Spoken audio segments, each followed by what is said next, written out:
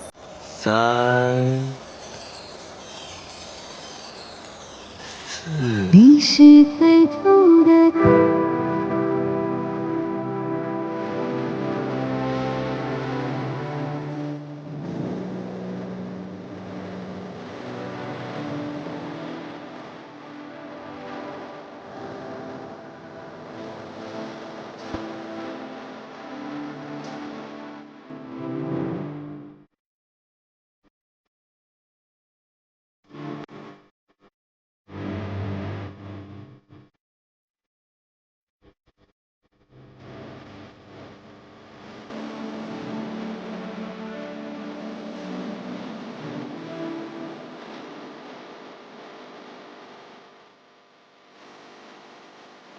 你输了。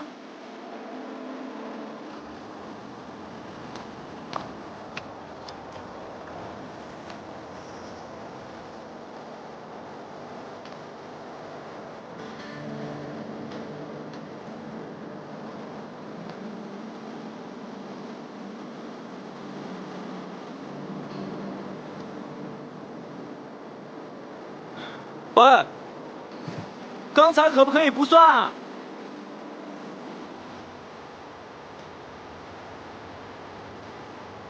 刚才可不可以不算？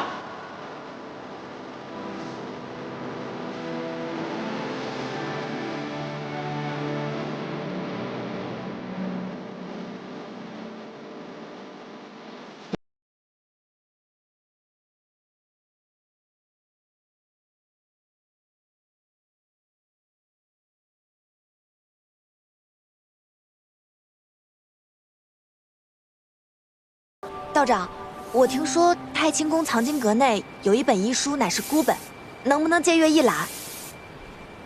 祖师爷立下的规矩，藏经阁中的书从来不外借。道长，我愿意诚心为观中挑水洒扫，只请道长能够允许我入阁借阅。挑水洒扫都是重活，你一个姑娘家，道长，我愿意帮他挑水。道长，我也愿意帮他洒扫。道长，我也愿意帮忙，还请道长行个方便。那烦请二位去挑水，烦请你们二位去洒早藏经阁。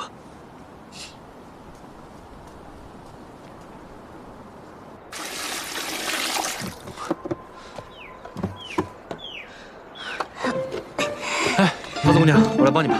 哎，那可不行，你是来帮我干活的，又不是来替我干活的。还有啊，你为什么要帮我？我也不知道，反正我一看到你，我就想帮你。那。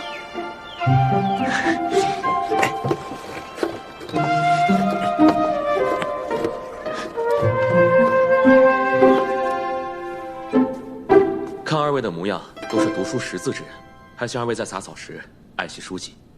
是。是。你休息一下，我来收拾吧。让皇孙亲自干活，这不太合适吧？既然我赌输了，就让我先略表心意。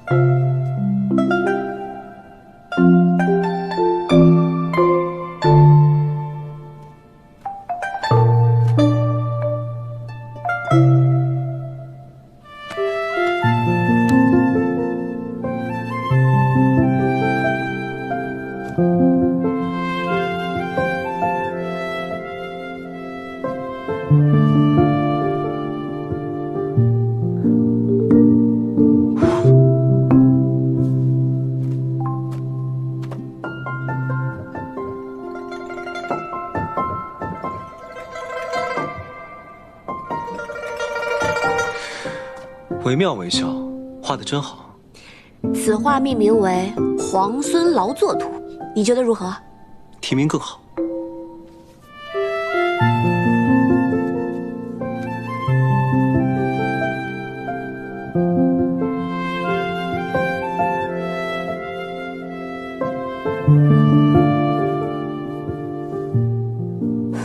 想必这是要赠予我了。哎，这是我画的，为何要赠给你啊？可你画的分明是我，自然归我。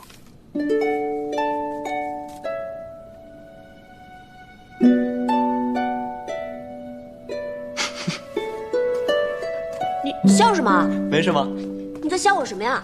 没什么，不能说。你快说，你在笑我什么？要是我说了，你不许生气啊？你先说来听听。你呢，将我放在你胸口，日日夜夜这么带着，思念时还可以拿出来看一看，我自然高兴，我一高兴就笑了。油嘴滑舌。哎呀，多谢强赠。你这个人，真是无孔不入。好了，我们说正事吧。既然你赢了赌约，那我依约让你借刀望州。只是，你如何才能答应我救出我父亲？那你不妨考虑一下，帮我攻下洛阳。好说。皇孙就这么有把握，已经可以攻下洛阳了？首先呢，你我联手陈兵洛阳城下，就已经有了5分胜算。郑国公被擒，7分胜算。苻元二虽然悍勇，但他并不明朝中的政局，更不知那些世家的打算，9分胜算。这都已经有了9分胜算了，这个洛阳城不尽在掌握之中吗？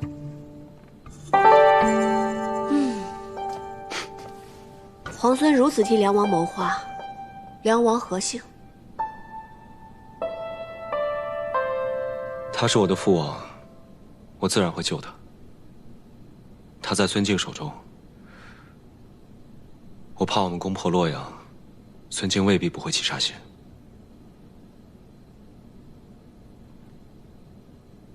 那不如置之死地，而后生。置之死地而后生。傅元儿假借大都督之名，是绝对不会救我们家郑国公了。只怕诸位府中的主人，傅元儿也是不会救的了。那要怎么办？那怎么办呢？傅元儿是不能指望了，我们必须靠自己把主人救出来啊！这话说的对。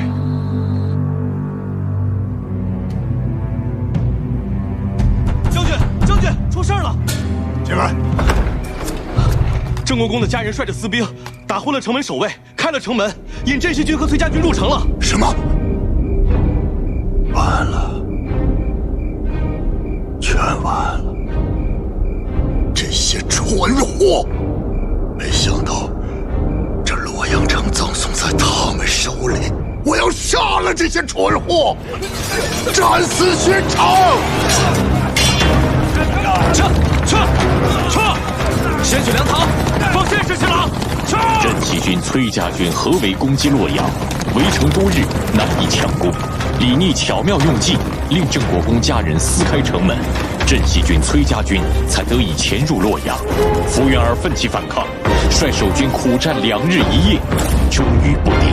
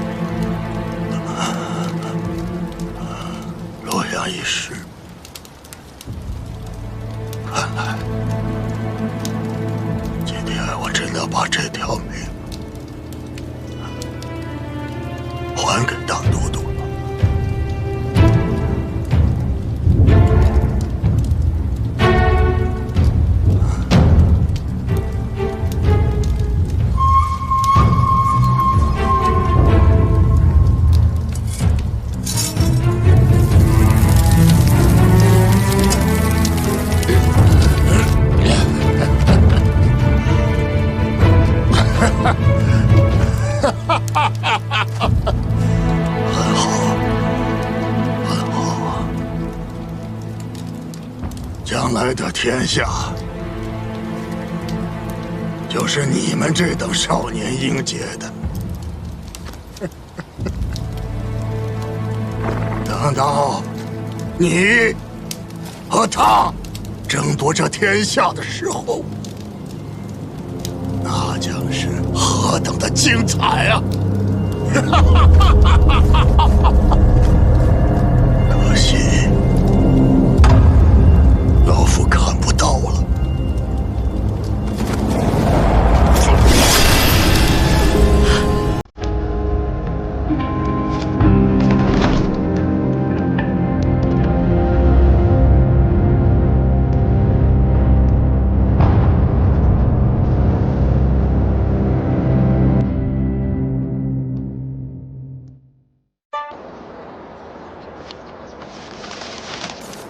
怎么样，桃子姑娘，我买对了吗？小薇让我给皇孙殿下配的假死药，可是复杂的很呢。要是找不到所有的药材的话，这药可就配不出来了。这里面还差着好几味药呢。可是集市上的药材铺子，我都已经跑遍了，你要的那几味药材，实在是买不到。那要不然，我陪你上山采药材吧。我前些时日呢，配置了一副毒药，只要人沾到身上，就会奇痒无比。我倒是把解药给研制出来了，就是苦于还没有人来帮我试试，不知道到底有没有用。那我来试。这可是会很痒的，我可没跟你开玩笑。万一我那个解药不管用，你至少会痒上3天3夜的。没关系，桃子姑娘，我相信你。行，那就这样。既然你都帮我试了解药，17郎要的药材，我一定尽快给你配好。好。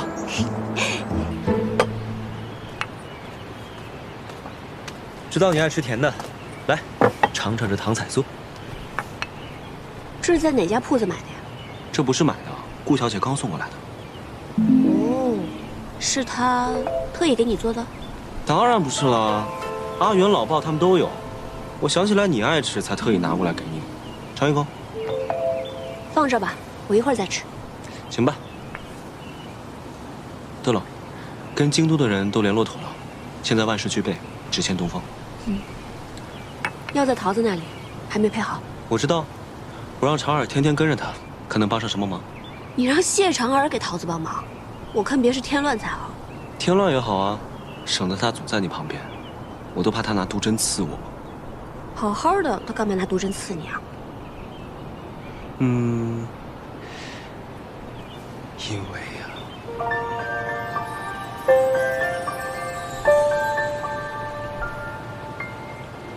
咱们拔营吧。与镇西军同住在这里十分不便，哪怕今日在外面搭营帐，也要搬出去。是。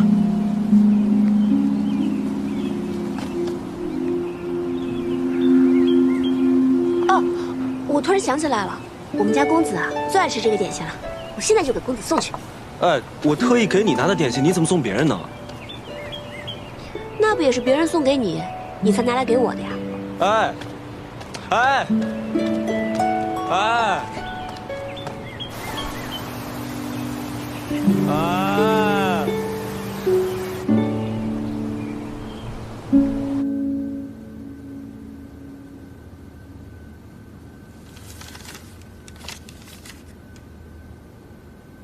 大都督，镇西军和崔家军携手攻克东都，吴云儿以身殉城。崔家军进不即刻回援瀛州，还与镇西军联手攻打洛阳。崔毅的儿子崔林，看到往日的形势，就知道他十分沉得住气。彼时的战局，倘若是我，我也定会先攻洛阳，再救瀛州。可洛阳城池坚固，粮草充足，福原儿只需坚守不出，镇西军和崔家军便是士众10倍，也绝无可能在短短时间破城。而且福原儿乃是沙场宿将，又岂会败于2个小儿之手？此战失利，是我用人之错。此次洛阳之失，倒是给我提了个醒。强敌不过是外力，真正能摧垮自身的，往往是内力。这西长京看似固若金汤，恐怕已有漏洞。臣这便着人去查京都各世家，严防其与逆军暗中勾连。暗中勾连之人，又岂止在世家呀？石七郎，崔家军拔营了。什么？拔营？对。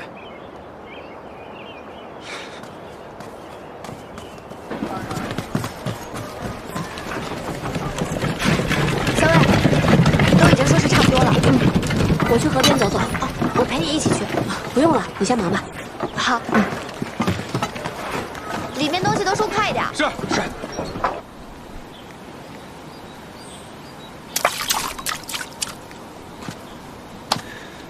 怎么说都不说一声，就突然要拔营搬出城了？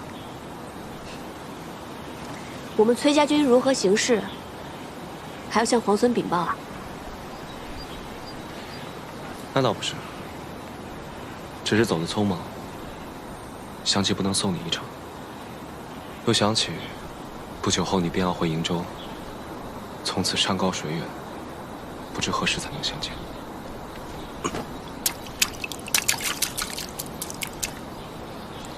那我答应你，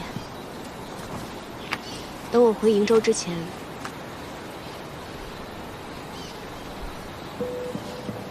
一定好好来跟你道别。你说呢？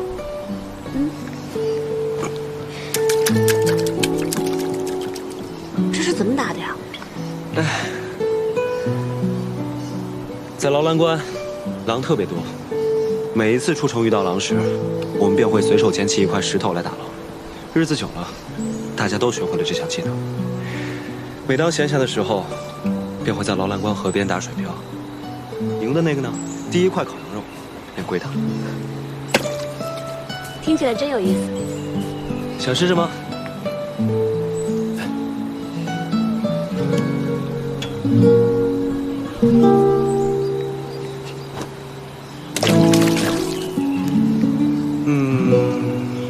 不够远，我教你。我教你，拿着。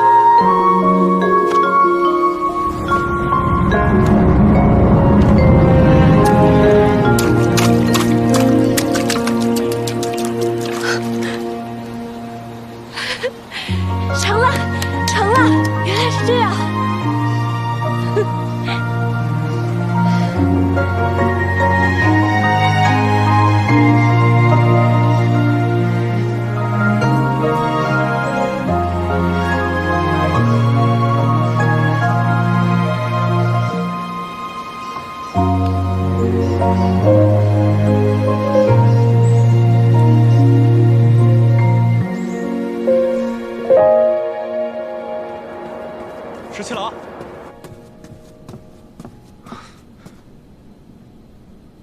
崔离来见过我。崔离，此人志大才疏，且小人无解，为了权势不择手段。怎么，他找你所为何事？他想联手我们击杀崔林。小裴将军，在下有意与镇西军联手，击杀崔林。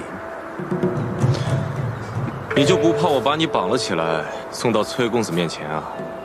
恕在下直言，就在杀崔林这件事情上，你我二人的立场应该是一致的呀。从望州到洛阳，我那个堂弟应该没少给你们添麻烦吧？如若没有他，粮草你们有了，这城池你们也早就拿下了。小裴将军，你难道就没想过斩草除根，除掉这个心腹大患吗？在下可以向你保证，等崔林死后，这崔家军由我节制，到时我一定拥戴皇孙，以镇西军马首是瞻。事成之后，洛阳由我节制，如何？张口便要洛阳，你胃口不小啊！小裴将军，这洛阳由在下节制之后，镇西军便可长驱直入，直奔的西长京。届时，你们能够击杀孙敬那个逆贼，这全天下都是皇孙的了，自然可光复大玉王朝。到那时，还会在乎区区一个东都吗？是吗？如此，便一言为定了。在下斗胆，还想向将军讨一信。什么信？还请劳烦皇孙手书一封，言明事成之后，那洛阳由在下节制，如何？是，小裴将军，这是何意啊？崔公子想要皇孙殿下的手书，也要看能不能杀了崔林。你什么事情都没干，就想要手书，恐怕不太合适吧？啊，是，将军说的对。不如这样，在下先去把崔林的手下们给待事成之后，再向皇孙讨要信物，这样如何？届时再谈吧。此等小人，必须告知崔林，让他提防一二。是七郎，我知道你要说什么，不过我还是想堂堂正正与他在战场上一决高下。我并不愿意看到他被小人暗箭所伤。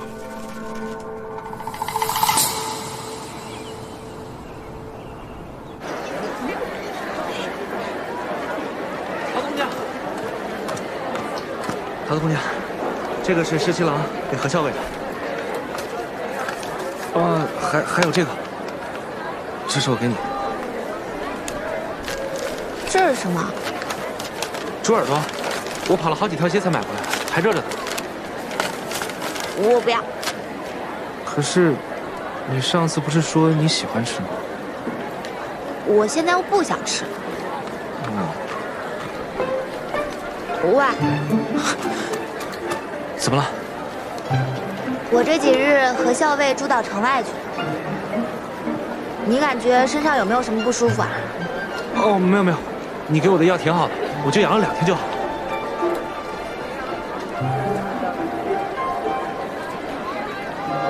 那，这个给你，每日涂3次，这回的药包管领养。谢谢桃子姑娘。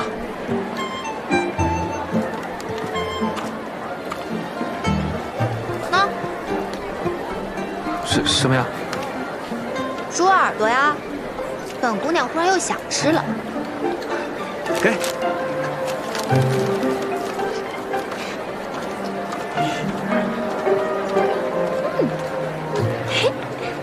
姑娘家真奇怪啊。校尉，皇孙殿下的信。你怎么这么高兴啊？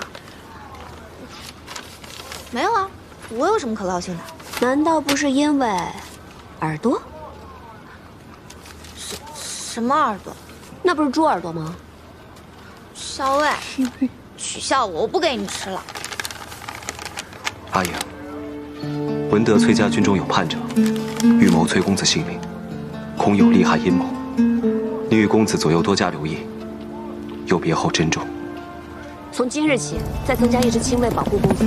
此去营州，行军路途复杂，务必要保护好公子的安全。是，属下这就全办。阿莹，怎么忽然想起来要增加我的护卫了？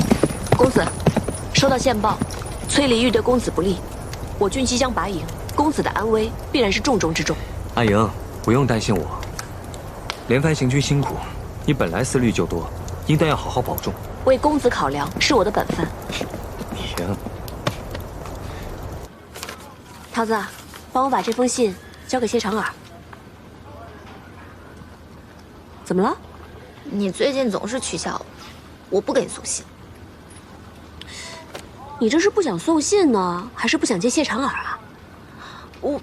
啊？要是后者的话呢，这样，我在信上呢再添上一句，告诉他们以后送信就让老鲍来，免得惹我们桃子姑娘不高兴。哎，你看你，那他们都是一丘之貉，谁送不都一样？我来吧。那你早去早回啊，可别欺负耳朵。谁欺负他了？哼，嘴硬。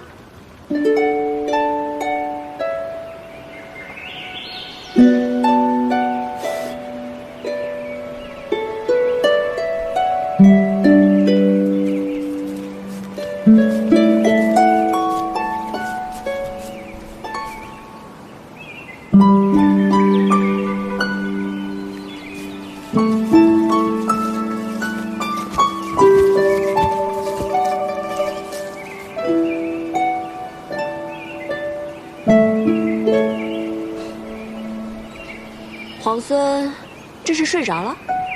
何校尉要再不来，我怕我要睡到晚上才行了。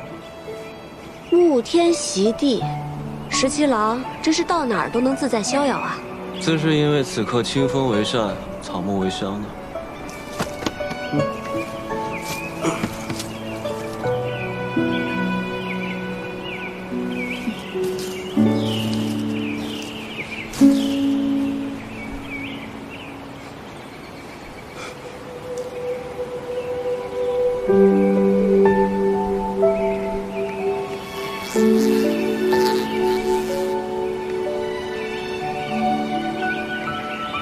睡着了？睡着了。你为什么要提醒我？崔离会对我们家公子不利啊？因为我提醒了你，你就定然会回心来见我。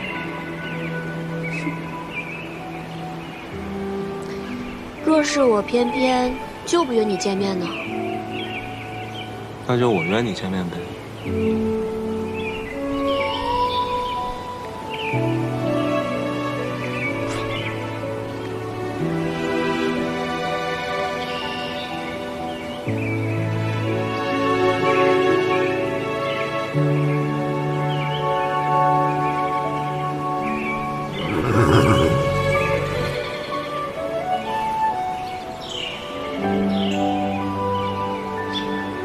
我要回瀛州了，答应过你，要和你好好告别。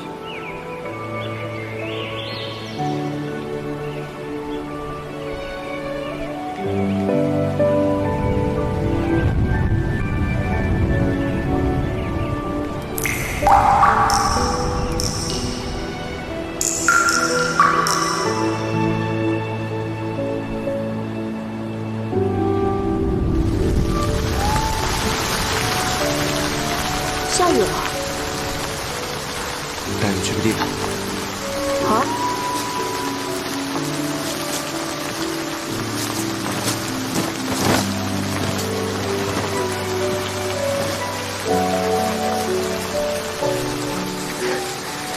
没想到皇孙还准备了这么一间屋子。那是自然。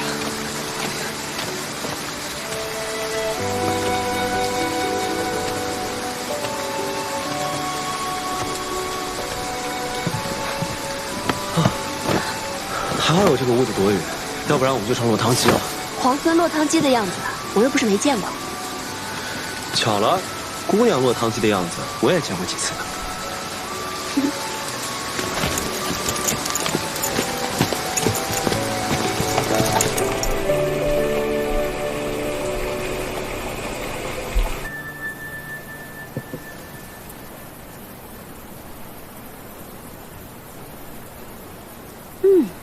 清香沁人，入口微苦，别有一番风味。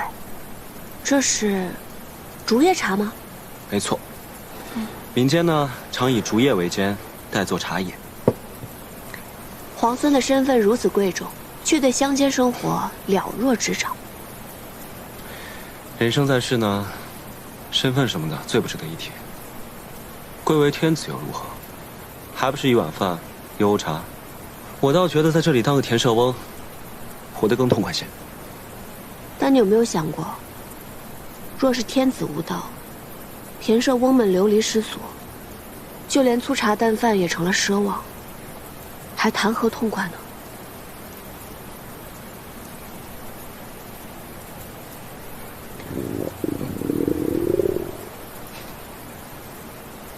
也不知道这儿有没有一碗饭，可以填饱我们田舍翁的肚子。都准备好了。这是好。哇，这不行。我厨艺不精，如果你不嫌弃的话，我给你露两手。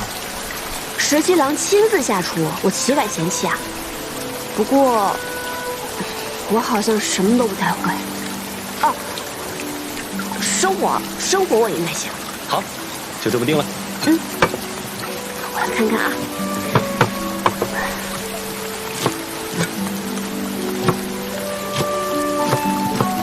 没想到皇孙准备了这么周全的食材。我怕你肚子饿呀。哇，你还真的会烧菜啊？这有什么的？我们在劳兰关洗衣打猎、缝纫做饭，不都是自己来吗？那你在劳兰关的时候没有带尸币吗？我要带尸币的话，与我在京都王府里的生活有什么分别啊？身为皇孙，却不喜欢王府锦衣玉食的生活，倒是有趣啊。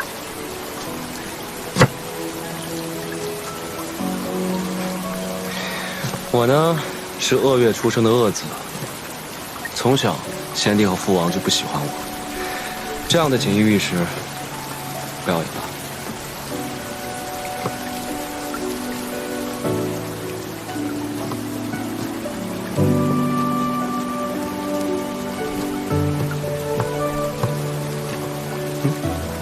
拉风箱烧火呀！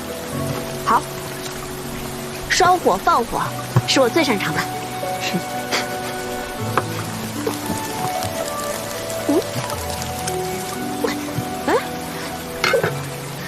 拉香烧火呢，也要讲究技巧的，要慢慢的这样推进去，再慢慢拉出来，慢慢推进去拉出来。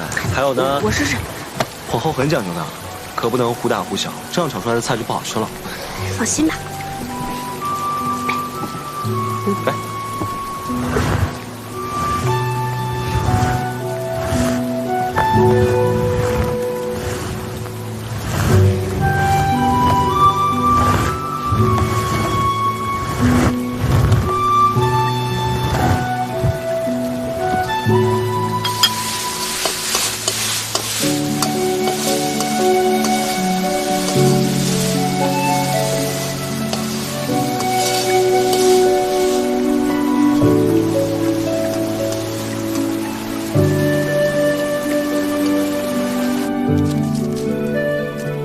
来啦，米饭来啦！行，吃吧。这么粗茶淡饭的，你还跑去摘野花？私事陋室，唯吾德馨。17郎，这顿饭可是你认真做的，怎么能随便对付过去呢？菜色简陋，委屈你了。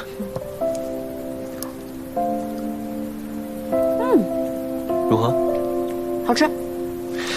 那你就多吃点。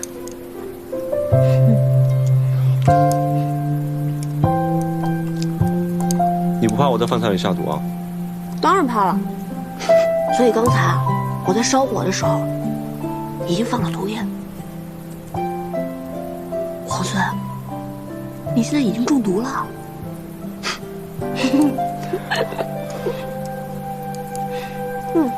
这个好吃。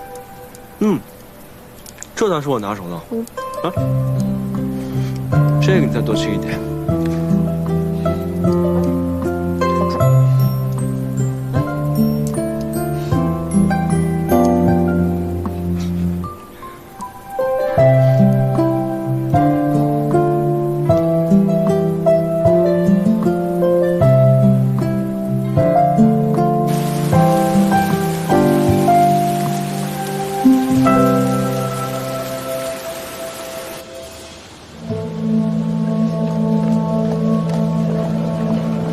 给我砸！砸了这个狐狸精的窝！哎，你们住手！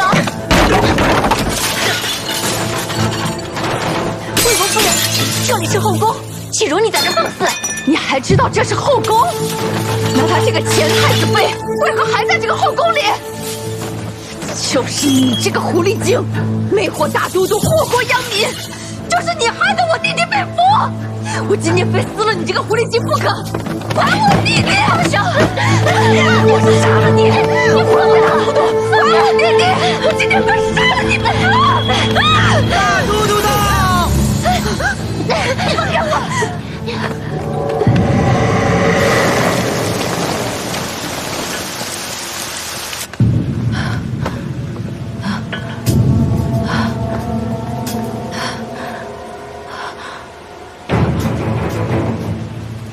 来人，魏国夫人病了，扶她下去，速速请御医。是。大都督，放开我！大都督，大都督，给我退下！大都督，如何？你受伤了？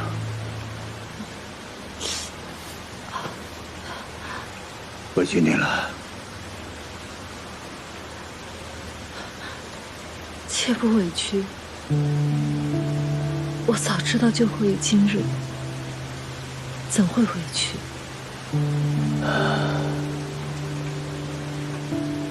这几日，我一直在想，当年我若是带你一走了之，那又会是什么样子的？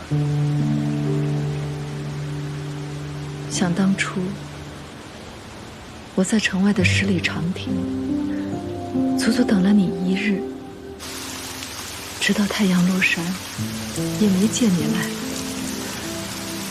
我就知道你再也不会来了。虽然当时我已经被选做了太子妃，但是只要你愿意带我走，我是可以跟你远走高飞的，隐姓埋名，哪怕做一对贫贱夫妻，我也甘之如饴。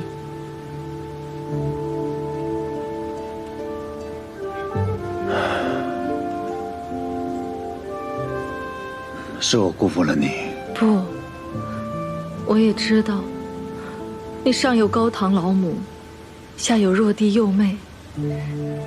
若你真的带我一走了之，那就是满门抄斩的大罪。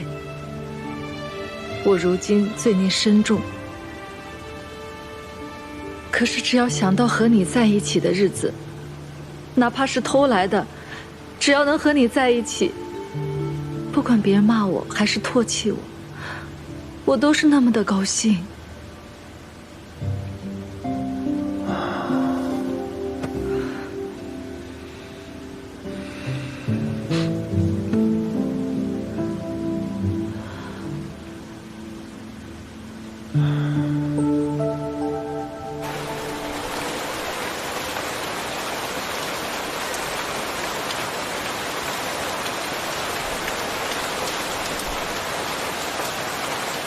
韩将军，咱们现在距离西长京是不是已经很远很远了？已经有数千里了，也是快马驰骋，也得10数日。母妃最后跟我说的是，阿泽，你快逃，逃得越远越好。可是韩将军，我不想再逃了。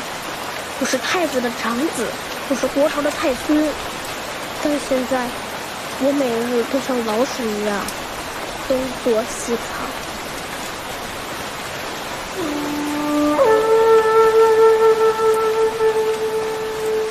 臣给殿下讲过韩信将军的故事，也讲过越王勾践的故事。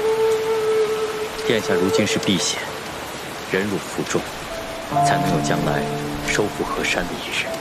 那日你说镇西军统帅李密是我实际堂兄，镇西军已经从劳兰关一直杀到了望州。17哥领兵还是挺厉害的，我真想同他一样，与敌人正面对阵，拼杀一场。17皇孙确实战功显著，但镇西军原是府兵，裴贤与先太子并不亲近。殿下如今身份贵重，哪怕是血脉至亲，也不能轻易相信。何况梁王殿下还被尊敬扣在西长京，只怕李逆有所顾虑，所思甚多。韩将军，那我们什么时候才能回到西长京呢？定有那日的。臣一定护送殿下重返西长京，浩浩荡荡，堂堂正正。自从孙敬起兵，我离开平凉后，就再也没有这样一个下午可以如此安逸。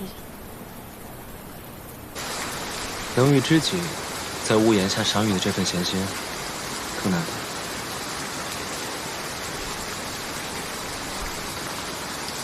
前几日，我还做梦回到劳兰关，打了一头特别肥的黄羊，正烤着呢，梦就醒了。我很好奇，劳兰关真的有那么好吗？值得你如此念兹在兹？行无辙迹，居无是路，岂不快意？日后，我邀你同我一起去劳兰关，你可愿意？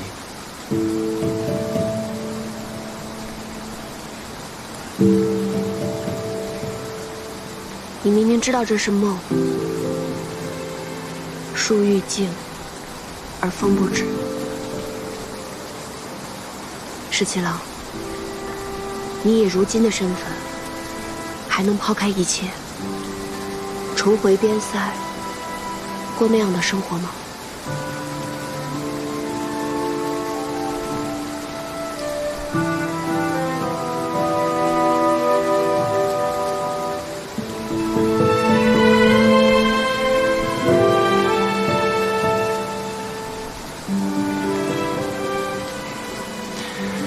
难得有一场好雨，将你我困在这里。雨停之后，又该各奔东西了。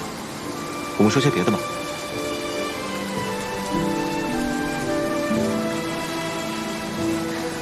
好，那就说说你吧。你小的时候是不是特别顽皮呀？何止顽皮，简直顽劣。我父王打我的藤条都不知道断了多少根呢。看来梁王殿下这番苦心管教，这收效却是甚微啊。我倒不怕挨打，我就怕念叨。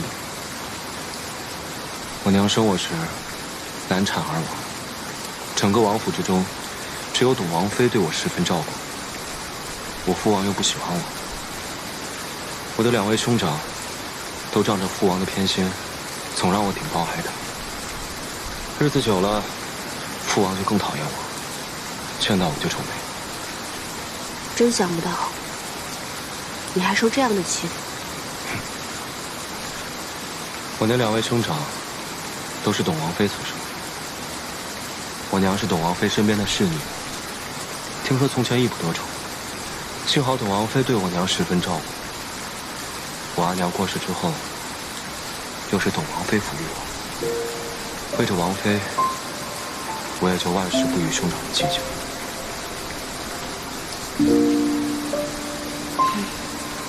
你是一个心善的人，别人对你好一分，你便也十分报之。后来，董王妃病故了，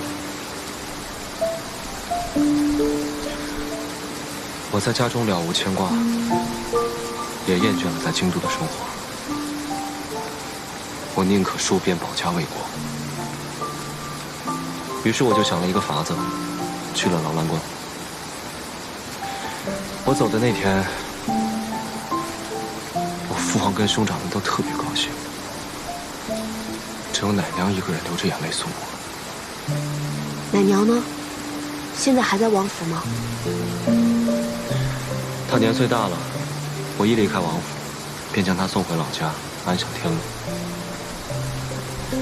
也幸好离开了京都，只是许久未见，不知她是否康健安好。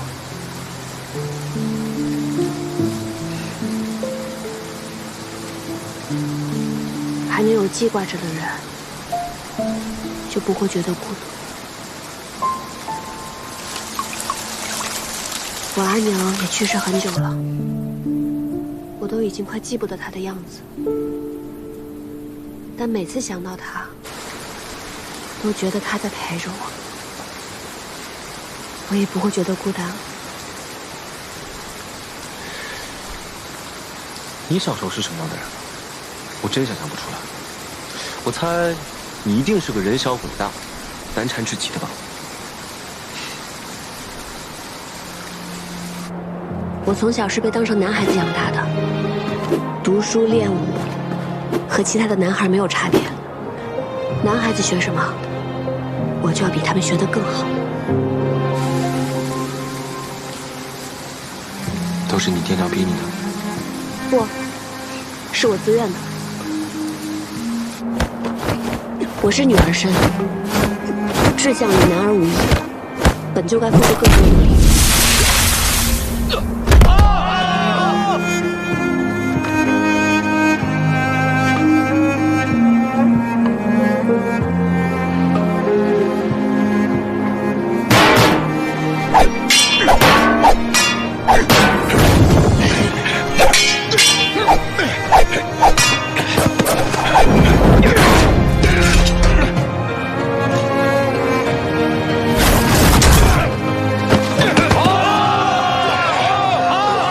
都是起3更，睡5更，要比旁人流更多汗，甚至流更多的血。有时候太累了，受伤了，即使十分辛苦，也会默默忍着，更不愿意让任何人知道。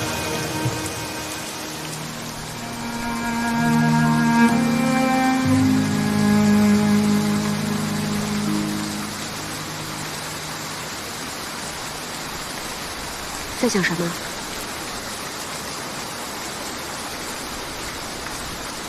我在想，要是我们早些认识就好了。为什么？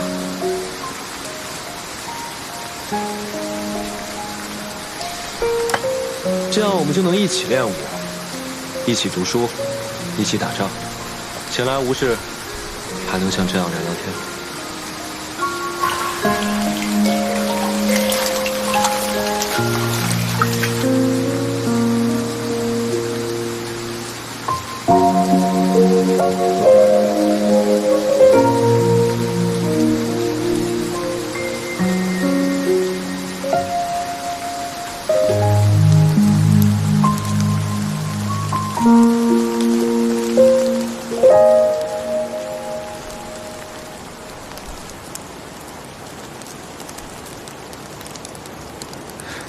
这么快雨停了。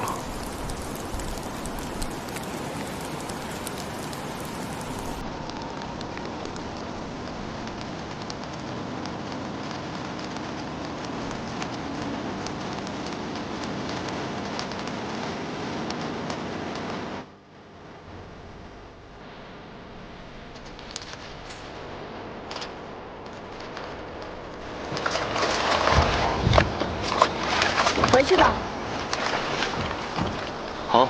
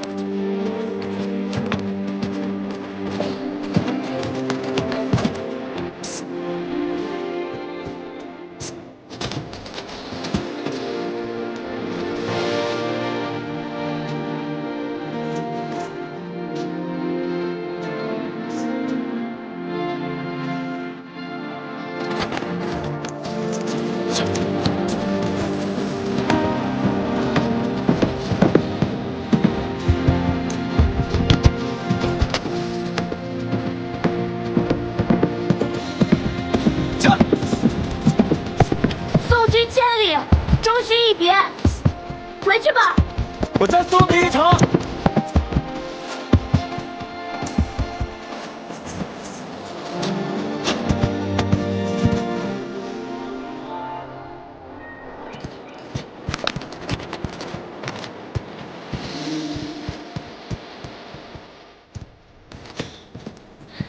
何英，这20年来，我从未有过今日午后这般安宁喜乐。我也是。待到天下太平，你我并肩，同游乐悠原。一言为定。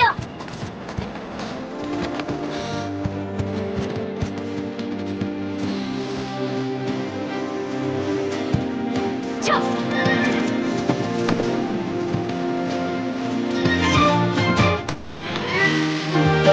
为你所的什么，也不能遗忘。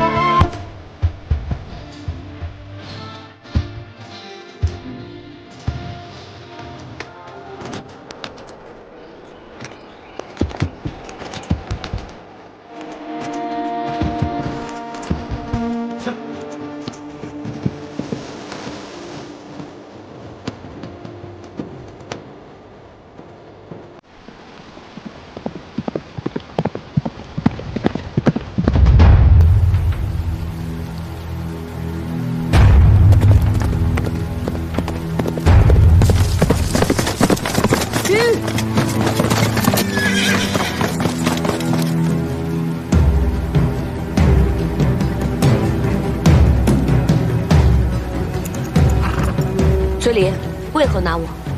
勾结外贼，勾结镇西军，怎么还不认罪吗？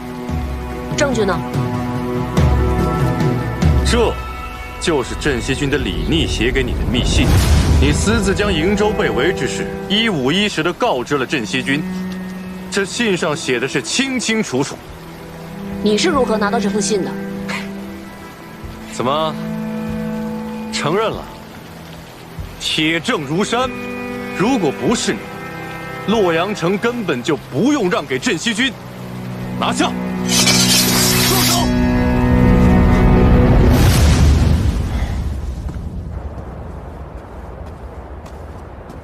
十七郎，你可算回来了。出什么事了？接到军中情报，李俊和李兰已经率军逼临洛水。看来，这孙敬早就撤出了围困我兄长的兵马。我那2位兄长，果然是不负所望。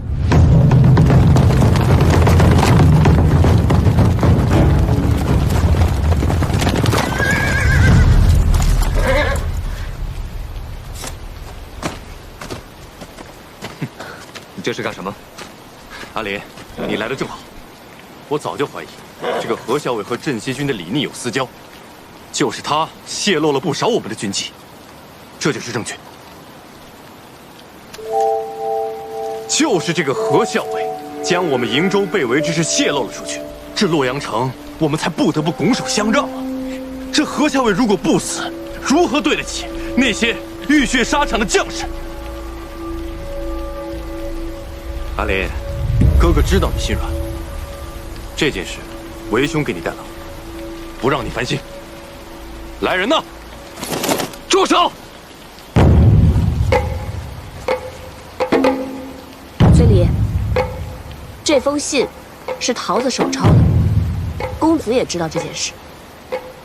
何校尉近日在军中发现有异动，将此事禀明我之后，刻意写了这封信作为诱饵，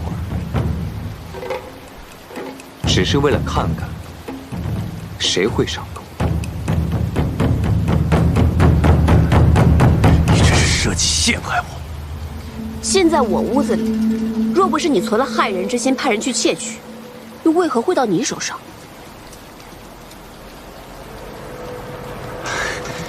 阿林，我这么做实在是因为他所作所为太可疑了。我只是想帮衬你啊！你要相信我，我兄长只是为了……崔家军是由副帅一手带出，将士上下一心，军纪严明，从未出现过党同伐异、勾心斗角之事。崔林，自你前来，几次三番构陷同僚，你以为你的那些小动作、小心思，我真的察觉不到吗？构陷同僚，按照崔家军军纪如何处置？构陷同僚者，褫夺军权，杖责3审。崔离麾下5000士兵，暂交阿术统帅。念在你是初犯，杖责就免了。阿林，走！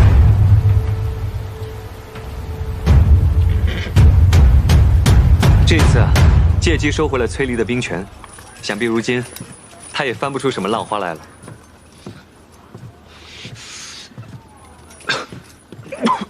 公子，没事吧？是不是刚才在外面站久了，受了寒气？我叫桃子来给公子诊脉吧。阿英，今日出营，你究竟去了何处？我去见了李逆。李逆是镇西军主帅，你不应该一而再、再而三的私下去见他。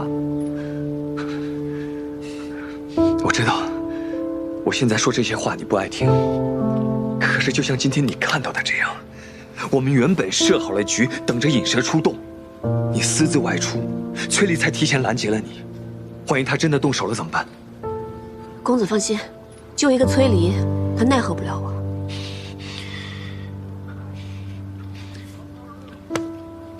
阿英，我知道你胸有成竹，可是刀剑无眼啊！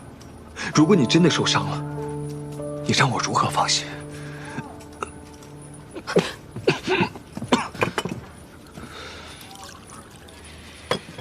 公子，快，先喝杯茶，快喝。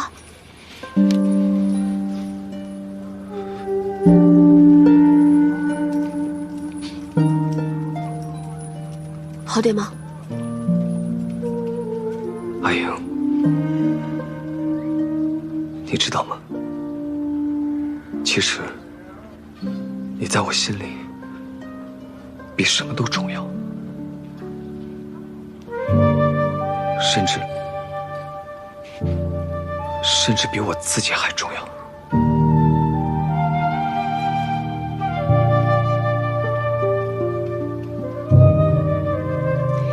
你我从小一起长大，我一直都把你当作兄长看待，所以于我而言，你也很重要。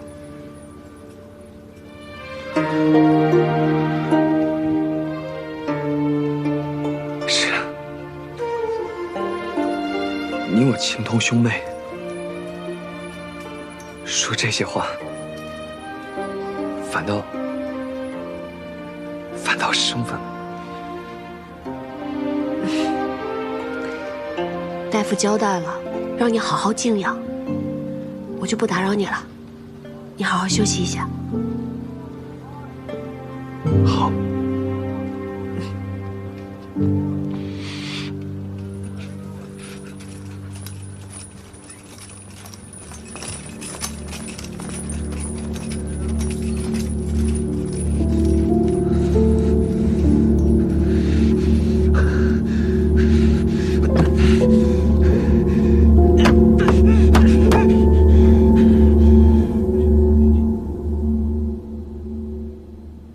最迟明日，李俊和李来就会率军抵达洛阳。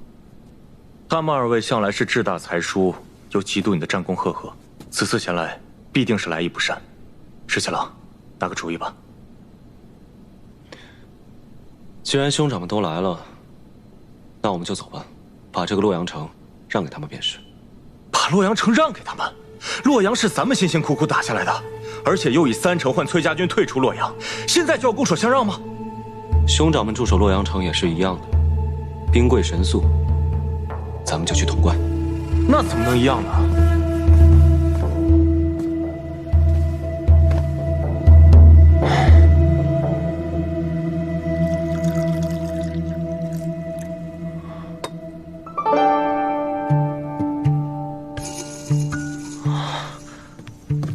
我明白了，潼关地势险要，北抵渭水，南临秦岭，东入中原，西进关中，而且扼西长京和洛阳的驿道，兵家必争之地。孙敬一定想不到咱们会放弃洛阳，打他个措手不及。拿了潼关，就犹如扼住了西长京的咽喉，距离攻破西长京也就不远了。哎呀，这样最好了。只要潼关在我们手上，他们二位就算是有所作为，也是进无可攻，退无可守。石七郎，我还以为你会对他们二位心慈手软，现在看来，如此甚好。我的确是为我那2位兄长着想，他们好大喜功，又容易得意忘形，不如就让他们在洛阳城里面待着，免得万一他们又中什么圈套，我还要费尽心思去救他们。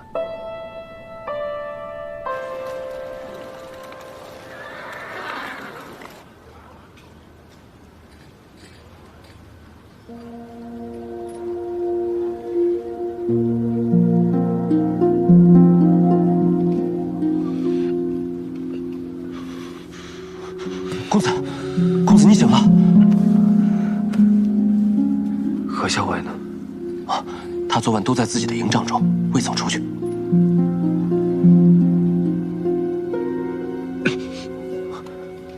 公子，大夫来给您看过了，他说你已经昏厥了2次，务必宽心少虑，多加调养才行。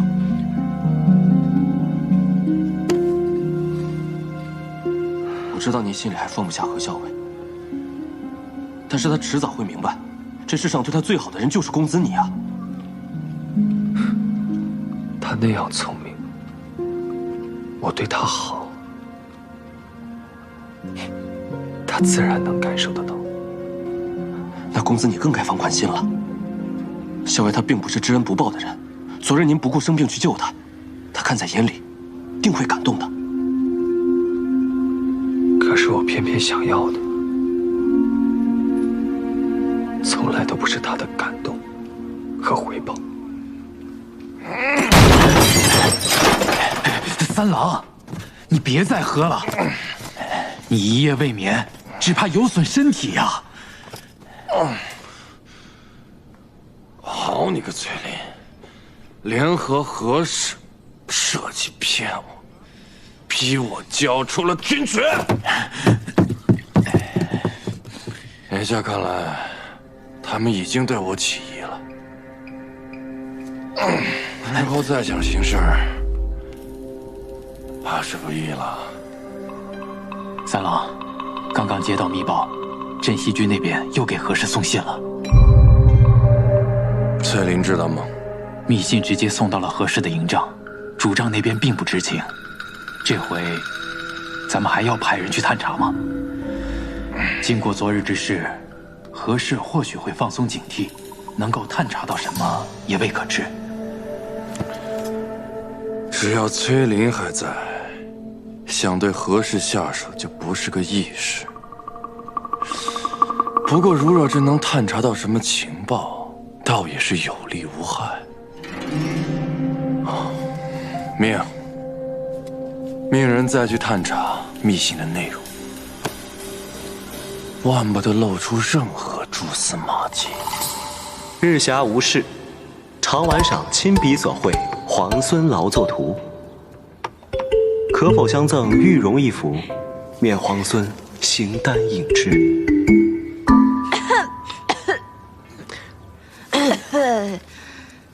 哎，校尉，你不回信啊？这么着急做什么？我不着急啊，这个信又不是写给我的。哦，你不着急，这样我先处理会儿公文，你先去休息会儿吧，不用陪着我了。我是不着急，但是那个送信的谢长尔他着急。这么晒的天气，人家早回去了吧？哎呀，你不知道，那个人是个死脑筋。你要是不回信，不跟他说的话，他一准还在外面等着呢。小伟，那我可就告诉他了。我去了，我真走了。等等，既然你这么着急的话，那我就回上一封吧，免得让我们桃子姑娘白白跑一趟。好，我等着。校尉，之后来报，镇西军已经撤出洛阳，梁王长子临淄王李俊率军入城，最迟今晚，梁王次子会稽王李来也将率军抵达。知道了。真没想到，李皇孙对两位兄长还真是挺大方的，说让就让了。不过校尉，皇孙退出洛阳以后，那是要去哪儿？他在信里说了吗？信上当然不会说这些话呀。信上不说这些，那你们都聊些什么？哼，闲话而已。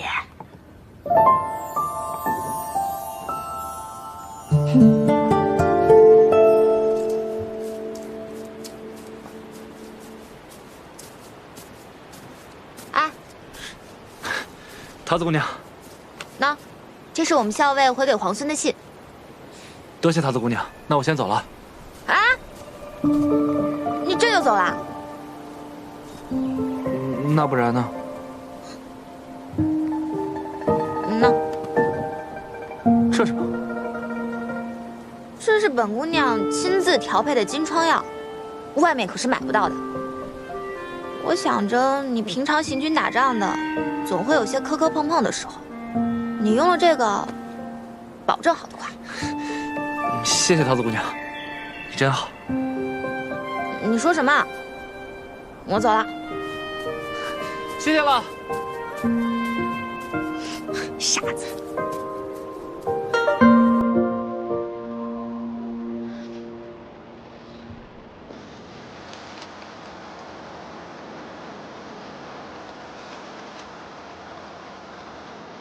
昨夜宿于郊野，仰头月色如洗，即可守斋星辰。前日与东都朱雀街购入干果，其味甚佳，嚼之如碎玲珑，可伴漫漫长夜，与君共赏。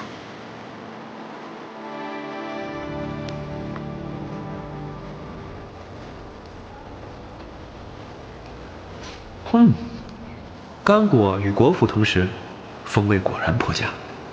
前人竟单啖干果、果脯，今尝二者同食，滋味有趣。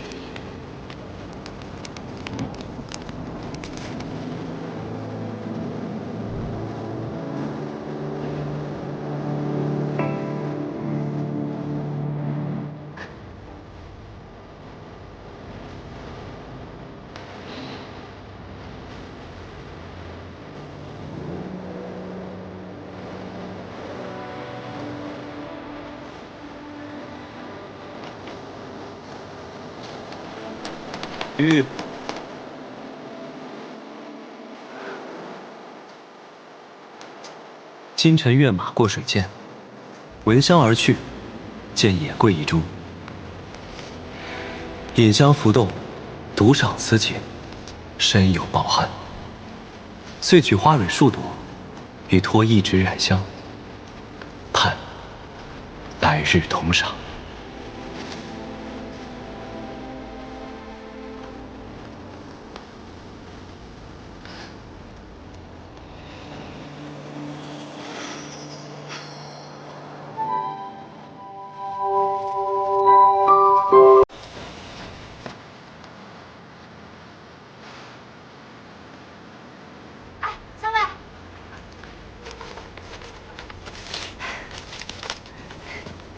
小魏，找了你半天，原来你在这儿，怎么了？啊，也没什么，就是想问问你，今天还写回信吗？又是怕那个谢长耳着急啦？不是，我跟他约好了，以洛阳为界，在那儿互相传递书信。以洛阳为界？这是你的主意，还是谢长耳的主意啊？那只耳朵说是他家17郎的主意，约在洛阳，免得行军途中互相找人不便嘛。这个谢长耳在两军之间送信，只要记住他抵达的时辰，再测算出马匹脚程的速度，就很容易猜出镇西军现下行至何处。啊，这个李黄孙也太狡猾了。小伟，也就是你能猜得出他那些弯弯绕绕的心思和用意。那这么说，我也很狡猾啦？不是，你那是聪慧。那还写回信吗？还不知道。哎，这个怎么会不知道呢？写不写回信？就是不知道啊。写不写回信？写一个。有人进去了。桃子，走，咱们去散个步。小伟，咱们不进去堵那个奸细一个正着。无妨，与李逆通信就是想调出这个奸细。既然他们已经上钩，在做蠢事，让他们做吧。三郎，这是李逆写给何氏的信，属下想了法子，偷偷一字一句誊抄的。干果与果脯同食，风味果然颇佳。今尝二者同食。这都是什么？依属下愚见，李逆与何氏都是心机深沉之人，此信乍一看平平无奇，实则用了暗语将机密藏于其中，所以何氏才为找隐秘之处藏起，就那么放着，也不怕被人看去。这其中干果一句，定是他们约好的暗语。有理。那咱们找些人来破解一二。当然。自君一别，虽数日，犹数年，未尝有此滋味，甚是牵挂。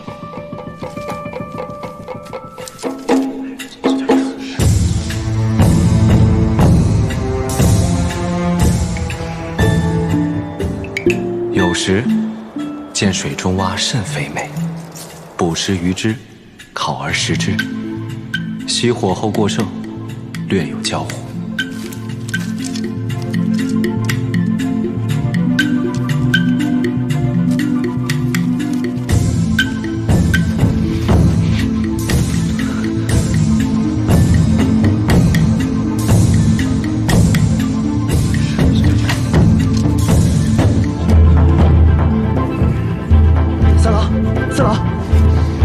数人之力，终于弄清了这何氏与李逆之间通信的秘密了。说，皇孙李逆自出劳兰关，最擅长的便是长途奇袭、声东击西。这次，他主动离开洛阳，肯定也是想用这一招。有道理，继续说。三郎，请看，这封信是何氏最新收到的。捕食鱼之，这在水中，不是指目标宿在湖边吗？十字分拆，不正是指合而为之吗？那这湖边的目标是？我军今日不是恰巧经过湖泊，如今宿在湖边吗？如无意外，今日有时，那镇西军定会派人与何氏里应外合，偷袭我军。三郎，不如现在就把此事告知主帅。到时候来个守株待兔，只要击溃了镇西军，那可真是天大的功劳啊！是啊，功劳你个头啊！三郎息怒，我问你，现在谁人不知道他李逆正在猛攻潼关？他如何能够分身来袭击我们？现在有事已经过了，他李逆人呢？说，三郎，废，继续废，滚，给我滚！是，属下告退。这是从何处取来的？崔立一直派人紧盯着何校尉，偷偷抄录他的信件。我是从崔礼处取得的抄件。不过校尉明明发现了崔离的所作所为，却并未追究。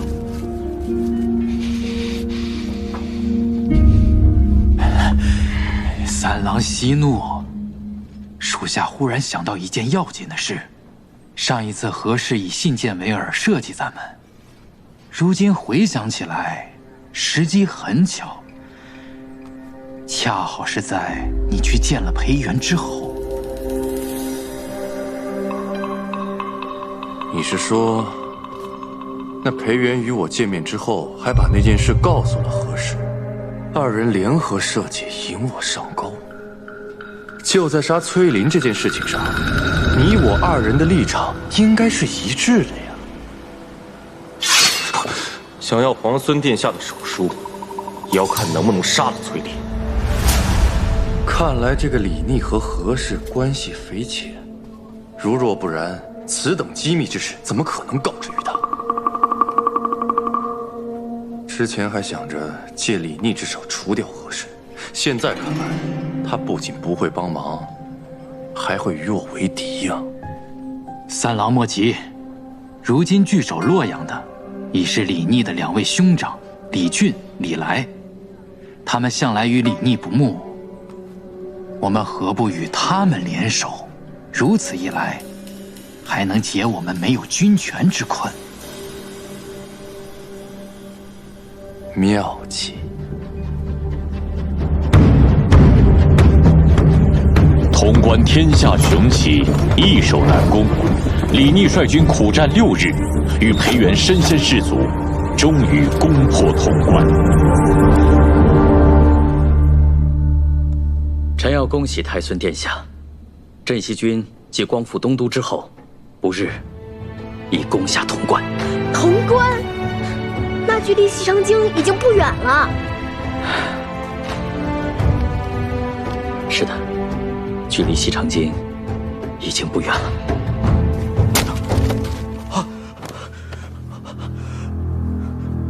李逆不与兄长相争，直接放弃了洛阳。500里奇袭，强攻潼关。哼，呆猪出好笋呐！这个梁王果然生了个好儿子。也罢，梁王的3个儿子现在已经到了左近了，他这个做父亲的，在京中耽搁已久，也该给儿子们写封信了。坐。哎，石七郎，战事如何？坐。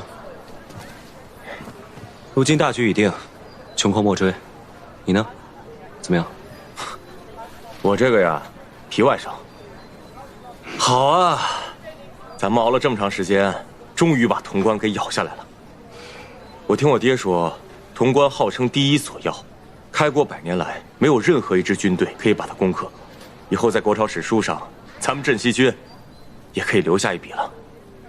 如今攻守易势，你呢？接下来应该发愁该如何守住这潼关了。石七郎，这世上哪有第2个镇西军，哪有第2个石七郎呢？那这世上也没有第2个勇猛无比的裴元了。哎，别这样说啊！但是石七郎，我有个问题，你明知道不可为，为什么还要写信给会稽王还有临淄王，让他们一起合围西长京呢？我那2位兄长啊，被我父王惯得跟倔驴一样。你呢要往西，他们就偏要往东。我不希望在当头这个时候，他们为了抢功劳，擅自出兵闯祸。当然要给他们写封信约他们合围。这样一来，他们肯定不会听我的，自然也就小小听听，按兵不动了。所以这叫指东打西，反其道而行。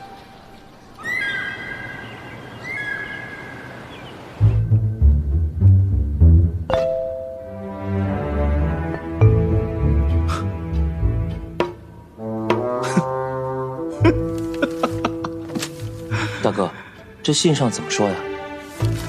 你自己看吧。李逆拿下了潼关，竟然让你我2人出兵合围西长京。大哥，他这……李逆仗着自己有攻克潼关之功，竟敢对你我兄长2人那是呼来喝去。大哥，这呼来喝去事小，只是出兵围剿西长京，此事要慎重啊！只怕他是要借我们的兵力，给他做嫁衣啊！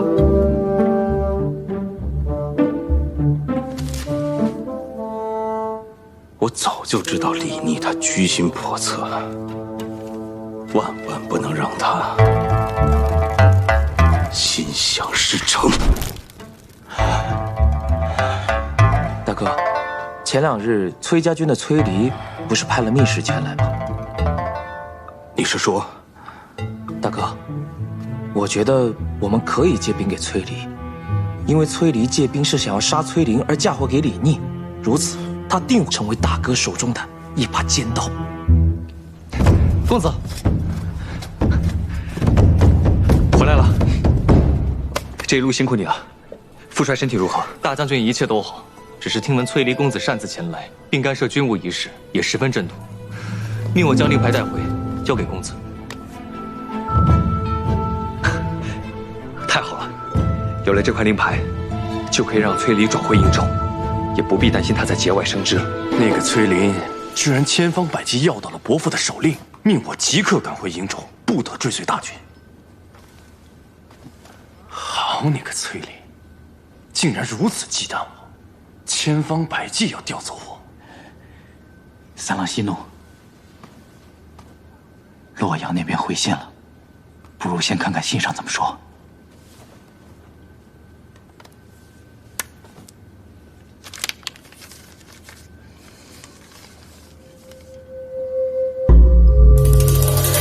三郎，怎么说？李俊已答应派兵助我击杀崔林，一旦事成，便封我为魏阳大将军。恭喜三郎，恭喜大将军！只要崔林一死，由我统帅崔家军便是顺理成章。届时，再把一切的事情都嫁祸给李逆，一箭双雕，天衣无缝。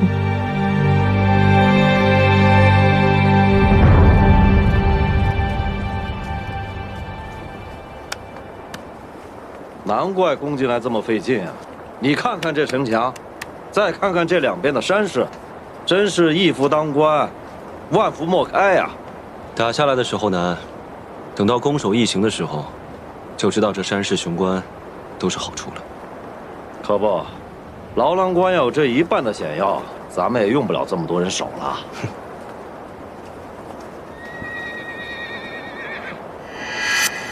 哟，是不是又有信来了？石七郎，你怕是望眼欲穿了吧？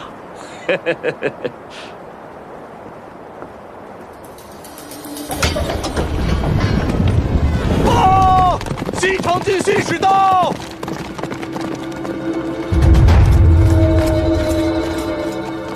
大都督命我来传令，镇西军需在3日内退出潼关。放肆！孙敬是让你来送死的吧？小裴将军，我既然敢来，那就不怕送命。哼，另有梁王手书一封，带给皇孙。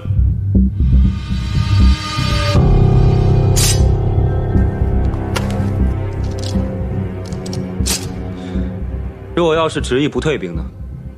若是不退，那3日之后的午时，皇孙便备好丧服，为梁王服丧吧。想来我父王必定写了3封信，另外2封已经送去洛阳，给我那2位哥哥了吧？是，就是不知皇孙和2位兄长相比，谁更有孝心一些？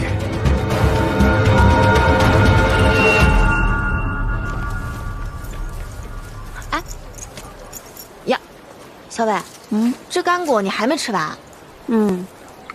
此物当时在东都十分盛行，人人都夸赞它好吃，进香采买的人特别多。你就是能记住这些细枝末节啊？原本呢，大家都只吃这干果果仁，校尉偏偏喜欢用它与果脯一起吃。你说这我能不牢牢记住？再说，这果仁确实香脆饱满，甚是好吃。不过，这一连数日，潼关可是1封信都没来啊！你这是在担忧某个人，还是在担忧潼关呀？校尉，我与你说正经事。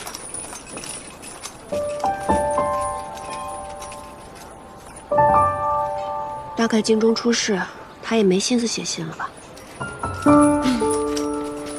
小伟，他是谁呀？他是谁啊？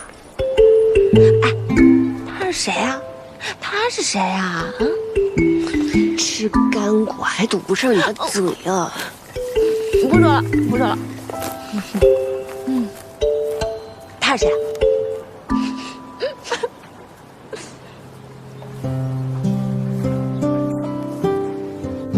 石七郎，洛阳急报，临淄王还有会稽王已经决意率军退出洛阳了。我的这2位兄长，从小便很孝顺，也不怪我父王一直疼爱他们呢。哼，洛阳本来就是他们从你手中占到的便宜，他俩当然不会肉你。只不过现在，我们就进退两难了。潼关我们是万万不能放手的，如果洛阳一失的话，我军断绝后路。但是那个孙敬他真的是心狠手辣，如果我们不退兵的话，他真的会对梁王殿下动手的。石七郎，怎么办？石七郎，我朝天子乃至庶人，纲常伦理，以孝为本。如果我们拒不退兵的话，梁王真的惨遭孙敬杀害，到时候肯定会朝野哗然的。那些旧臣还有齐王之师都会对我们离心离德。石七郎，到底现在该怎么办？小姐，你不能去，你要是去了，岂不是送死？秋翠，你就别拦着我了。我在家中本就不得父母宠爱，在并州又险些丧命。若不是皇孙出手相救，我此时恐怕已是一抔黄土。他救我的时候，如同天神一般。彼时我就心想，或许这就是我应遇之人。为了报答他，哪怕粉身碎骨我也愿意。可是小姐，你从小就命苦，如果真的因此送命，只怕连个真正心疼你的人都没有。小姐，我想跟你一起活着回西长京。李皇孙先下洛阳，再克潼关，势如破竹，明显并非池中之物。他日必有一飞冲天之事。皇孙此人重情重义，若危难之时出手相助，皇孙必会刻骨铭心，涌泉相帮。我若在此时能帮上他，还愁他日在府中没有立锥之地吗？此事不搏，更待何时？小姐，你怎么突然像变了个人似的？从前你不争不抢的，有时下人势力都还不许我替你出头。秋翠，以前我不争不抢，是因为没有争抢的实力，更没有争抢的机会，徒劳无益，又何必呢？以后你就是我的心腹之人，也要学着多看看，多想想，什么时候应该出手，这才是聪明人的做法。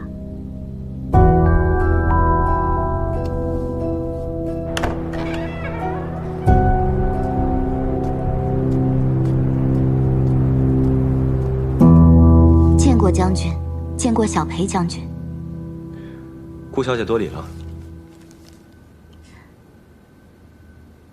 婉娘有一桩机密事情，想要与将军商议。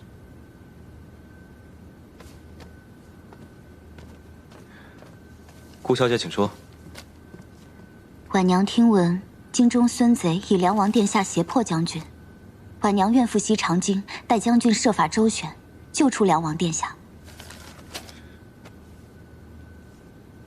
你有何计谋？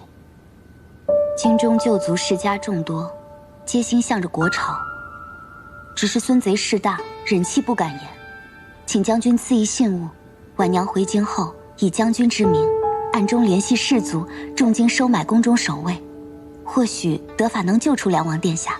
不行，这样太冒险了。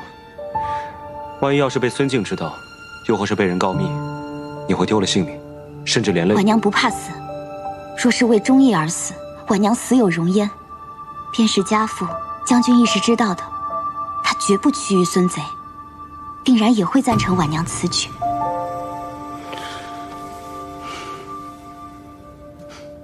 多谢顾小姐忠义之念，京中早有布置，顾小姐放心。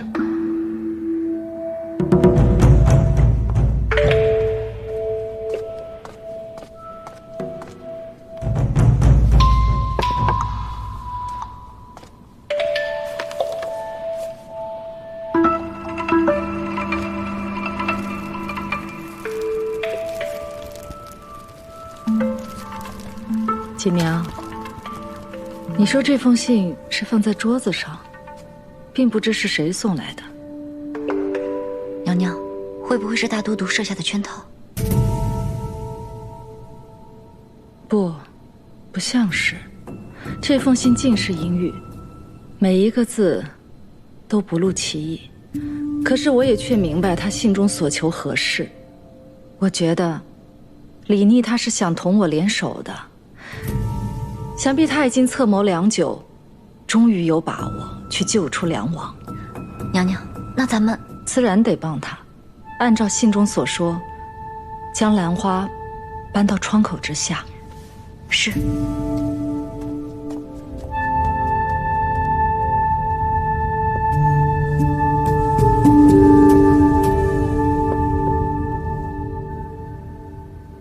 太好了，小姐，你不用冒险去西长京了。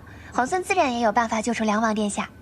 皇孙虽未曾与我明言是何计策，但经此一事，我已经成了他信任之人。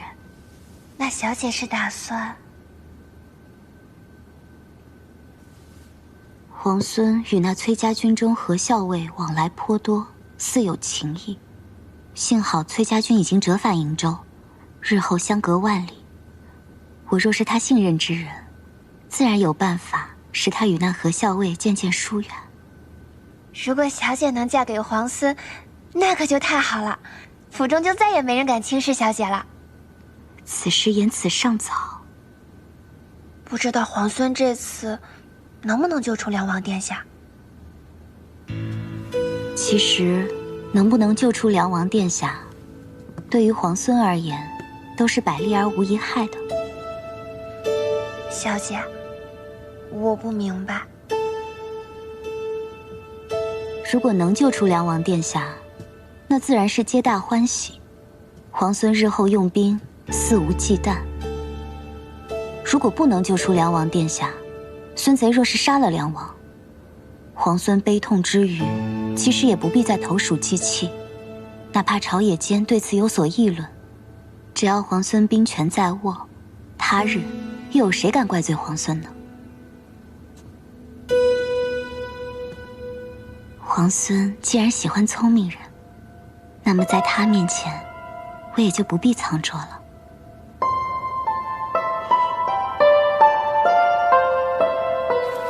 你说李皇孙会像他的兄长们那样退出潼关吗？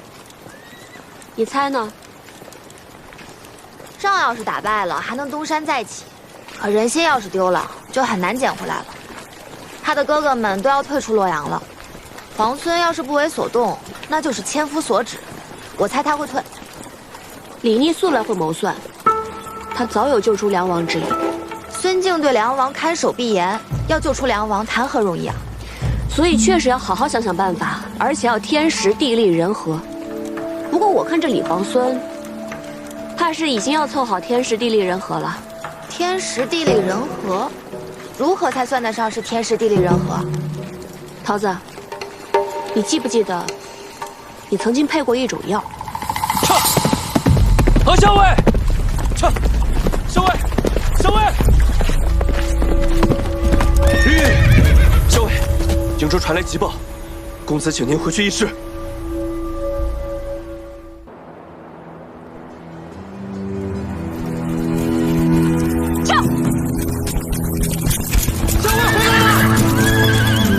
公子，营中那边情况如何？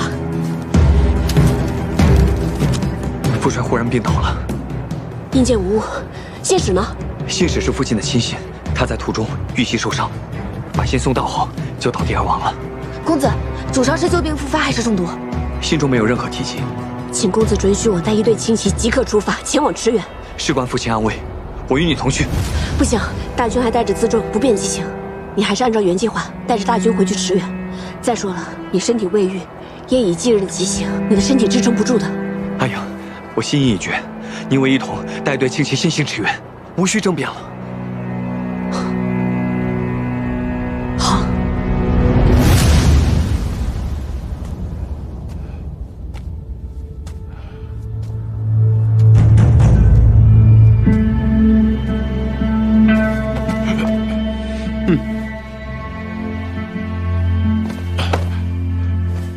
参见大都督，大都督安好。你那3个儿子接了你写的信之后，李俊和李来颇为孝顺，立刻就答应退兵了，还上书祈求我好生照顾你。至于那个李逆嘛，他竟然砍了郑国公的人头送过来，还附上了一封信。哼！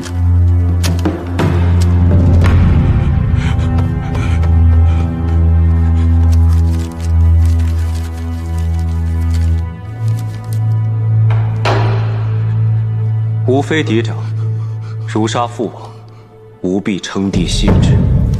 李逆称了帝，自然也要追封生父为帝。梁王，这倒是一件大喜事啊！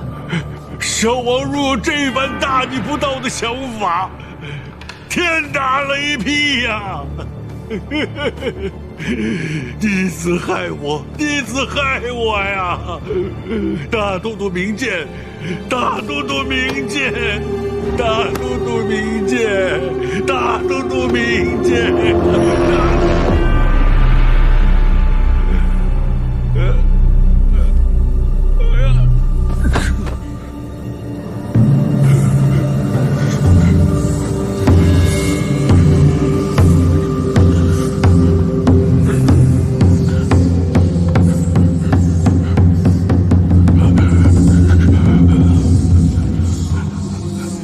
太医叫过来，看看怎么回事。是。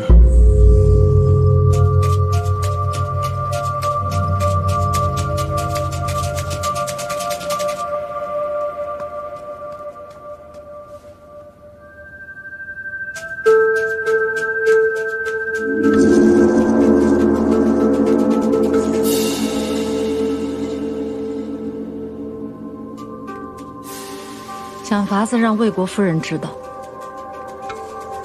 是。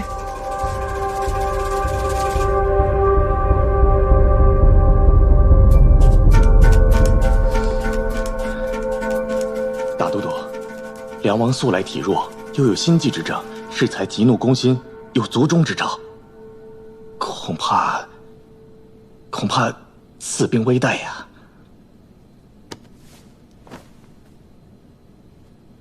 还能救吗？臣并无把握。抬下去吧。哼。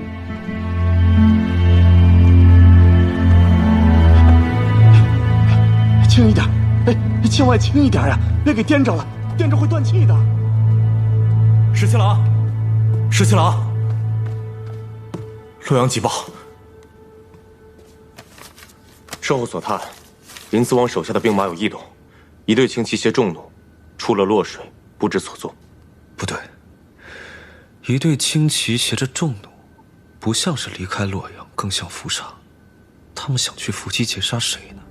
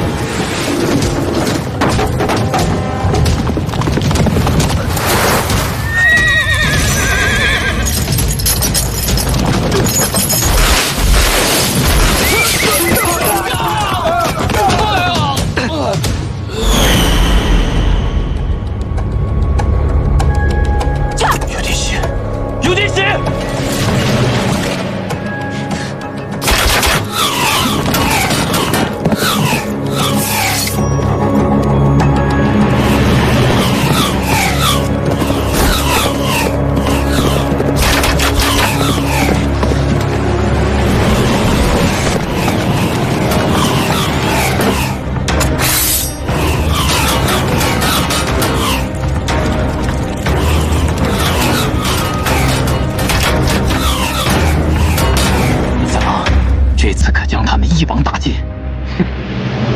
崔林，我倒要看看这次你还有没有命活着出来。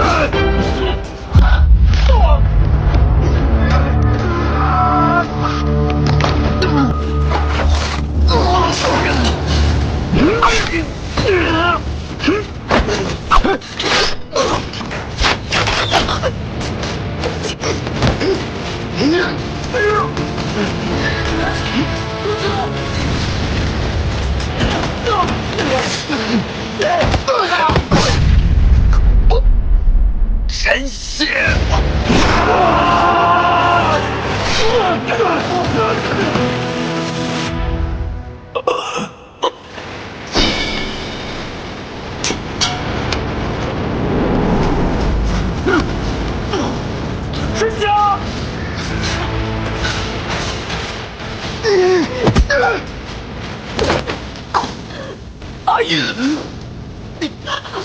公子，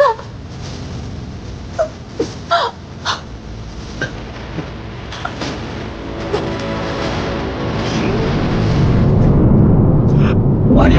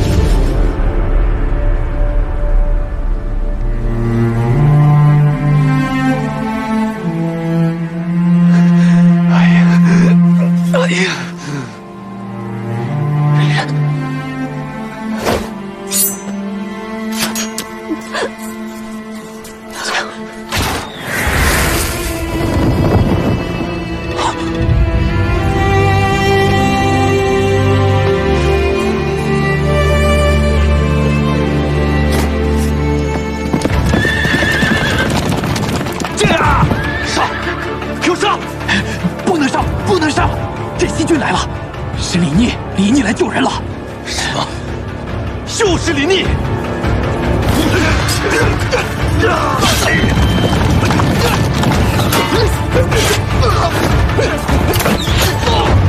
公子，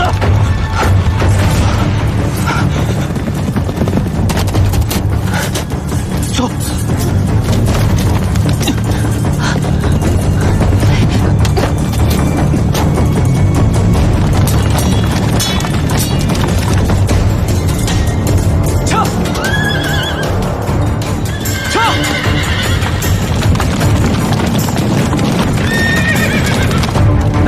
眼睁睁地看着崔林和何氏逃掉，镇西军可不是好招惹的。李逆所遣又都是精兵强将，咱们虽然借了些兵马，但折损过多，咱们也不好交代呀。三郎，留得青山在，不怕没柴烧啊！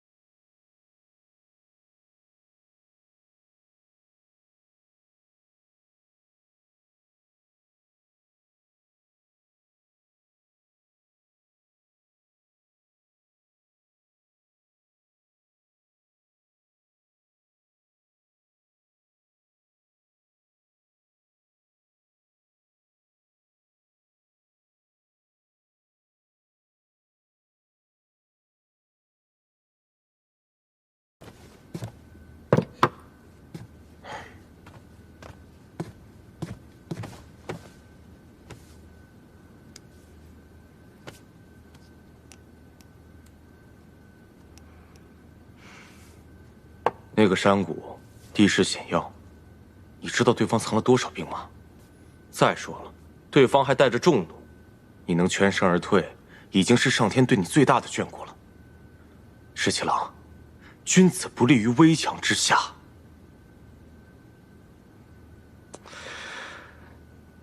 你说你好好一个武将，怎么偏偏要学你大伯那样，引经据典，整天长篇大论的？我们刚刚攻下潼关，正是谋划收复京都的重要时刻。你要是出了一点点差池，你让我们怎么办呢？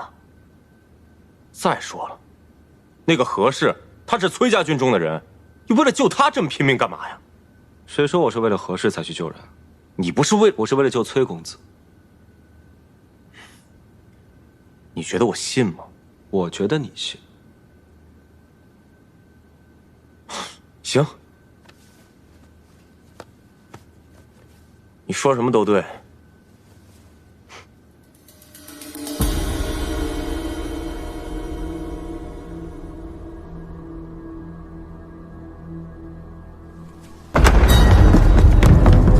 你们不是，你们谁呀？李逆竟敢杀了我弟弟！他怎么敢杀了我弟弟？我现在就杀了你，给我弟弟偿命！夫人，你儿子竟然敢杀了我弟弟！我现在就杀了你！我们的人已及时拉住魏国夫人，太医也知道怎么说。娘娘放心。大都督到！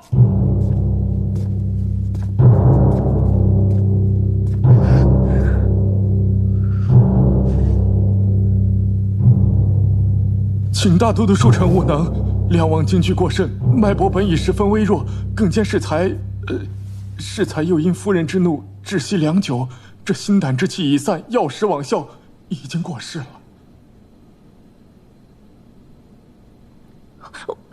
我要砍了他的脑袋，给他儿子送去，让他儿子也尝尝什么叫锥心之痛。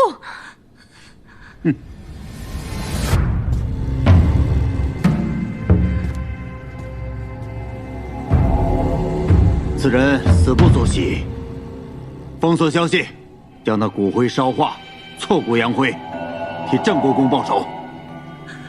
不，我要把他脑袋砍下来，给他儿子送去。你打我！你竟然打我！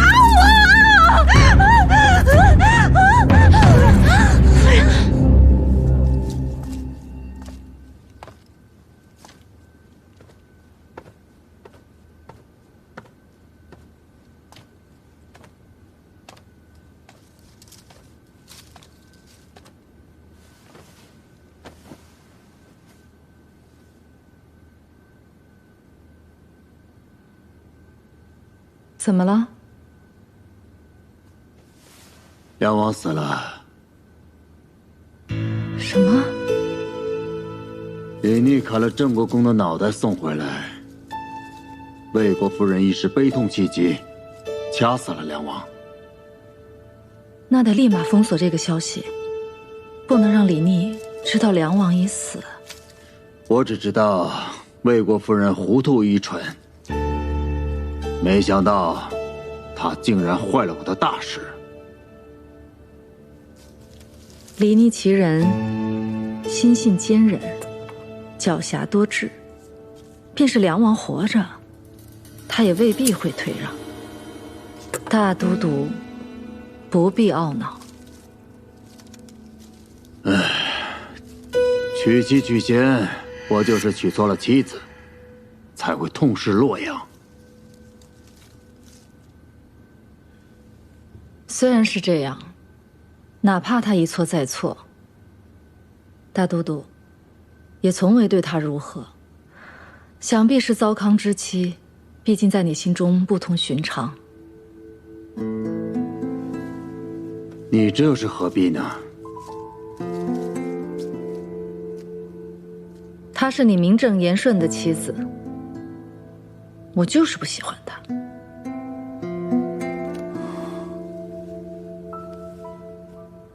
你明知道在我心里，我的妻子只有你。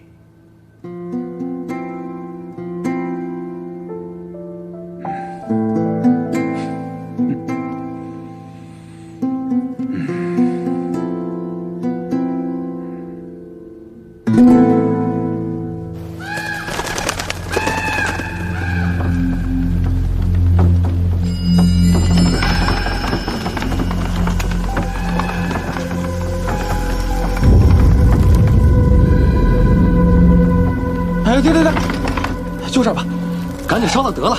上头可吩咐了啊，要挫骨扬灰。是。怎么这么瘆得慌？是啊。二位大人，这棺木落葬之时啊，阴气重得很。这几日宫里几个人犯了错，被拉了出来，都是被活活打死的。所以乡老传言，有恶鬼作祟。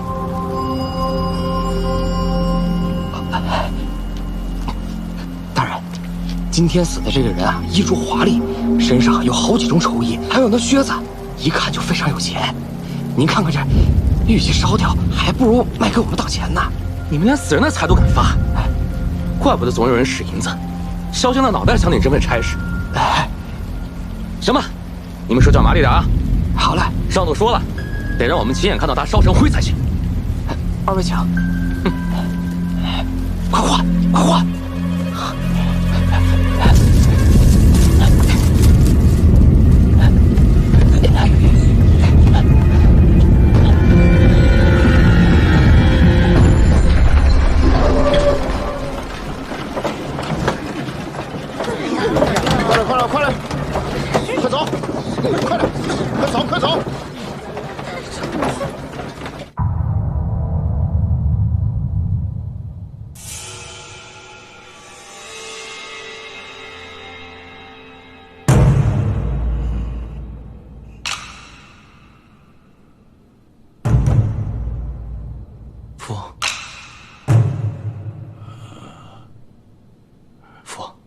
身子好些了吗？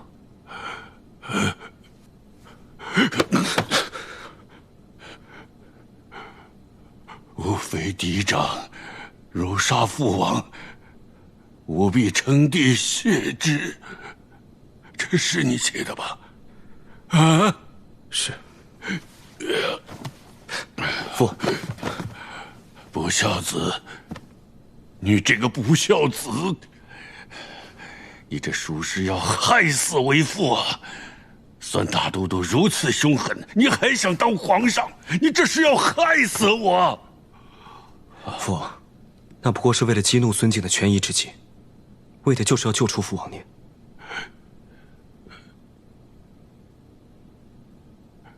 救出我？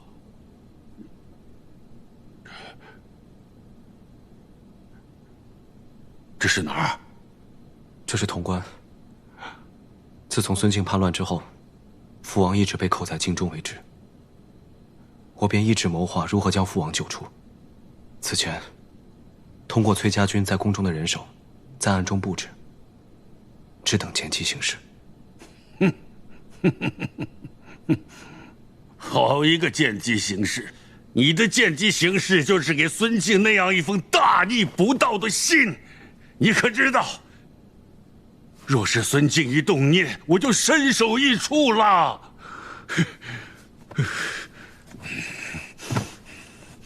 父王，我知道您看到信之后，定会勃然大怒。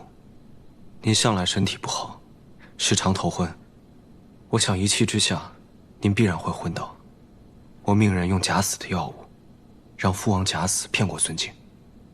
等到入殓时，再李代桃僵，将父王救出。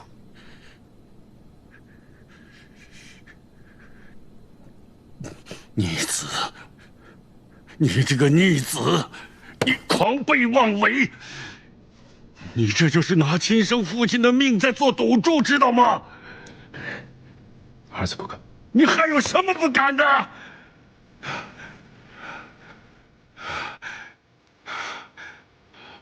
我看着你就生气。滚！快滚！是，儿臣告退。等父王消气了，儿臣再来看你。快滚！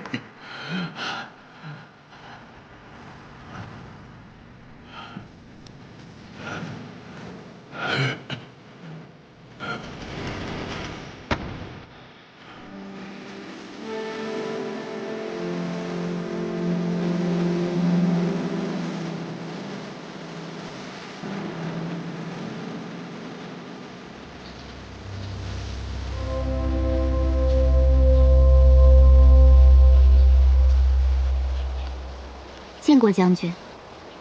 听说迎回了梁王殿下，我便炖了一盅松蘑鸡汤，把油撇了去，再清淡不过。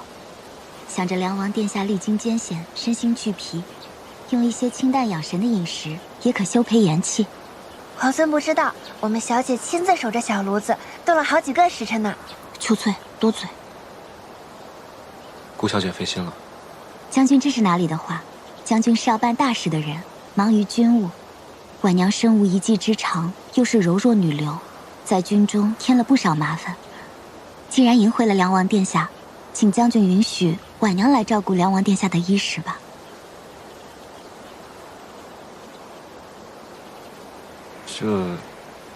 这不好劳烦顾小姐。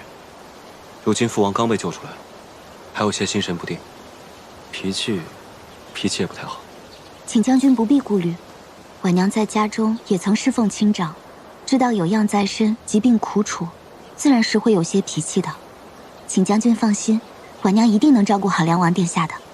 是啊，我们小姐可细心了，当时我们主公生病，都是她施及的。还请将军让婉娘略尽绵薄之力。那便有劳顾小姐了。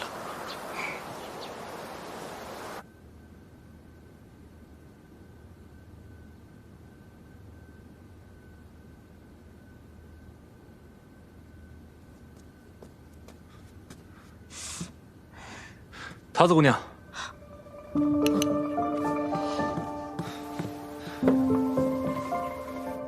你伤好些了吗？啊，没什么大事，最多也就疼几天。哦，哎，饿了吧？吃点东西。哎，好。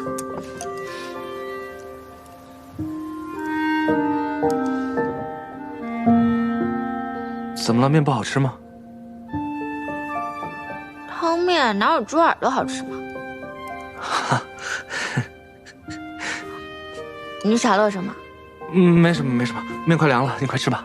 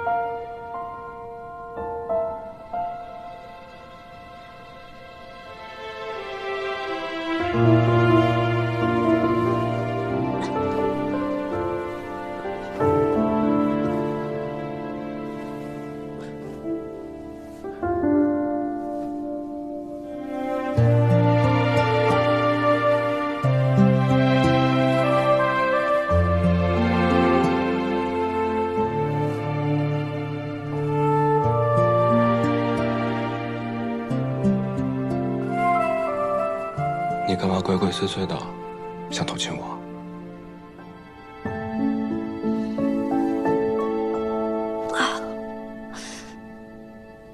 你有什么值得我偷亲的？哎，你这个人，是我救了你的命哎！你想想，我都救了你多少次了？你对救命恩人这么不客气的吗？皇孙放心，他日如果你有性命之忧，我一定是排除万难，披荆斩棘去救你。得君一诺，敏感五内。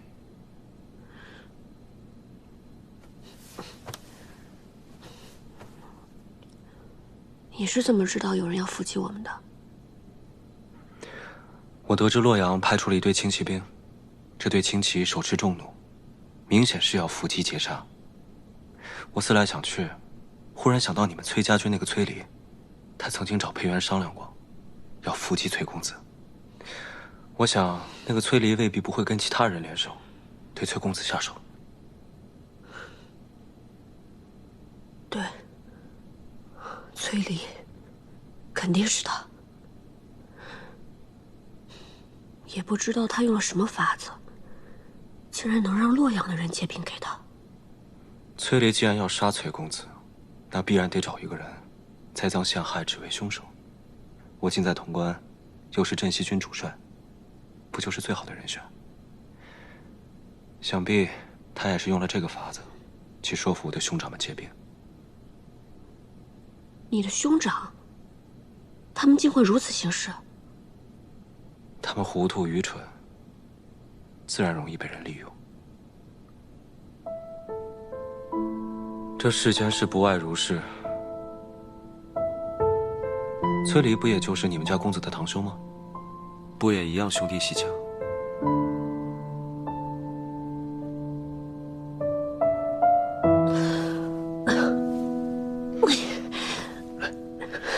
不好，瀛州之事肯定更为蹊跷。公子呢？桃子呢？他们都受伤了吗？还有我的马在哪儿？你不会现在要赶回瀛州吧？我是担心，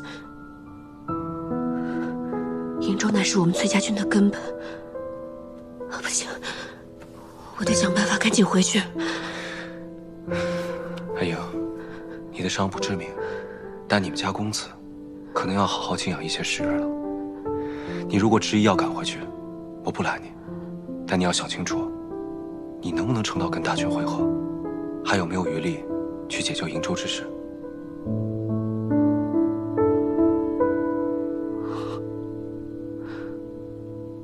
别着急，事已至此，不如我们想想，还有没有别的办法？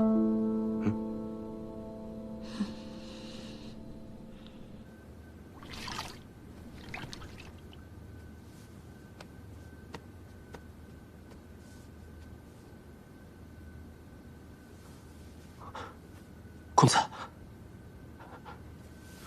公子，你醒了。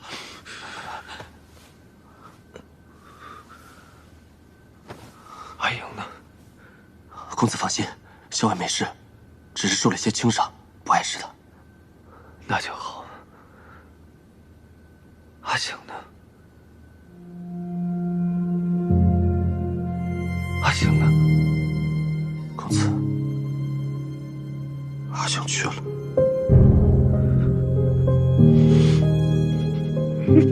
公子，你别难过，护卫公子是我们的职责。但是现在，阿醒不在了，阿醒真的不在了。公子，阿醒也不像你这么难过。我与阿醒都是没人要的孤儿。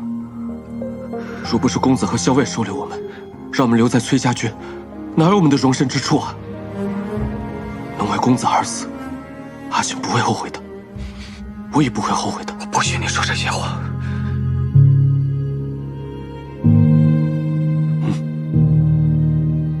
这是在什么地方？潼关，镇西军的军营，是李皇孙，是他带我们回来的。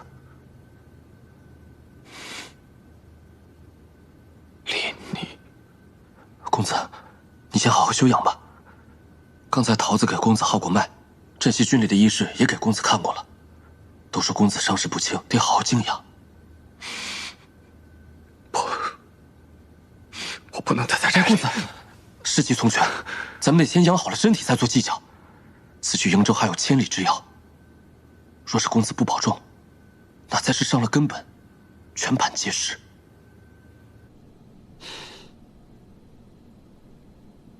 还有一事，陈醒，还有那些战死的崔家军将士们，劳烦皇孙派人助我为他们收敛安葬。你放心吧，在你昏迷的时候，我已经派人收敛了战死的崔家军将士。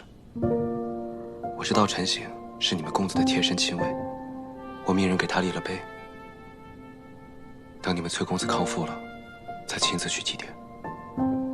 阿英，节哀顺变。谢谢。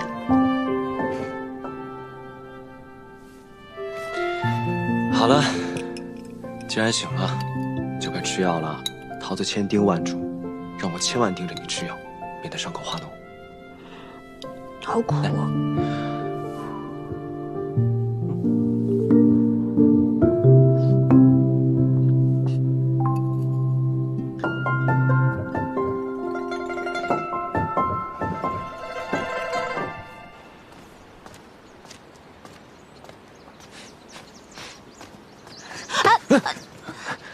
哎，桃子姑娘，我正想去找你呢。这么巧，我也正想去找你呢。你找我什么事儿？哦，这个是我给你找的上好止疼药，你把它涂在伤口上，这样你伤口就不会疼了。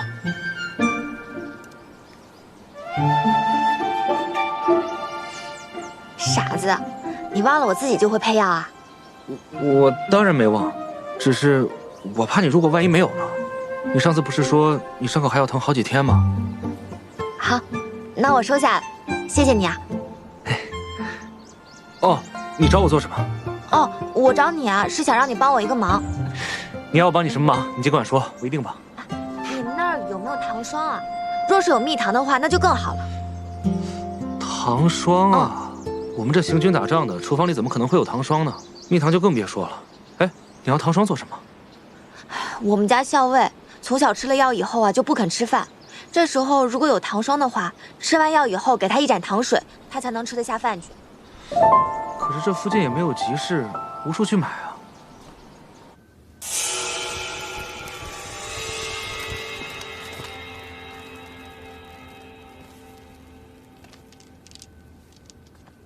梁王已经平安到潼关了，指望太孙也能够逢凶化吉，遇难成祥。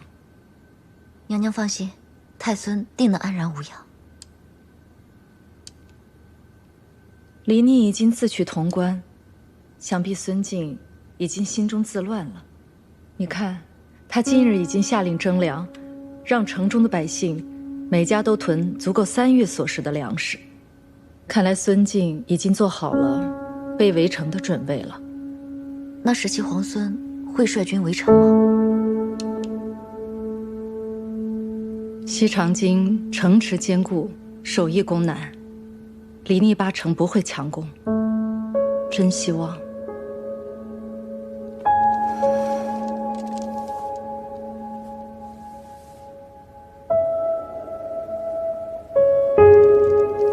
在孙敬召回征百越大军之前，李逆就能光复西长京。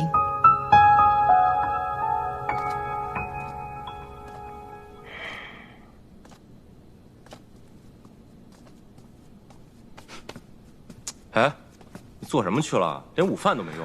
我刚去山上转了转。石七郎，你现在是镇西军的主帅，你做任何事情都不能再任意妄为了。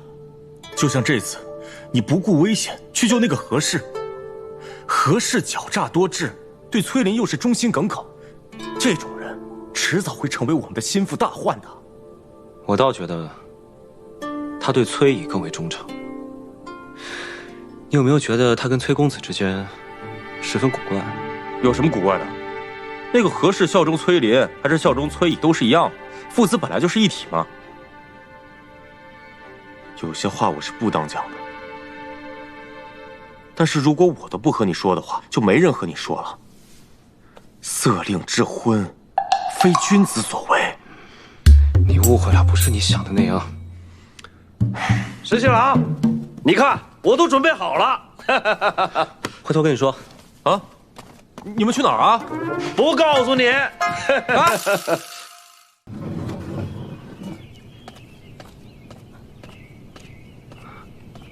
公子，哎呀，慢点。哎呀，的伤势如何了？公子放心，我没事，只是皮外伤而已。倒是你，伤势颇重。来，先把药喝了，快喝。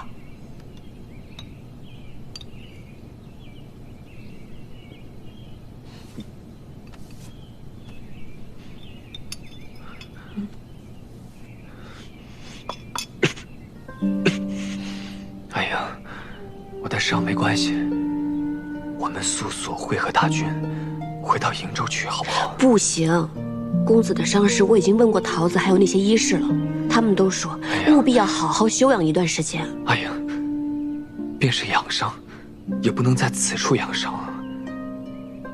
你看，这是镇西军所在，李逆又扣留了你我怕他早有谋算。现在瀛州的情况十分危急，你知道的，镇西军自取洛阳，便已手握大半山河。他又对我们崔家军有隙，我怕他。镇西军不会如此行事的。你是觉得镇西军不会如此，还是觉得李逆不会如此？孙敬未除，镇西军又是秦王之师，无论如何，镇西军也不会对我们崔家军如此行事啊。孙敬已危如累卵了。东都已失，潼关已破，他的10万大军又在南征百越。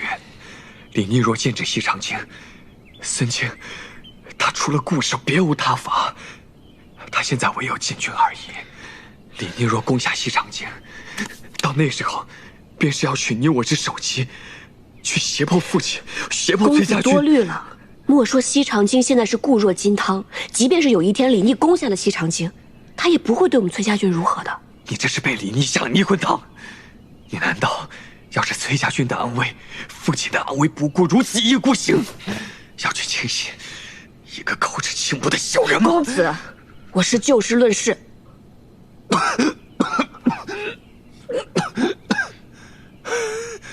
公子伤势未愈，还是静心休养为上。哎呀，公子。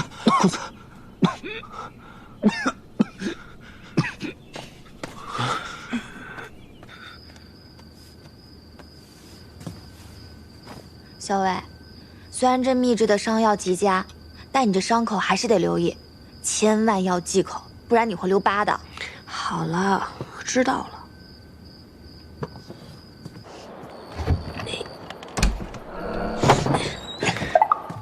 好端端的，为什么要翻窗户进来啊？刚刚进来的时候撞见了桃子，她又不让我带外事，于是我只能翻窗了。你看我给你准备了什么？堂堂皇孙，我还以为是什么宝物呢，就是几张烙饼啊。其实呢，还有一碗肉想让你卷饼吃，不过我刚才在窗外听见桃子说你要忌口，不能吃荤腥，于是我就把肉吃了。你呢，就凑合凑合吃个饼吧。这饼有什么稀奇的，还值得皇孙巴巴拿来？稀奇嘛，倒也没有，只不过知道你食欲不佳，特地为你烙的。既然吃不了肉，那就蘸点蜂蜜吃吧。这可难得了，这是哪来的蜂蜜啊？下午啊，我在山边岩石下发现了一个蜂巢，于是我就跟老鲍去把它给摘了。这碗蜂蜜啊，够你吃好些天了。你养伤要吃药，吃药苦的话，你就就着蜂蜜一起喝吧。嗯。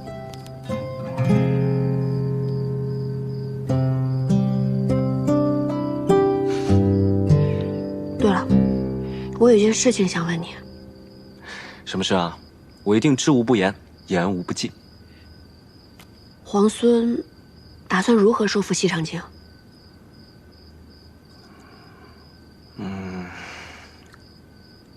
如果我告诉你，我一筹莫展，你信不信？我信啊，换作是我也会一筹莫展。西长京乃国朝京都，太祖征10万民夫，修筑16年，固若金汤。孙敬，当世名将，曾经3城高济，他守城的本事，可比咱们攻城厉害多了。何况攻城本来就比守城要难得多。而且，孙敬这个人冷酷凶残，几乎无懈可击。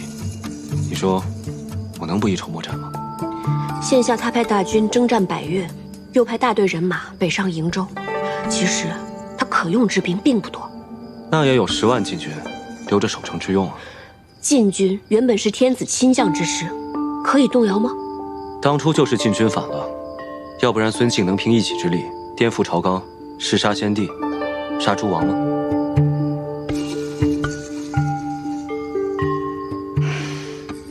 困而为之呢？困而为之，困而为之，此乃下下之计。眼下孙敬又在屯粮，以作围城之备。西长京这种城池，哪怕围上个1年半载，也不见得一定能够破城。彼时，孙敬肯定已经召回征百越的大军，来个前后夹击。到时候就算我们联手，也未必能胜此一举。如果我有一个计策可以破城，那皇孙愿不愿意答应我一件事呢？你愿意留下与我共破西长京？哼，你是想围魏救赵，以解瀛州之困是吧？如果能破西长京，或是逼得孙敬把围困在瀛州的兵马调回，那瀛州之围自解。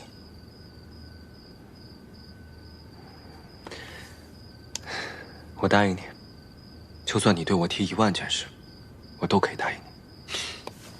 皇孙还真是唯见眼前之列。要是我不能破城，那你就什么都不能答应我了？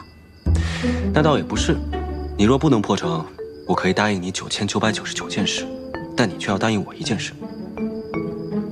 什么事啊？现在还没有想好，等我想好了，你再答应我也不迟。怎么这么古怪的说法？我总觉得你在谋算些什么。你放心，我不会让何校为你为难的。那我这件事也不会让你为难。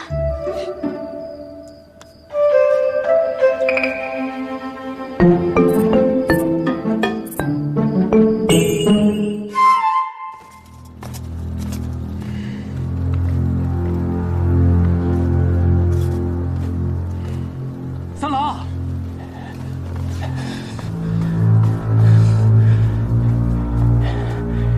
事后探到了，崔林与何氏被李逆所救之后，正在潼关休养。好不容易伪造了伯父病倒的密函，还将崔林、何氏2人骗出中军，想一举击杀。谁知道冒出来个李逆，现在2人龟缩于潼关，我们是一点办法也没有。好你个李逆，就管好事！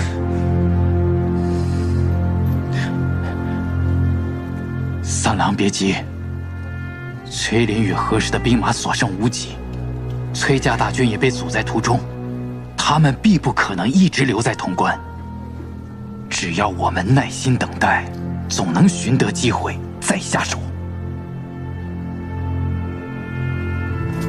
传我命令，就在潼关附近扎营。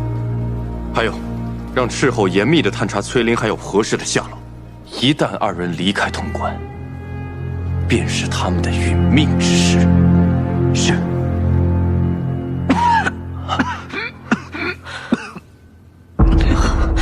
公子，公子，公子，你倒不如哪怕他把我杀了。你听我说，如果能和镇西军一起携手破城，那瀛州之围立时便解啊！镇西军不可轻心，况且西长京，一旦有人知晓你的身份，那是何等凶险的事！公子，孙敬他素为当世奸雄，但他孤傲自大，他绝想不到我和李逆敢独自潜入西长京的。太不可！万一……如果西长京事起，那瀛州之围必解；如果这是一局真龙，那这一步棋才是棋眼。你什么都别说了，我不会让你去的。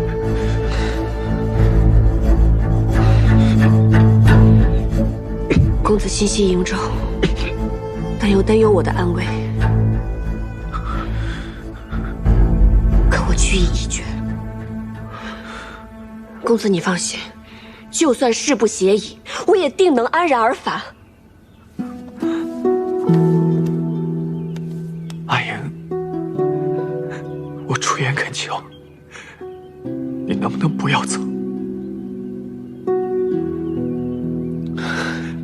公子，阿英，我实在是担忧你。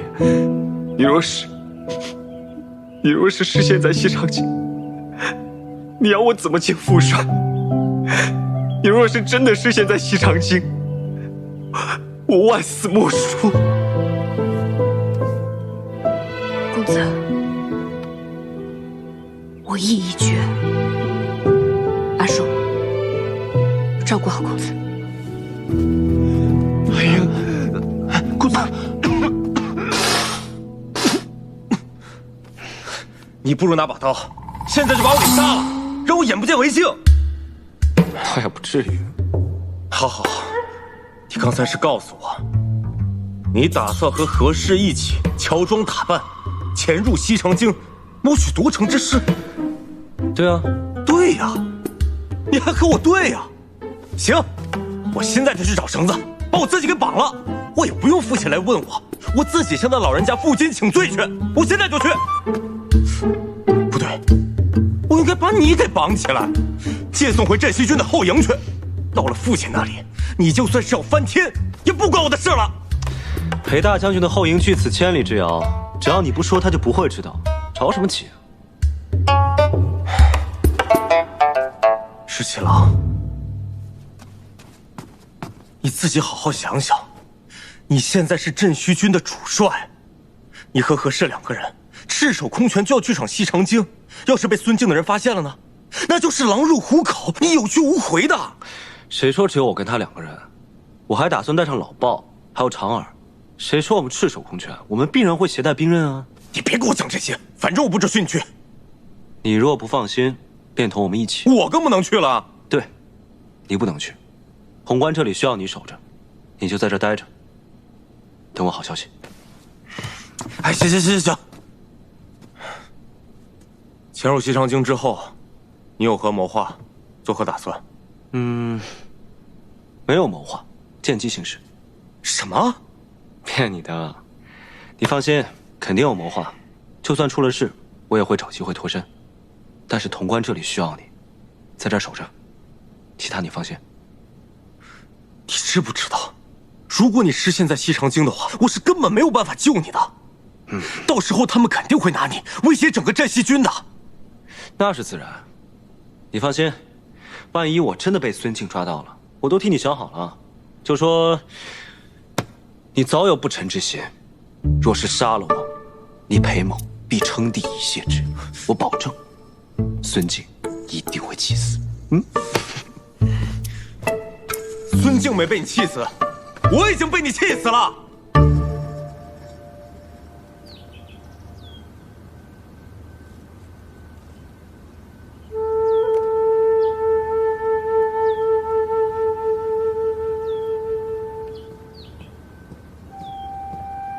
小姐，皇孙殿下来了。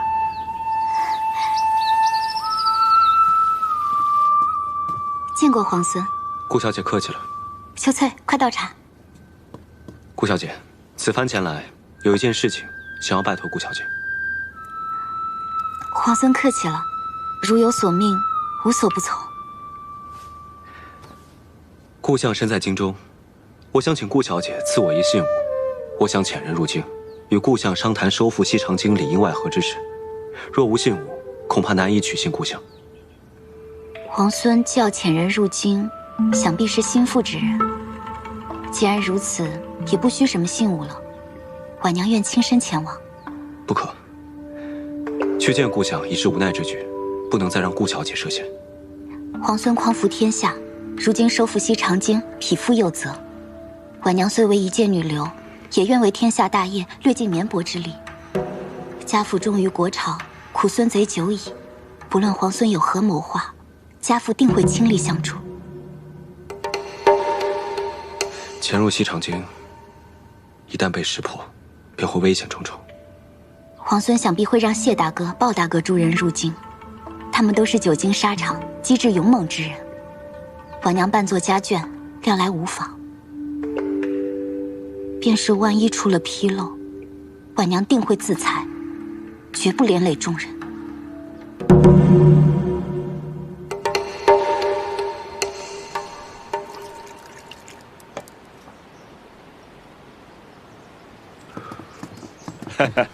这酒我尝过，酒香四溢，真不错。这酒是泸州的，为何要千里迢迢运到西长京啊？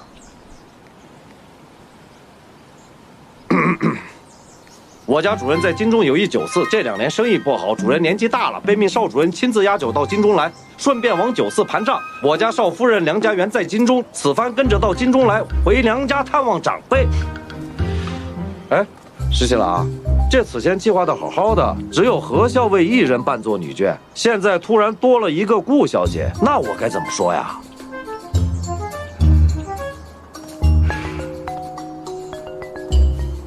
只能说是我妹妹了。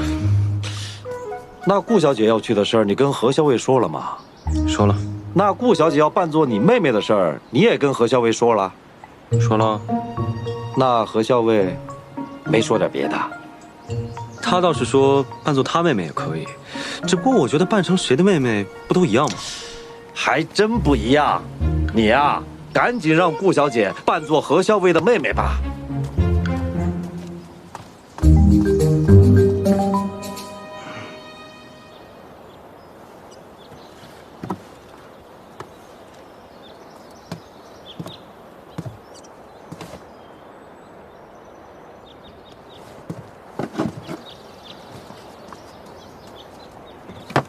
何校尉，你也去？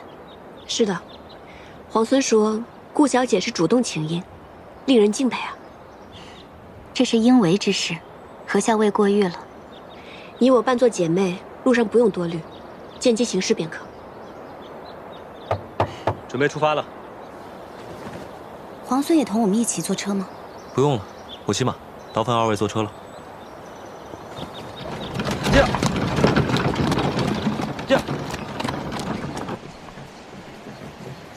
阿娘，咱们的粮终于够征粮和屯粮了，不然还不知道被军爷怎么为难呢。幸好啊，把你说给了徐家三郎。这城里一下令屯粮啊，徐娘子立刻派人捎信儿过来，说给咱们准备了粮食，还说呀，要不是徐三郎去途州犯部了，怕是要让三郎把粮食给咱们送进城呢。徐娘子啊，对你这么上心，将来定是位疼你的婆母。阿娘。哎呦，七娘，有军士过来了。徐娘子说，孙大都督派的人到处抢粮食，怎么办啊？这怎么征啊？往哪藏？拿娘的衣服。哥几个，前面有人！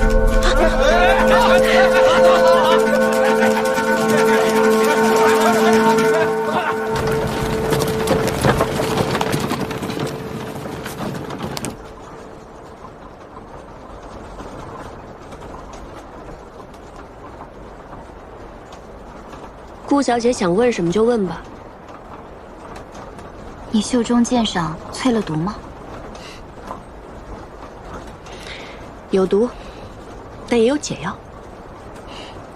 婉娘只是好奇，何校尉身为女郎，在军中自然有诸多不便，可是英气勃勃、从容洒脱，是如何做到的？一个人本身是什么样子，遮掩是遮掩不住的。我本来就是这般样子，不加掩饰，自然也就洒脱了。世上诸般有所求，自然也会为之所困。顾小姐是个聪明人，肯定也是明白的。谢何校尉指点。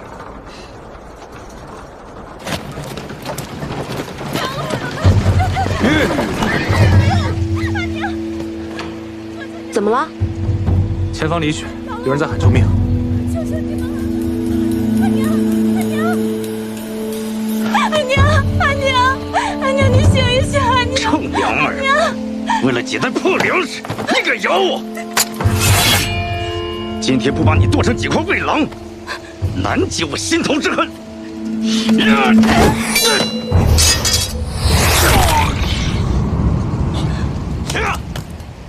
嘿，你爷爷我在这呢！师爷一掌！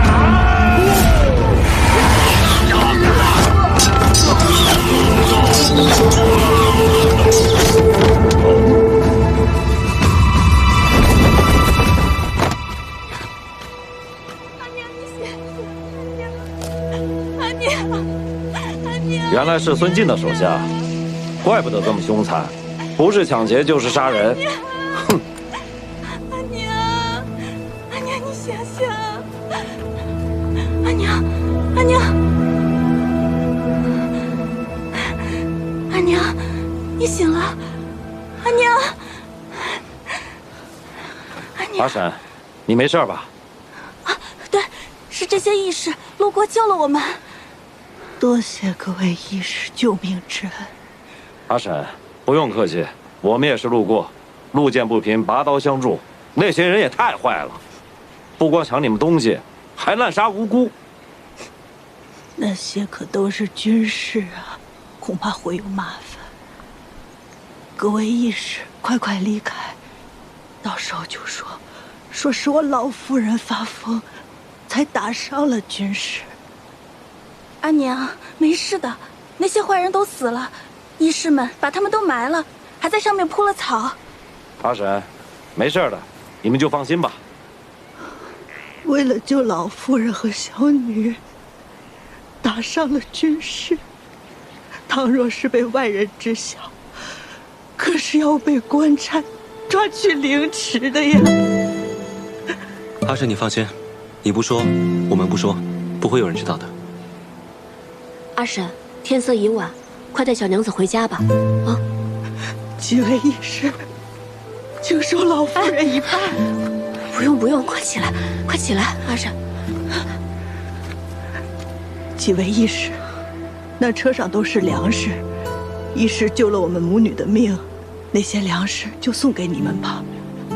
不用了，谢谢阿婶。我们出门都带着干粮，你们赶紧进城去吧，再晚就进不去了。来，阿娘。那就多谢各位义士救命之恩，多谢义士。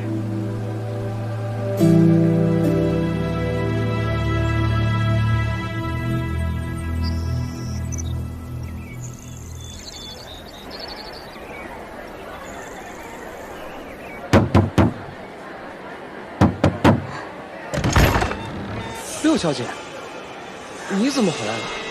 一言难尽，快去通报父亲。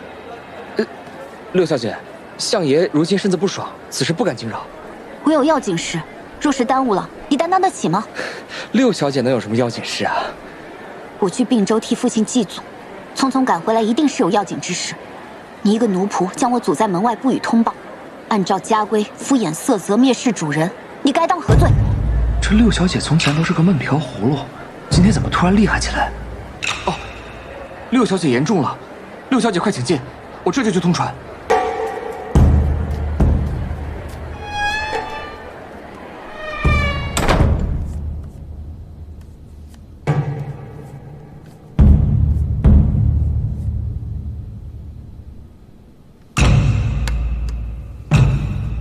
你是说，17皇孙遣了得力之人，希望能见我一面？女儿近日皆在镇西军，亲眼所见，17皇孙为人疏朗大方，能征善战，镇西军上下尽皆钦佩。如今皇孙克下潼关，半壁江山在握，民心所向，西长京也是囊中之物。孙敬虽一时骁勇，也只是坐困愁城而已。婉娘啊，你从前在为父面前，可从未如此这般说话，也从未说过这么多的话呀。从前您是国朝的太平相国，那时做您的女儿，和如今自然是不一样的。哦，有什么不一样啊？你说说看。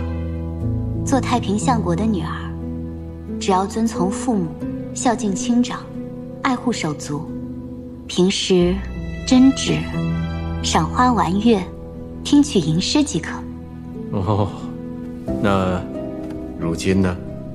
父亲您为孙敬下在大牢，仍旧不屈，京中士族都以您为典范，连皇孙提起您，也是满满的敬佩之意。这时做您的女儿，要懂得识时局，懂天下大事，为父亲做到知无不言，言无不尽。如果父亲觉得我这一个小女儿还略可堪用，那婉娘便心满意足了。婉娘啊，从前为父倒是看错你了啊！父亲忧于国事，对家事关注甚少，否则以父亲一双慧眼，又怎么谈得上看错呢？那你倒说说看，这17皇孙派人来见我，所谓何事啊？婉娘向父亲赔罪，方才婉娘诓骗了父亲。其实17皇孙不是遣人来了，而是他自己来了，想跟父亲面谈。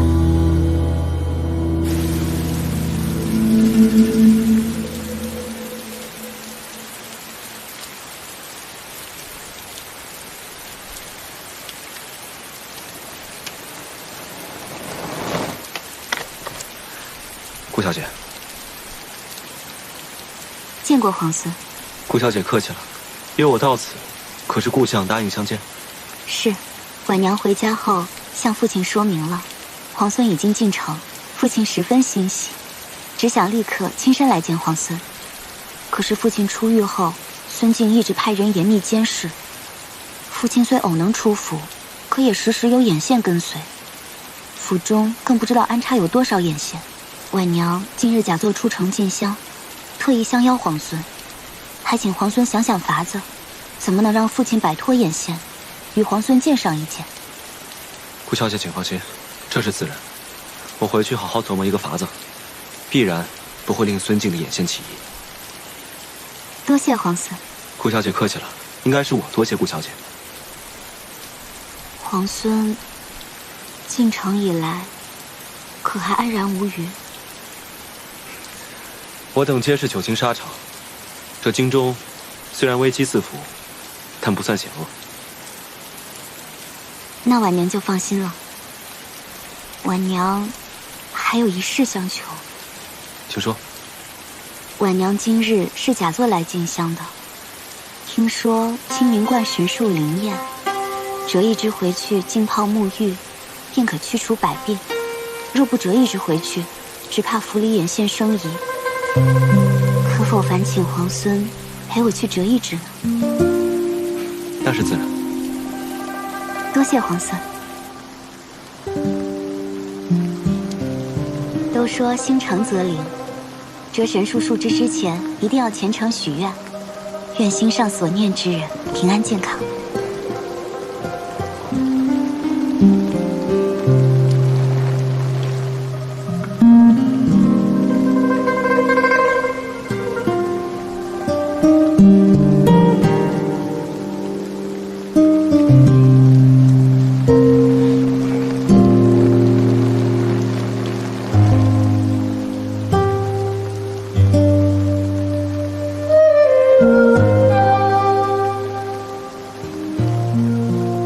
是这只吗？还是旁边那只吧。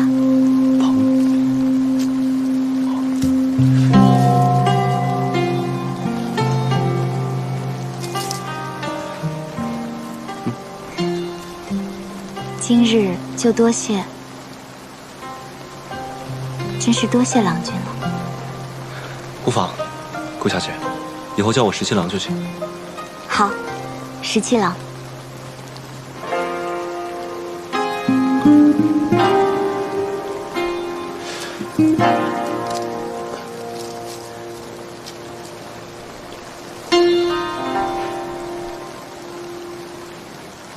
17郎，神树虽灵，但今日折了，今日就要泡水沐浴。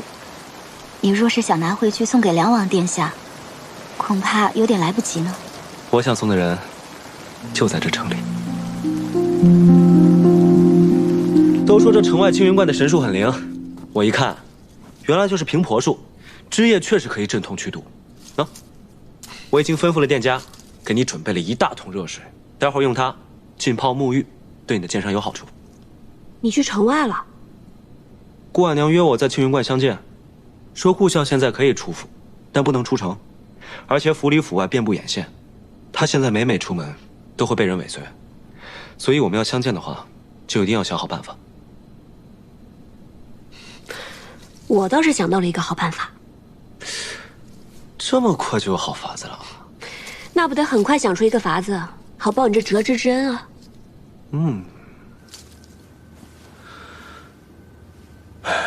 没想到李逆还真的救出了父王。如今呢，他东取东都，拥兵潼关，还直逼西长京，眼看就要立下不世之功啊！眼下虽然我们失了先机，但有一个法子，可以扭转劣势。说来听听。大哥，父王作为先帝仅剩的血脉，又是王爵之尊，若是由父王继承大统的话，那是再名正言顺不过了。若是父王在东都登基称帝的话，国朝不是没有先例啊。谁拥立了父王，何时拥立了父王，那可远比什么攻占潼关、收复西长京重要的多呀！这是拥立之功。大哥，你是长子，父王一旦登基的话，你就是1等1的功臣，这东宫之位舍你其谁？再者，李逆手握重兵，屡屡立下了战功，但一旦父王登基了，他这战功就成了朝中大忌。二弟，你一番话，真令我茅塞顿开呀。只不过现在父王身在潼关，那个李逆又满腹诡计。那如果李逆不让父王移驾到洛阳，那又如何是好啊？此事还要劳烦兄长亲自前往潼关迎请父王。父王最是爱重大哥了，大哥若是亲自前去的话，父王定然欣然应允。李逆要是阻拦的话，那他就是不忠不孝。有理啊，此话有理。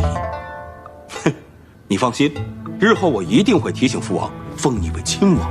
大哥，眼下当务之急是迎请父王回来，不日登基。至于分封之事，不急于一时。我知道大哥是好意，只是就怕旁人嫉恨于我，反令大哥为难。还是二弟你懂事啊。见过嫂嫂。夫君。二弟，我命厨房炖了些汤羹，你们忙了一日，多少用一些。谢过嫂嫂，天色已晚，就不打扰哥哥嫂嫂了。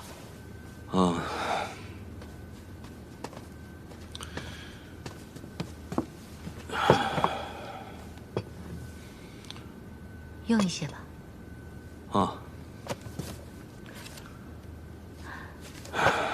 今晚二弟和你聊了许久，是不是出什么事了？没有什么，你不必多虑了。要是三弟在此处就好了，你们兄弟3人能够彼此扶持，有事啊也可以有商有量的。你这3弟长3弟短的，你把他当亲弟弟，他可未必是这么想的。其实三弟的心里一直很清楚你的，这否则也不可能让出洛阳。他那是心甘情愿让出洛阳吗？他是为了抢潼关攻西长京而已。你看他表面上一副谦恭的样子，实则呢是在处处抢占战功。你就是刚嫁过来的时候帮衬照顾了他几日而已，千万别受蒙蔽呀。好了好了，你先回去吧，我还有事情要做。回去吧。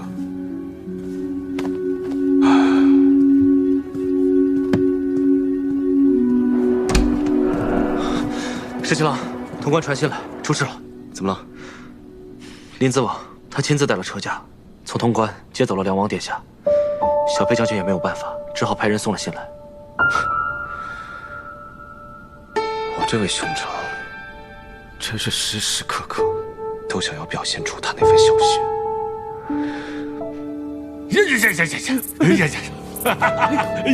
赢了！威猛大将军。哎，林子武说了，这区就是100年一见呐！来，赏你个黄瓜吃！哎呀，哎，你刚才说林子王怎么了？说什么来着？啊，林子王，跟我说这几日听说您睡得不好，四处求名医呀，还让吴国师天天为您祈福做法。哎呀，俊儿这孩子，真是有心了。啊，殿下，吴国师说了，您是有真龙天命的人呐。先帝的那些龙子凤孙，只有您才能遇难成祥，化险为夷。只要您一登基啊，孙敬那个逆贼立时就会大败。为了天下百姓啊，殿下您得登基呀。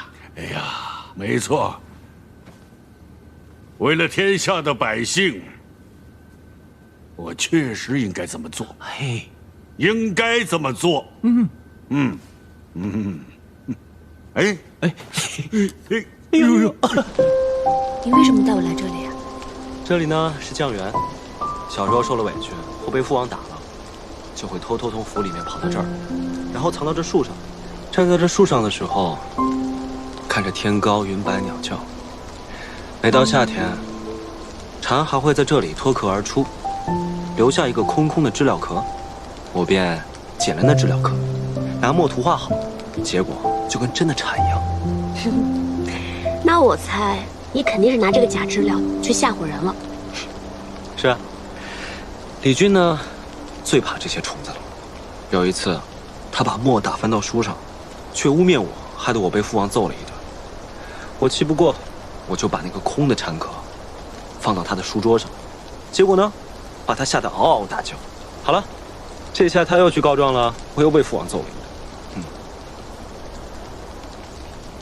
在我们瀛州也有一片小小的山坡，在树林后面。春天的时候，山坡上开满了野花。小时候，我经常牵着马躺在山坡上，看着天上的云慢慢的飘过。要是小时候能认识你就好了。那可不一定，也许小时候你还会觉得我讨厌呢。刚认识我的时候，你还不是恨我恨得牙痒痒。那时候你多坏啊，一脚把我踹到井里，害得我泡了很久的凉水。那你还把我踹到河里了呢。那我要不要现在给你打2下出出气啊？你把脸凑过来。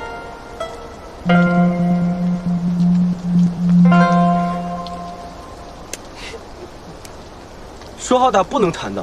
为什么只能打不能弹？我不管，你弹了我就要弹回来。哎，你看，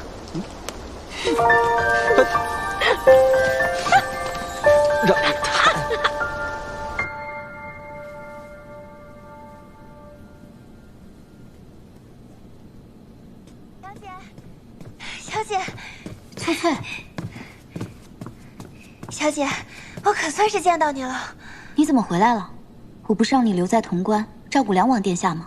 梁王殿下被接到洛阳去了，说是什么林什么我，就是梁王殿下的儿子，亲自带了兵马到潼关来接的。林淄王啊，林淄王把梁王殿下接走了。就是林淄王。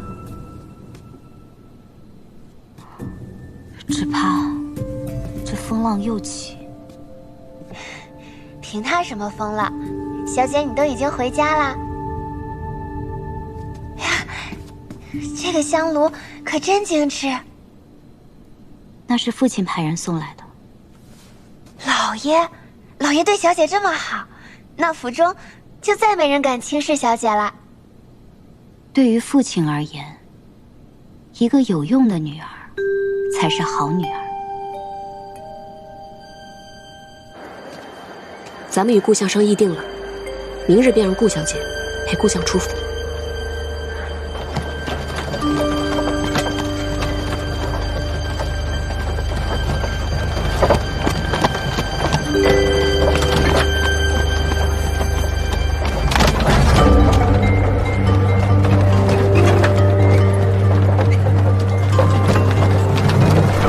让顾相只装作去绸缎庄量体裁衣。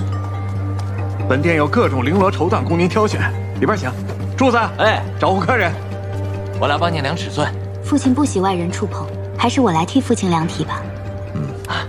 好，两位，梁姨请来这边。顾相进了内厢，屏风之后遮蔽众人视线，开始量体。我崔家军在京中有一旧时屈四郎，最善口技，让他扮作顾相和顾婉娘之声。这店中可有什么持重花样的料子？你看看，也替你母亲挑上1、2样。父亲，我觉得这样就还不错，但这宝相花纹似乎太老气了些。父亲，这件你看看，这件可以做夹袍。甚好，甚好。那我们就选这一样吧。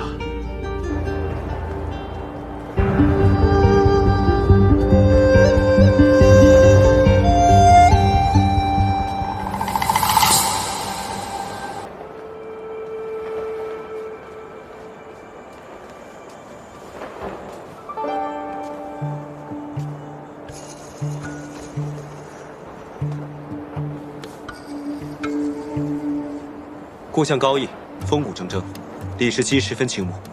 今日得见，幸甚。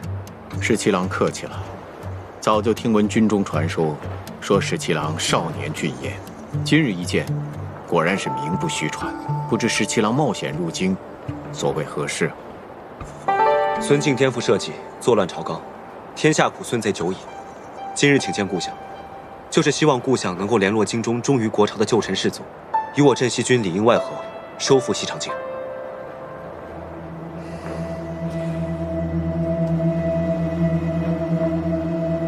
孙敬此人奸诈多疑，自从洛阳郑国公事后，他对朝中旧臣士族看管得十分严密。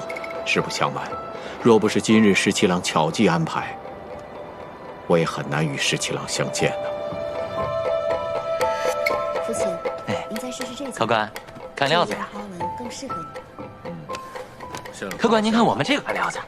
客官，您是自己用，还是给府上的亲眷买呀？客官，哦，我去看看。哎，客官，您可以看我们这款布，今年卖的也很不错的呀。客官，我去看看。攻城乃是军事，只要城中旧臣士族心向国朝，暗中相助即可。届时大军入城缓慢，若城中无人接应，只怕大军入城后反倒大乱。所以要紧街坊各处思局，还要倚仗城中士族，否则民生要害皆尽毁，必失民心。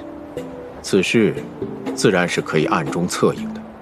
城中的仓廪、油坊、水井、渠闸等诸多要害之处，皆在街坊之内。士族大家各自有私兵护卫，到了那时，必定会先行守护周全。多谢故乡。如此看来，十七郎已然成竹在胸，有了破城之计。略有谋划。这种事情十分机密，多一个人知道便多一份风险。十七郎也不必与我说，到时候我自会照着十七郎的安排，完成十七郎所托付之事便好。您要是不买料子呀，您别妨碍其他的贵客，您说是吧？啊？上课。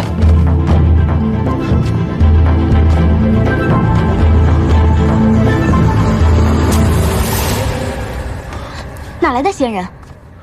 这件倒还合身啊。父亲，干什么呢你？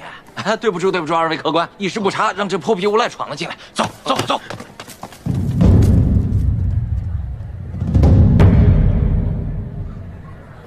客官，您尝尝我们这茶。今日能与故乡相见，也算是有惊无险。还得多谢你那个继子。能得十七郎一个谢字，也算我不虚此行。清凉爽口的杨梅茶嘞，公子小姐来一壶。还记得我们那日在茅屋下与夏饮茶做饭吗？当然记得了。若这一次能够收复西长京，诛杀孙敬，到那时候，我们就一起吃马乐游园。只怕到了那个时候，皇孙殿下政务繁忙，有别的要事，早都忘了跟我还有乐游原之约了。不可能，再忙再累，我都不会忘记你，更不会忘记与你的乐游原之约。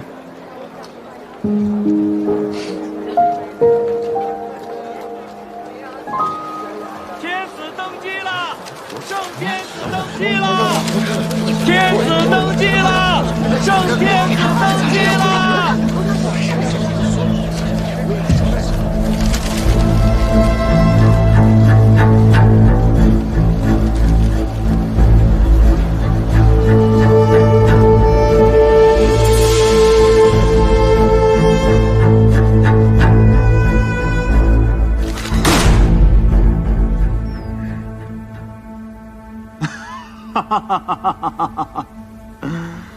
哎呀，这新闻写得不错呀，尤其是骂我那段孙贼不死，苍生何辜啊！大都督恕罪。恕什么罪啊？我看好得很呐。这等森严的宫禁，竟然能把一个死了的梁王偷偷弄出宫，然后死而复生，还能在东都登基称帝。这等通天的本事，这鬼神不知的手段，我不知道今晚睡着了以后，明日会不会丢了首级。大都督恕罪，大都督恕罪。哼，那些可疑的人不需要讯问，统统都杀了。还有那些冥顽不灵的前朝旧臣，也派兵把他们接到宫里来，免得他们蠢蠢欲动。是，大都督，要不要逼九城，禁止百姓出入，好好搜一搜？既然派人到西长京散发檄文揭帖，自然是想扰乱民心，何必要重他们奸计呢？李逆大军逼近，一旦逼城，百姓就嫌乱了，于战事不利。大都督所虑甚是。不过，进出城门的人要严加盘查，城中也要细密搜索，务必要抓到那些散发檄文揭帖的奸细，砍了他们的人头，送到洛阳去，好好吓一吓那个梁王。哼，梁王这个老头胆小，若是真被我吓死了，那可就成了天大的笑话了。是。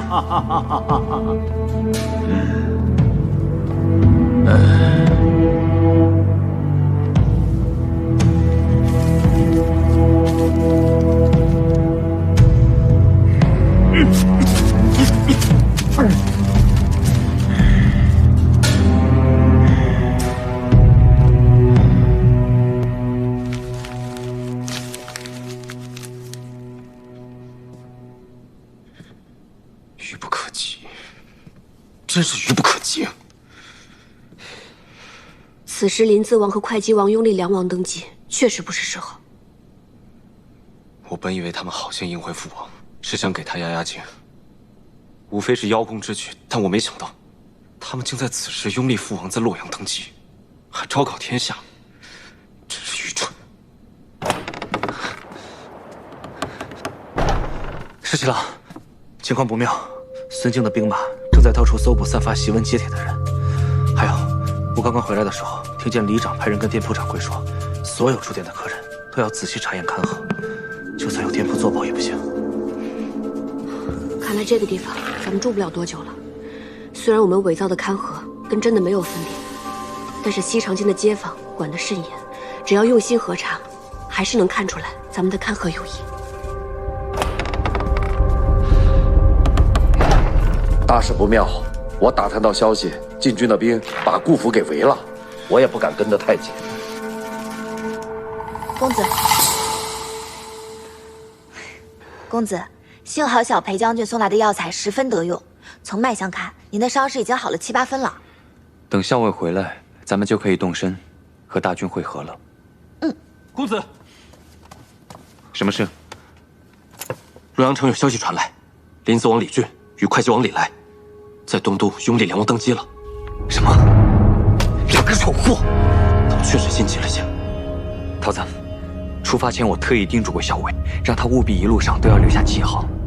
你快入京，告诉他要即刻出城。我只怕孙敬知道后会震怒，如果闭城大锁，我担心校尉会有危险。是，我即刻动身。阿叔，你赶紧去联络我们的大军，告诉他们要即刻拔营往南。如果校尉不能出城，我会拼尽所有也要救出他。是。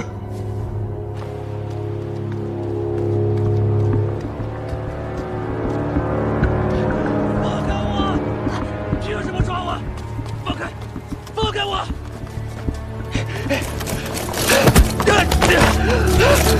放开我！凭什么抓我？凭什么抓我？放开！我是好人啊！凭什么抓我呀？没想到你这2位兄长如此没有耐心。成事不足，败事有余。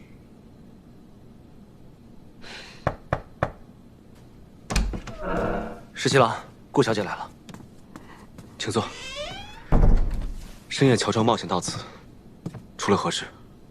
竟有时宫里突然来人，说大都督传谕，要我父亲进宫去。父亲虽然不情愿，可是又怕连累家人，只好被押了进去。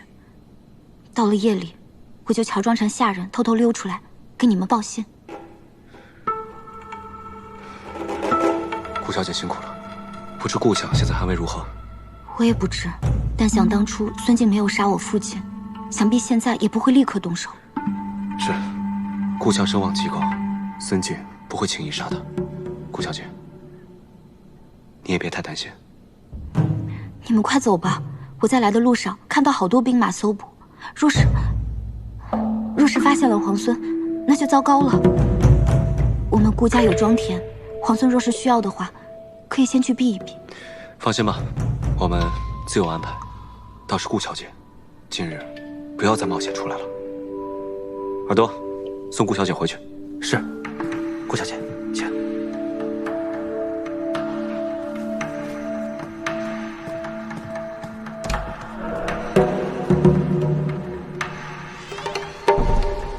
给我搜，挨家挨户都不能放过。拿着我看看。还有你，知道你，拿着，都是你的。怎么样？你赔的。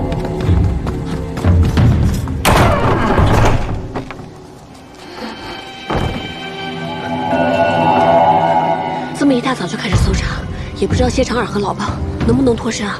肯定可以。再说了，他们还要桃子结营，等一会儿就过来跟我们会合。我要见识见识这姑娘身上有什么可疑之物。小娘子，官人，竟敢脱你爷爷的衣服！看我这大胡子，不扎死你！大家互都不能放过。是。进来看看。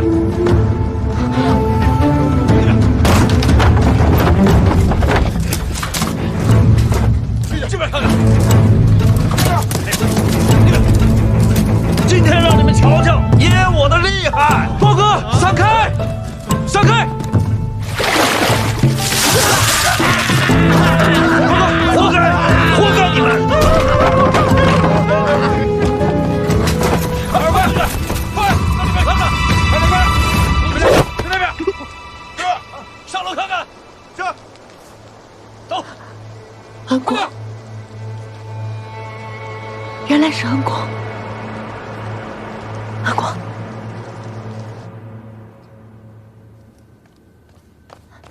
娘娘，打听到消息了。自梁王登基之后，大都督震怒，不仅在京中加紧盘查，还招来了好些旧臣，不允许他们出宫，怕跟梁王有所勾结。派去给韩将军送信的人回来了吗？传讯回来，说暂时还没有韩将军的消息。不过见到韩将军身边亲卫的尸首，想必韩将军已经携太孙暂时逃脱了。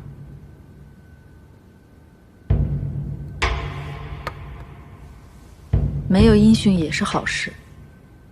咱们找不着他们，旁人自然也找不着他们。娘娘，现在京中人心惶惶，李逆率镇西军已进潼关，想必随时都会兵围西长京。现在正在令京中百姓加紧囤粮。孙敬已经急传命令，召回征百越大军。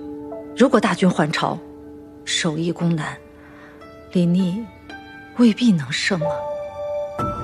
那我们要……这不是紧要之事，当务之急是要先找到韩将军，确保太孙无虞，想办法传信给李逆。我有重要之事与他商议。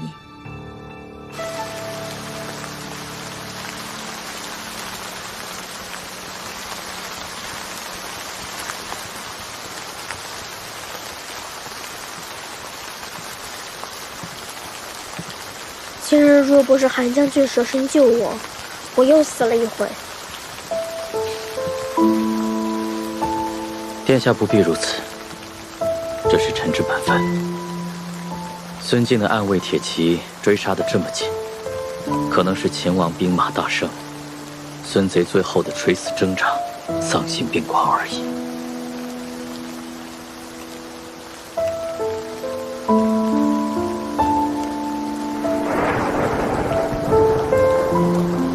这几日狼狈逃走，时时遇险。不知道17鸽子光复东都之后，有没有兵临西长京？等咱们摆脱了后面那支追杀的铁骑，就能知道外边的消息了。几位恩公，刚才我借着买果子去街上打探了一番，每家铺子连同驿馆客栈，都在搜寻有没有异乡人，哪怕是有官府的录引，也要被细细盘查。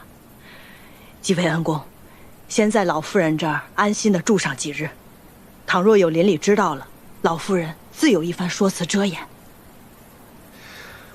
若我们继续在杨阿婶这儿待着，只怕最终会连累他们。还是等天黑了，我们悄悄翻墙溜出去吧。陶德传回信来，说盘查甚严，但幸好已经找到了校尉，目前落脚之处也暂且平安。只是城中正在逐街逐房、挨家挨户的让李正清查，只担忧时间一久，暴露行藏。不过校尉机智，想必能想到法子脱身出城的。城里的暗桩，是否能联络到宫里的人？还可以。那再等一等，等校尉出城。是。我们的大军准备得怎么样了？不日就到达潼关了。好，我会先去拜望裴元，说如今皇孙和校尉身陷险境，我们崔家大军可以前去支援。要先请小裴将军将我们的大军放入潼关。你去传信，告诉他们好好准备。是。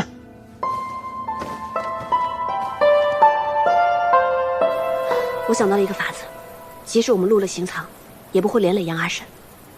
什么法子？杨阿婶的女儿杨七娘跟一个叫徐三郎的人定了亲，但是我问过杨七娘，左邻右舍都没有见过这个徐三郎。七娘，你们那日从城外回来，是去乡下亲友家了吗？如果到时候我们有机会脱身的话，恐怕你们还是要再去亲友家避一避才行，免得左邻右舍会起疑。那日去的，倒也不是外出，是我未婚夫婿的家，他叫徐三郎，与我定了亲。不过不巧，他出门贩布去了，不然那日也不能让我和阿娘出城去取粮食，遇着凶险。原来如此，杨七娘告诉我，她阿娘早就已经给她准备好了嫁衣嫁妆，就等着徐三郎来迎娶。我跟杨七娘年纪相仿，身段也差不多，等到时候你扮成徐三郎上门迎亲，我就穿上喜服盖上喜帕，到那时大家只会认为我是杨七娘。花轿一坐，吹吹打打的往城外走，又有李正的嫁娶文书做担保，城门处也不会为难的。不行，若这么做，不仅让杨阿婶冒险，还会耽误杨小姐的终身大事。恩公救了老夫人和小女的性命，何出此言呢？此计甚妙，不过是顶着小女的名头送嫁，又何谈冒险呢？等三郎回来了，我悄悄地把小女送过去，与他拜堂即可。滴水之恩当涌泉相报。更何况，恩公曾救过我们性命，只有恩公脱险，老夫人心中才得安宁嘛。多谢阿婶相助。十七郎，咱们快出城才是上策。如此，多谢杨阿婶。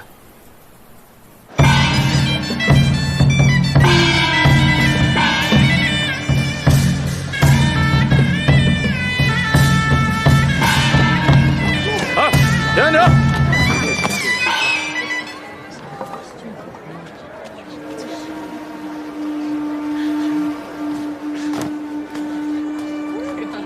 这位军爷，今日娶妻，这是李正出的婚嫁文书。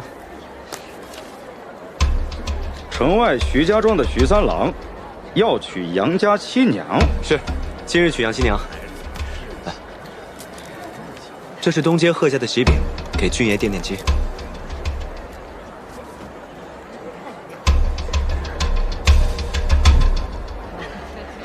都说贺家的饼好吃，那我就不耽误你们粮食了。走吧，谢谢军爷。走。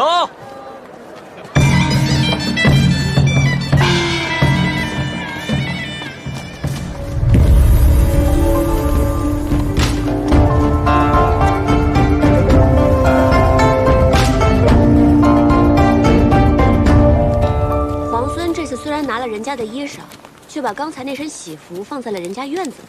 这可谓是以物易物，跟之前的不问自取相比，还是长进了不少。这之前不是事发突然吗？其实，我还挺喜欢穿这身喜服的。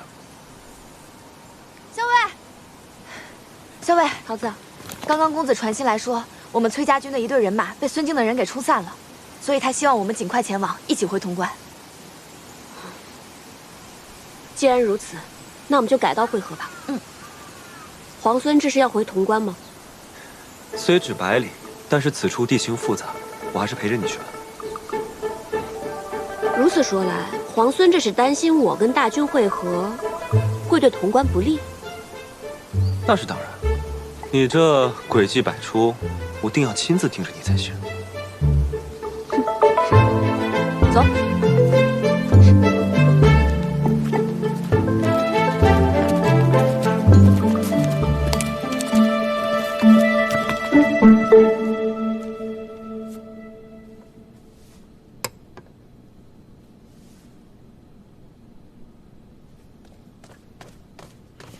公子，桃子传回讯来，校尉已经出城了。李逆呢？眼下还与校尉在一起，大约不日就能回到潼关。我们的大军安顿的如何？一入潼关，安顿好了。你来看看我写的字。欲西城，而必后患。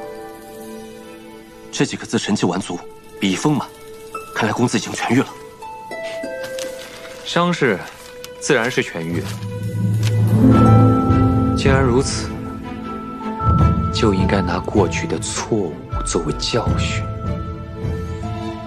以绝后患。哈哈哈哈哈！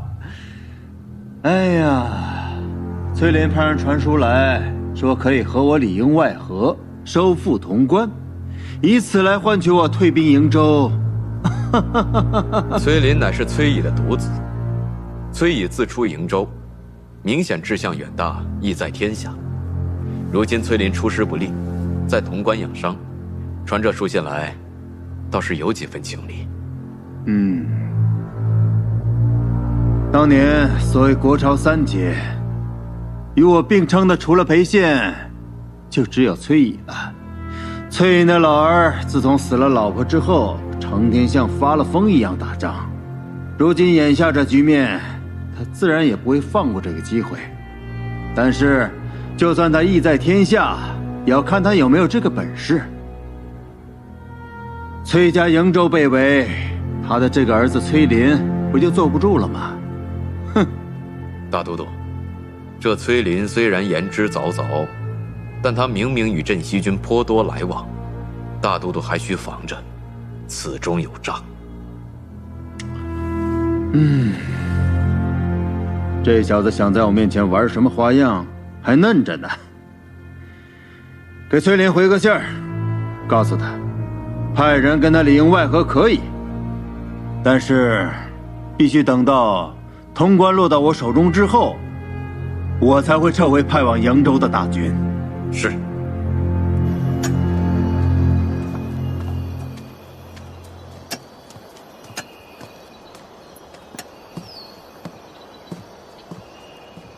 殿下，韩将军，此处可还住得惯吗？华阳镇甚是清静，只是这里距离西长江不远，咱们住在这里真不会有危险吗？恐怕没有人能想到，我们会选择距离西长京这么近的镇子落脚。所谓灯下黑，不过如此。何况孙敬近日为镇西军所困，正是焦头烂额之际，咱们且可安心住一段时日。韩将军，殿下有话直说吧。梁王叔登基之后，孙敬还会一力追杀我们吗？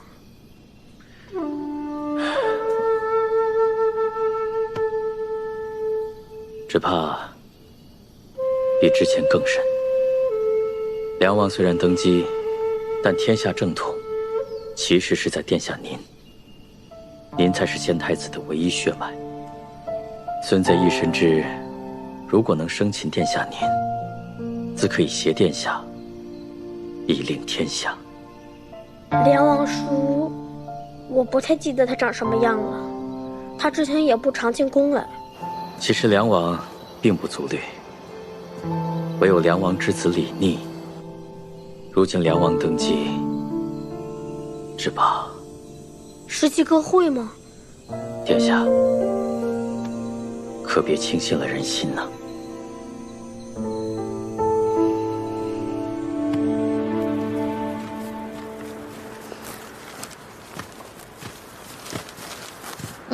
给。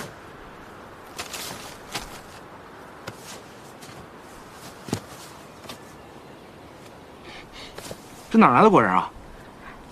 萧伟给取了个别称，叫干果。干果。哦，听说这个可不好买了，我尝了尝，的确好吃。萧伟知道我喜欢，就多给我拿了些。多谢这个桃子妹妹啊，我可是托了这个，够了，托尔多的福啊，才能吃到这么香脆可口的干果。哎，这干果还真有些好吃呢。什么叫托我的福啊？桃子不是对咱们每个人都很好吗？你没发现吗？人家桃子妹妹对你特别的好。不是，桃子她人就很好。哎，不是她怎么走了？我说你是不是傻呀？还不快去追啊？为什么呀？你再不去追啊，桃子妹妹就给你下毒了！快，走！桃子，这次没能想出法子破城，反倒打草惊蛇。看来我们要再做打算，看将来如何收复西长京。等将来收复了西长京，你有什么打算？到那个时候啊，肯定也就不打仗了，我就迎太孙回朝，劝说我父亲立太孙为储君，然后我再回劳兰关。你呢？回瀛州吗？梁王都已经登基为帝了，你是皇帝的儿子，不留在京中，难道真的要回劳兰关吗？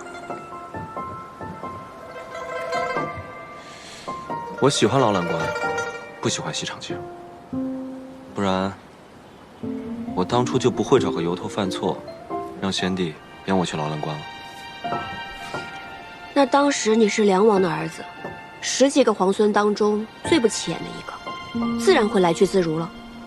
现在也没什么不同啊，父亲喜欢我的兄长们，就让他们陪着父亲吧。你呢？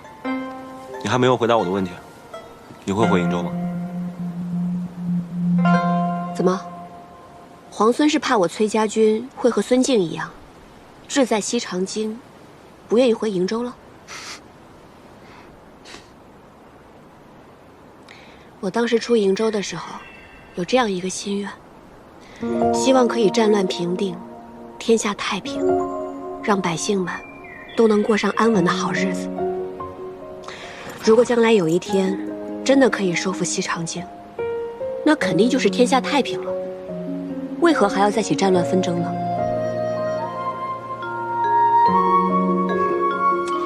是，在下小人之心，希望校尉大人有大量，不要见怪。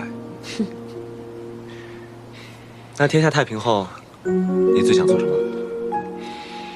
我呀，我还没有想好。天下之大，如此辽阔。劳兰关我没有去过，还有很多地方我都没有见过，所以我想都去见识一番。你想游历天下，那你会来劳兰关吗？终有一天，我会去劳兰关的，去看看你说过的大漠烽烟，还有那条劳兰河。好，一言为定。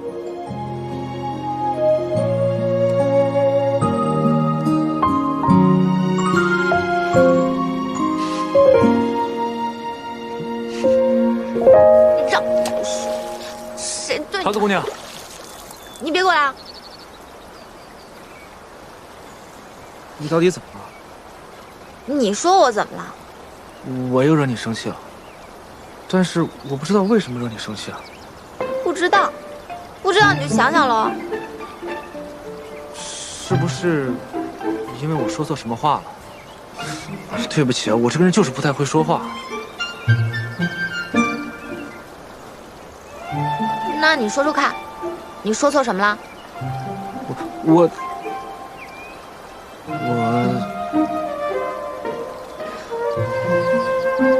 榆木能人，你给我走开！你，哎，桃子，等等。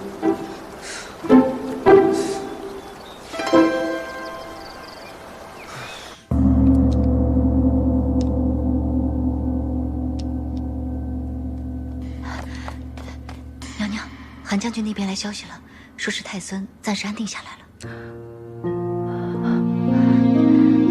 太好了，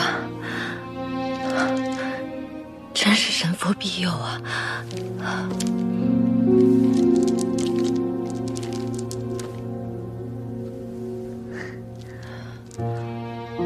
恭喜娘娘，暂时能够安心了。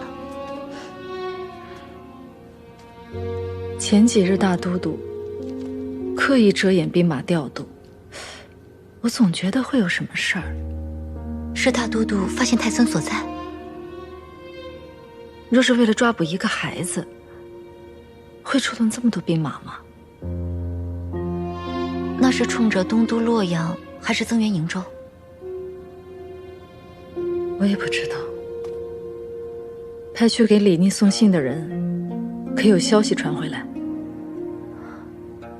说是还未见着李逆，所以暂时没有消息。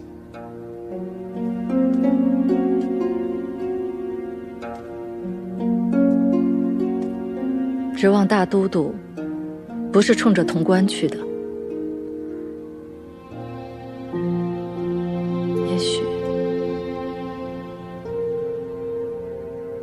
也许是我自己想多了。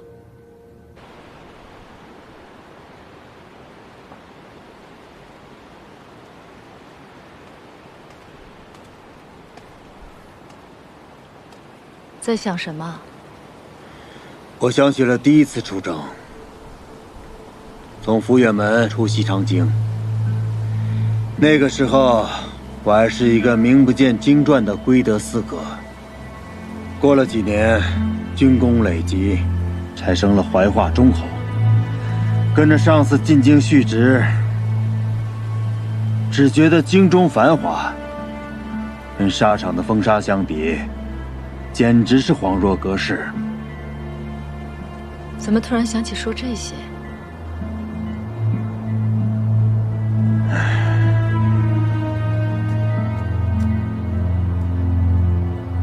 你看，太阳就要落山了。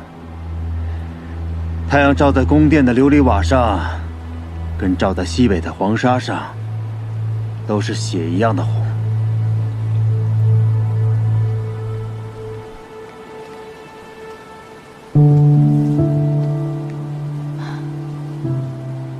阿静，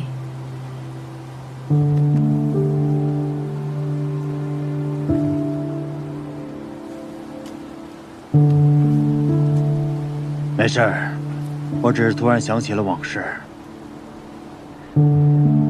那一日，在一罗卢城外，我率领10万大军，在残阳如血中，等待着冲锋的号角。虽然有千军万马，但是四野茫茫，别像今日这般寂静。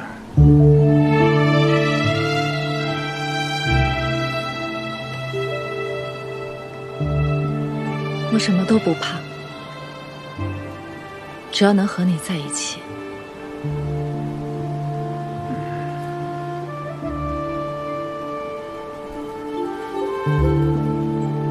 李逆那小子，以为占据了潼关，就可以逼迫西长京了吗？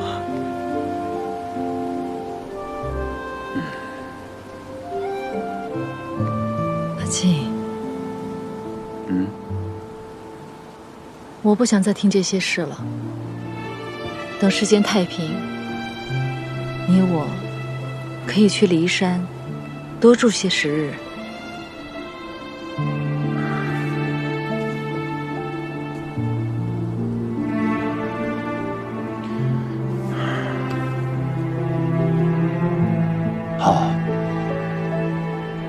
一定去。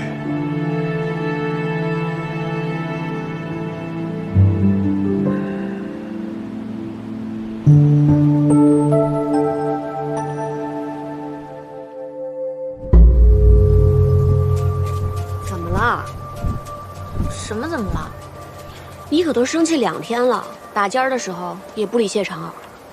哼，他是谁啊？打劫的时候为什么要搭理他？前面有异响，估计这附近有军队，只是不便敌我。先停一停。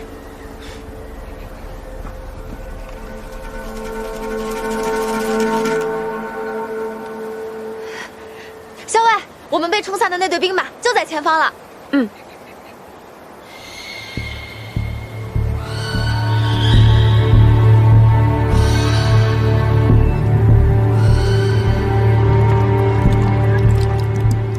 老三，你再忍一会儿。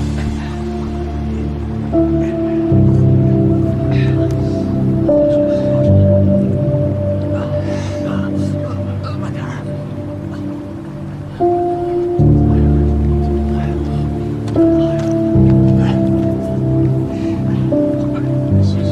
小裴将军，怎么孙家的兵马就突然冲上来了？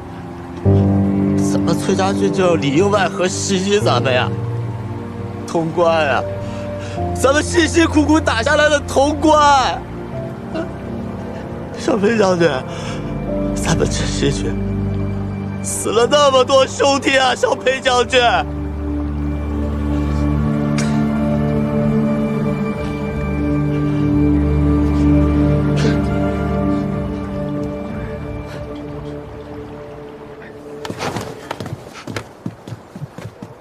如何？石七郎，你真是太厉害了！刚才入营时啊，你就发现不对，让我喂马的时候留神一下。我细看了，发现他们的粮草辎重没什么折损。若是按桃子说的，这支崔家军被大军冲散，那么多少有几分狼狈。可他们军容整肃，不像是近日遭遇了强敌。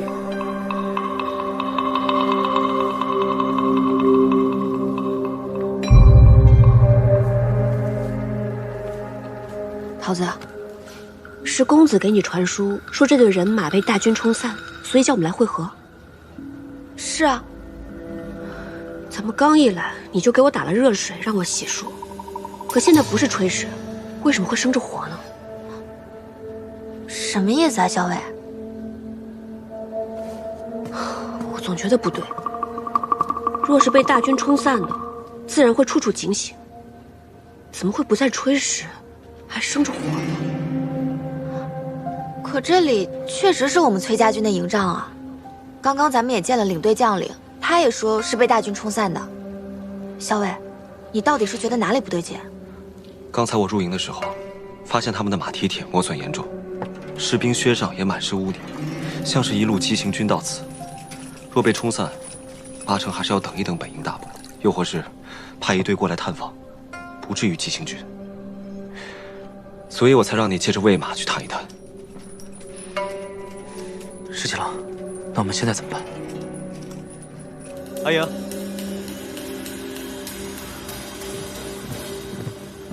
既然你已经平安到这儿了，那我先回潼关了。我们一起走吧，这儿距离潼关不远。既然都会合了，咱们一起去潼关。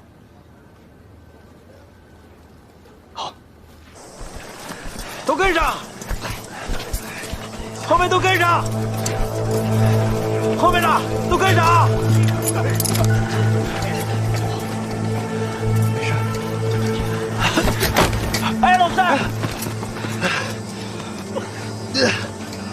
慢点，老三，后面都跟上。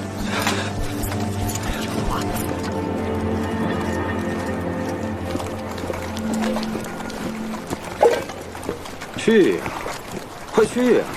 别忘了我跟你说的话，啊，去呀！去！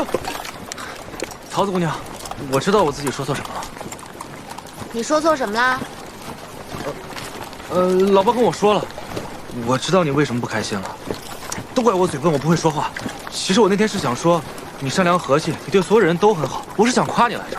我也知道你对我格外好，可是我好像还是没说清楚。行了行了，笨嘴拙舌。桃子姑娘，其实我想说，我知道你对我很好，所以我也想对你很好。好了，我知道。真的？那你不生气了？你知道你不理我的时候，我心里可难受了。那就要看本姑娘的心情了。掐！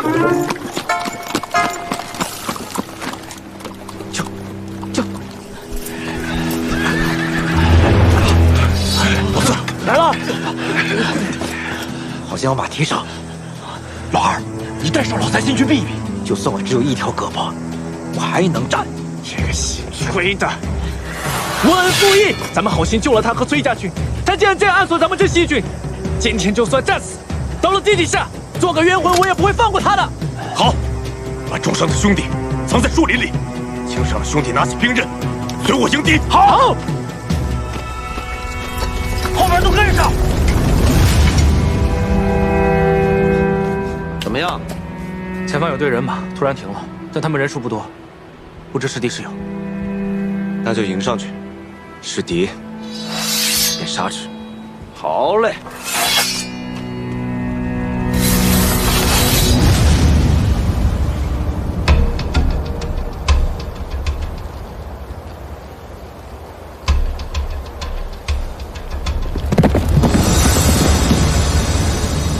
小北将军，今日能跟你战死在这儿，是了。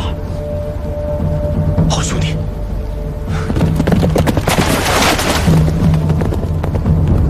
兄弟们，杀！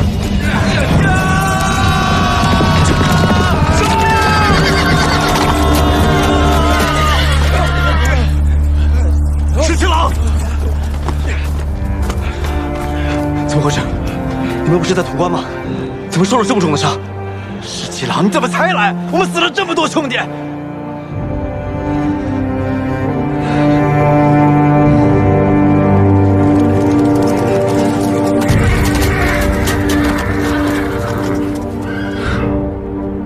杀了这个崔家的，为真心军报仇！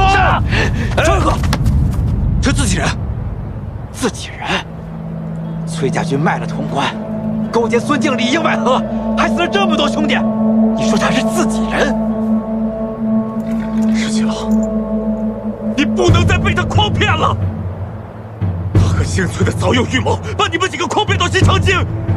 崔家军在潼关里面和孙敬里应外合，杀了我们那么多兄弟，把潼关给卖了。妖女，我裴某和你不共戴天！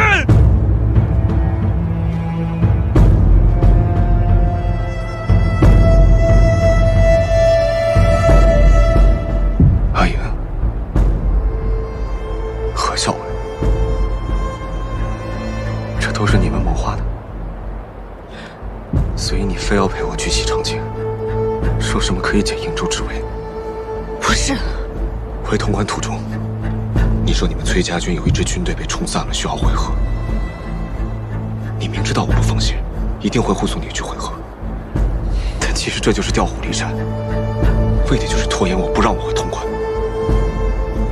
我说我全然不知情，你是不是不肯信？石七郎，你不能再信他了。从交锋到现在，他骗了你多少？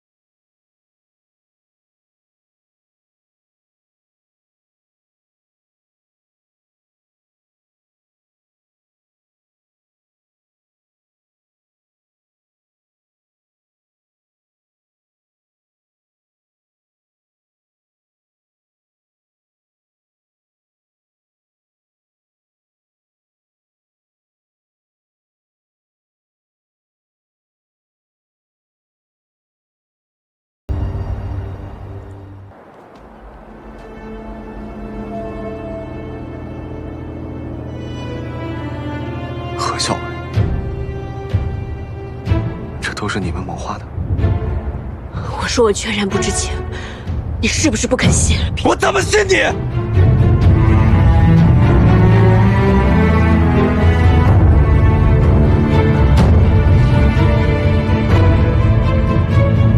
站住！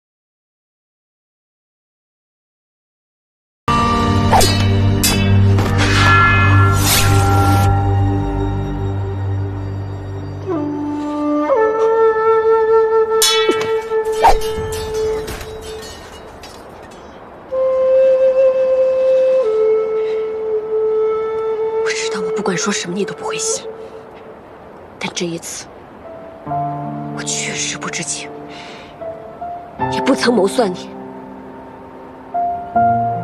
带着你的崔家军给我滚！下次再敢出现在我的面前，我就见一个杀一个。放人！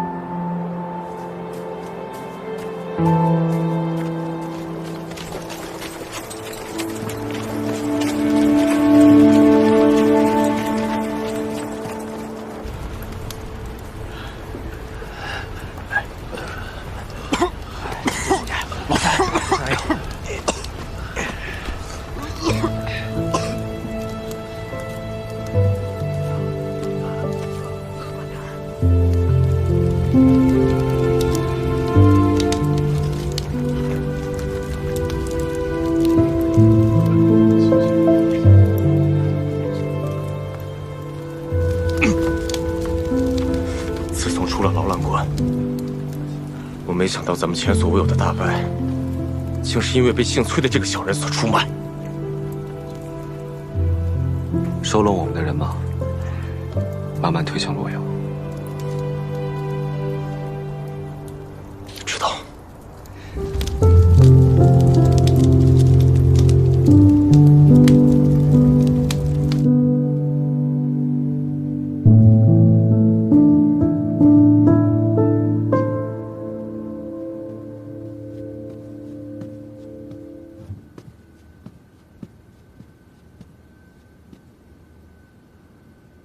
小伟，吃饭了。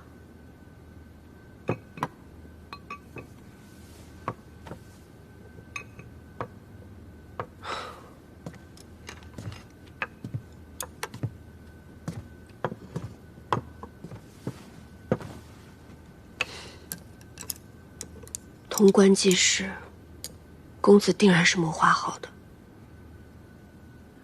我刚刚已经盘问半天了，领队的嘴巴很严。只肯说是公子遣他们出来的，还说让他们务必要行得远一些，好将我们远远引开。其他的就一句不肯再多说了，只推说自己什么都不知道。小伟，多少吃点吧，吃完了咱们再做打算。嗯。这个李妮也真是的。不分青红皂白的就冤枉你，明明你什么都不知道，还非要说你跟公子是串通好的，真让人生气。咱们崔家军害得他们镇西军失了潼关，又折损了大半兵马，确是事实。一经而处的话，我也未必会冷静。但是我总以为他是会相信我的。好了，不许再多想了。好歹他是那么聪明的一个人，我想他肯定会想通的。哎呀，你看你。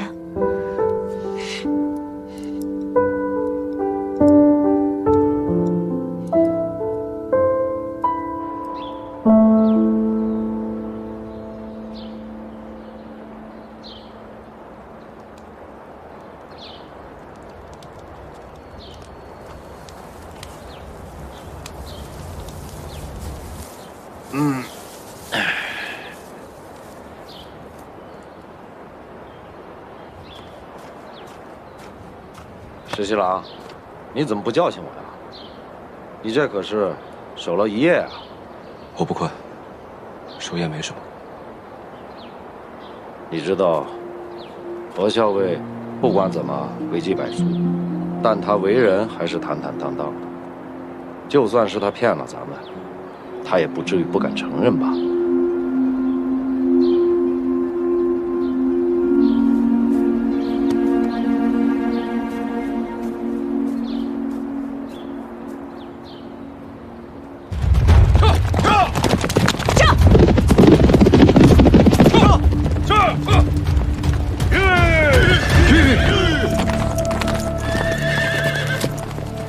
阿英，可算接到你了。你把潼关卖了？阿英，孙敬答应了，只要与他里应外合拿下潼关，驱除镇西军以后，他会立马撤回派往瀛州的大军，副帅那边自然就解围了。你怎么能这么做呢？我为什么不能这么做？难道要我眼睁睁看着副帅被孙敬的重兵围堵吗？你知不知道我们和镇西军是盟友啊？城下之盟而已。李逆这个人，你又不是不知道，反复无常。谁知道他若是将来拿下了西长京，那是不是就要立马出兵瀛州，逼迫我们崔家军，逼迫副帅呢？你怎么能事先不跟我商量就如此行事？我所做的一切都是为了崔家军好。镇西军不过就是折损了些人马，失掉潼关。李逆既然如此厉害，他完全还可以自己打回去啊！瀛州之围迫在眉睫，难道我不应该救副帅吗？救自然是要救的，但是镇西军是出于好心才收留我们崔家军。论道义，你不该卖了潼关。我明明是为了解瀛州之围。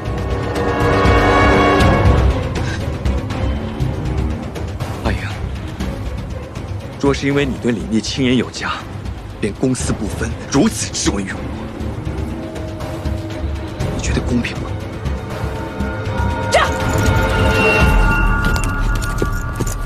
公子，就属下追上去吗？桃子在他身边，他不会走远。等他想开了，自然会回来。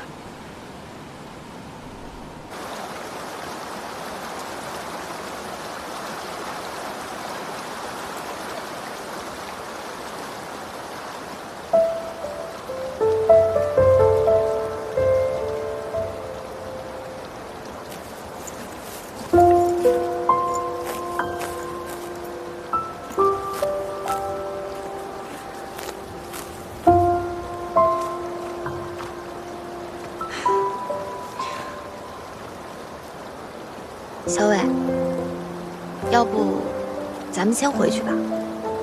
其实，公子也是为了咱们瀛州。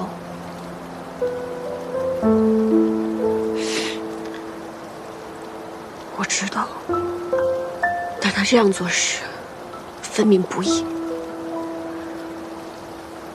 你别难过了。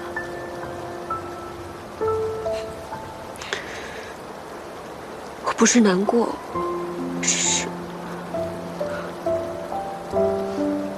你是在担心皇孙会一直想不通，一直误会你吗？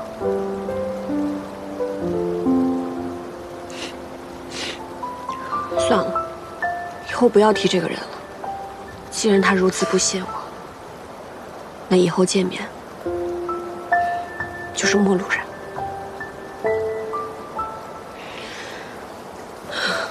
以后后再见面，恐怕只能兵戈相见了。兵戈相见，咱们也不怕。皇孙再厉害又怎么样？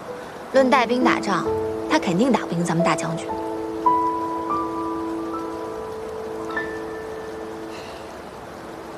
说实话，出瀛州的时候，我在想，这天下苍生何其无辜。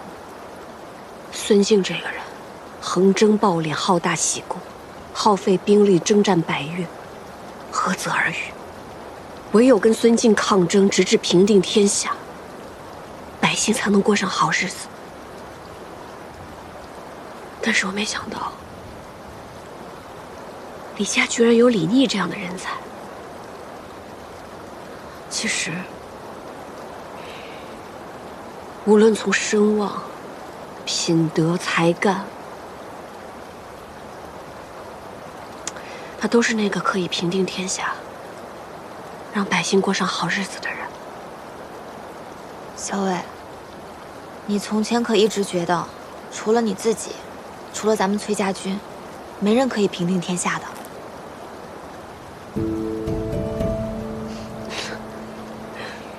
是啊，但我也没想到会遇到这么一个人。不过，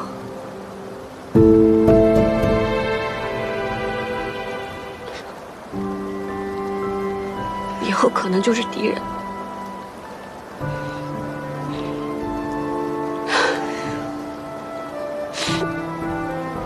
要不咱们还是先回去吧，公子一定很担心你。眼下只有先赶回瀛州了。早点回去见到大将军，大将军一定很开心。好。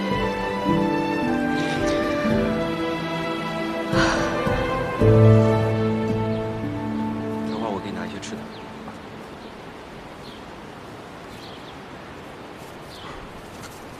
近几日陆续收拢的镇西军，还有从潼关退出来的都在这儿了。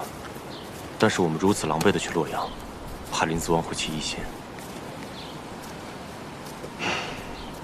我那位兄长，志大才疏，心眼又小；我那位次兄，最是话头不够。他在我兄长旁边，也不知道会出什么馊主意。那我们为什么还要退回洛阳呢？咱们既失潼关，又只收拢了这些兵马，林子王的确会起轻视之嫌。但只要你爹还率着镇西军后迎大军，他就不敢怠慢咱们。你瞧着吧，他八成会派一个人过来，故作嘘寒问暖一番。石七郎，石七郎，说，林子王听闻我们退出潼关，急忙从洛阳调了人手，派人押粮食辎重来慰问相助。石七郎，还真让你说中了。哼，既然如此，那我们就收下了。传令下去，在此扎营，整顿数日，再前往洛阳。是。大哥，上次你说李逆大败，要派人送些粮食辎重去，以作慰问。我也派人送去了，可没想到，他竟然全都给收下了。大哥，这就是李逆的奸猾之处啊！他明知此番大败，必定是由大哥收留他和他的残部，却还舔言收下了大哥的馈赠，这就是打算明目张胆地投奔大哥而来。大哥可要把握好这个机会。可镇西军还有数万兵马被裴宪统领着，都在后方待着呢。大哥怕什么？只要他李逆进了洛阳城，大哥可以跟朝臣商议好，问责他兵败潼关之事。如此，不是轻而易举的就能解除他的兵权吗？那要是万一裴宪不服呢？父王已经登基了，是君主，他若是不服的话，就是欺君罔上。欺君罔上之徒，人人得而诛之。此话有理，我马上让人写信给李逆。他既然大败，那就带着残兵败将速速回到朝中，听候朝中差遣。大哥何不趁此机会一并除了心腹大患？你说的是崔家军？正是。大哥之前不是借了一对轻骑携着众弩给了那崔离吗？只可惜这崔离行事毛躁，让崔林逃了，结果反被这李逆所救。我也是担心崔离不懂事暴露此事，岂不是很头疼啊？大哥，此时正是让崔离谋杀崔林最好的时机啊！你想，崔林刚刚卖了潼关，李逆对之恨之入骨啊！而且如果这时候崔林死了，崔乙也不会怀疑，他一定觉得是李逆所为。崔乙只此一子，若是他老来丧子的话，他一定会跟李逆不死不休的。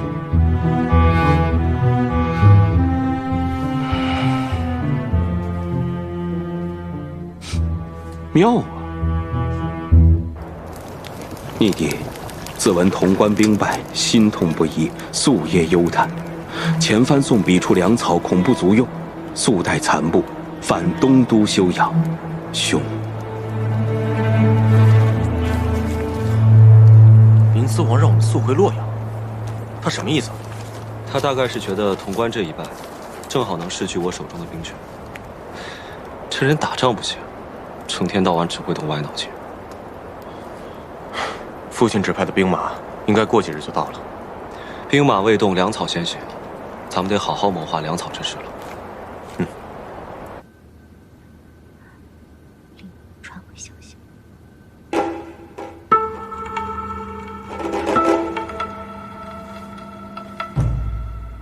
你派人去答复李逆，如果他能够信守承诺，保证迎回太孙，确保太孙长大成人，继位亲政，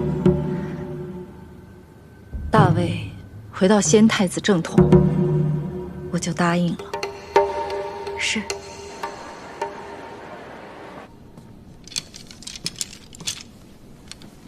父亲突然召婉娘来，不知有何要事。哦，为父刚刚得到消息，征百越大军败了。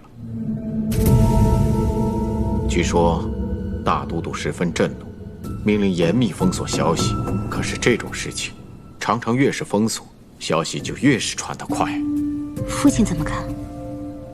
依我看，如果是真败的话，消息绝对不会传得这么快。父亲觉得这是孙敬的计策。没错，这正是孙敬的引蛇出洞之计。如果在这个时候谁敢轻举妄动的话，便正中他下怀。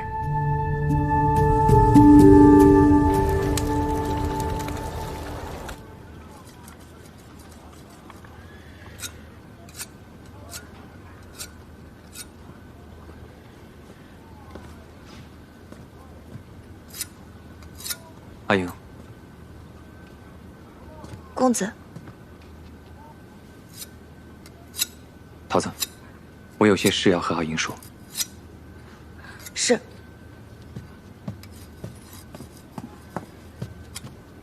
阿英，军中暗线传来消息说，孙敬征百越的大军败了。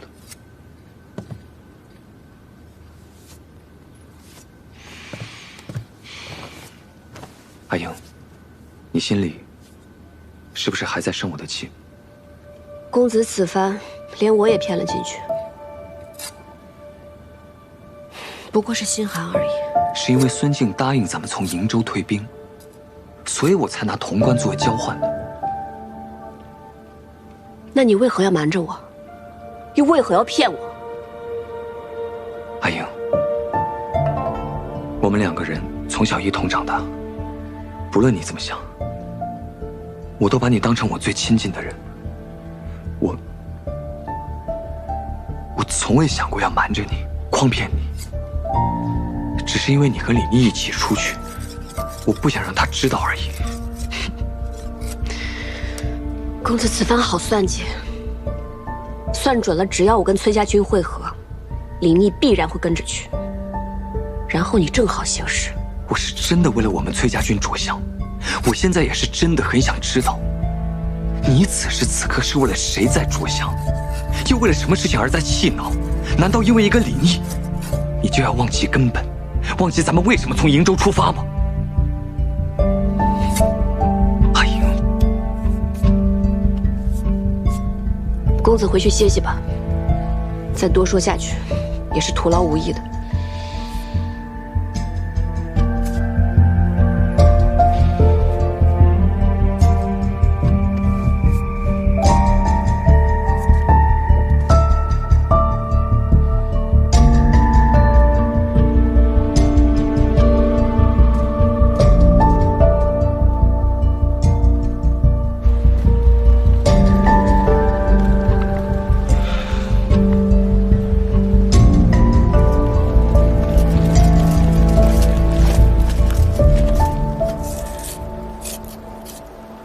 如果算得好的话，我们能用手里这1万兵，攻破西长境。你要以1万破10万？孙敬不是想引蛇出洞吗？我们就给他来个将计就计，他佯败，我就让他坐实真败。石七郎，我有急事跟你说。什么事？你过来吧。啊，还不能当着我面说啊？小伟，你跟公子吵架了？没事。对了，京里传来消息，说征百越的大军败了，孙敬此刻正在封锁消息。这么说的话，孙敬身边岂不是没有多少兵马？小伟，咱们要不要赶紧通知大将军，来个2下里回身包抄？先不用，此事我觉得颇为微妙，未必不是孙敬的计谋。那皇孙，那个谁，你不让提的那个人，他会中计吗？他断然不会，他胆大心细，很少被诱之以利。孙敬佯败，我想他定能识破。而且这件事对他来说，应该是个机会，他不会放过这个机会。是吗？那他会如何做？他会将计就计。你是说崔丽仍在河边缩水埋伏？没错，咱们要与裴大将军派来的人马会合，并设下大营。你是知道的，按咱们镇西军的惯例，选营地之前，必须派出分队巡出数10里。我的小队走得远，正好碰到崔离带着人马行军，看样子是要连夜设伏。崔离既然设伏，自然是冲着那个崔公子去的呀。不过，眼下何校尉可是跟那个崔公子在一起，咱们是救还是不救啊？不救，真的不救？不救。哎。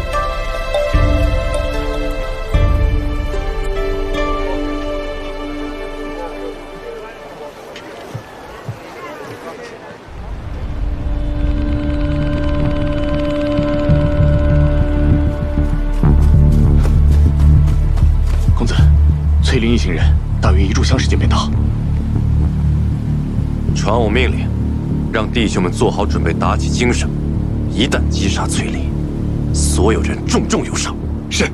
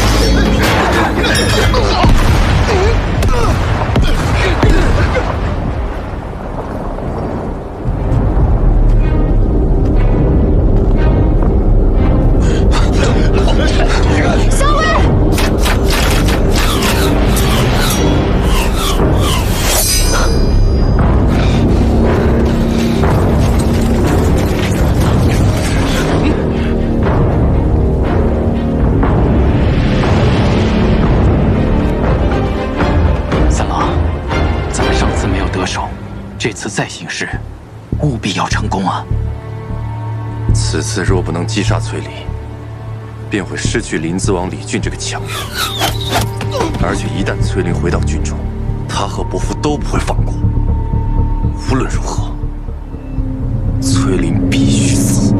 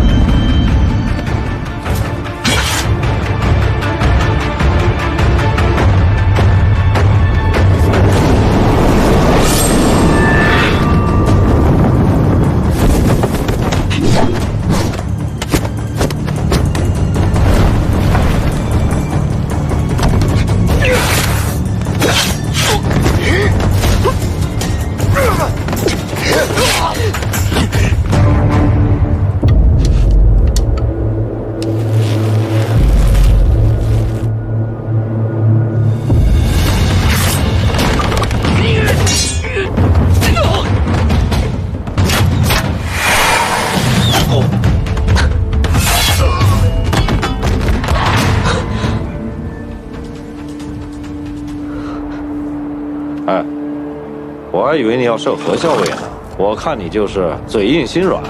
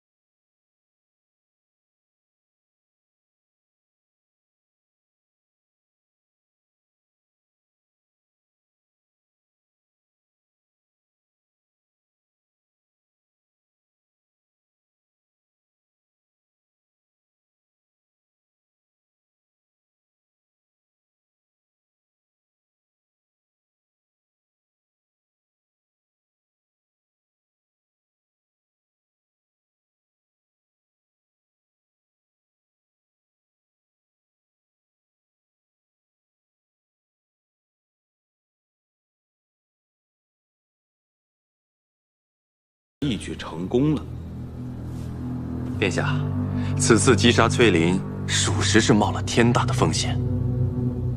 不过，为了殿下的大业，倒也值得。崔公子辛苦了，本王都记在心里面，应许你的，分毫也不会少。殿下大恩，崔离谨记，日后定誓死效忠殿下。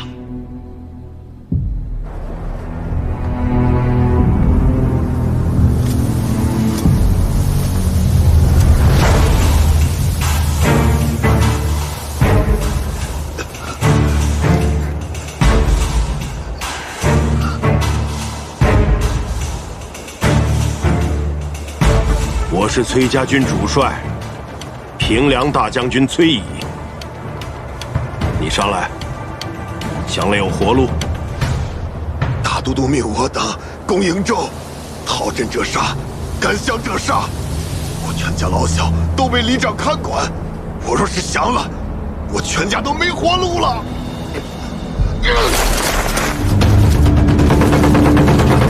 孙敬的兵马被咱们坑了一半，还有一半仓皇逃走，干脆我们一不做二不休，跟在他们后面，直捣西长京。大将军，大将军，大将军，大将军，公子率军返回瀛州的途中遭遇埋伏，受重伤落入水中，现下落不明。公子身边的人呢？何校尉呢？公子遇袭之时，镇西军恰在左近，救了一些人。镇西军的主帅李逆写了一封信，差人过来送给大将军。崔大将军，逢崔家军遇袭，恰在左近，昔为之晚矣，令公子堕河。幸其救得阿莹，深可为大将军之幸。阿莹安然无恙，于镇西军中休养。唯望大将军率大军与镇西军同取西长京。李逆这个无耻之徒，狂妄至极，竟然敢胁迫我！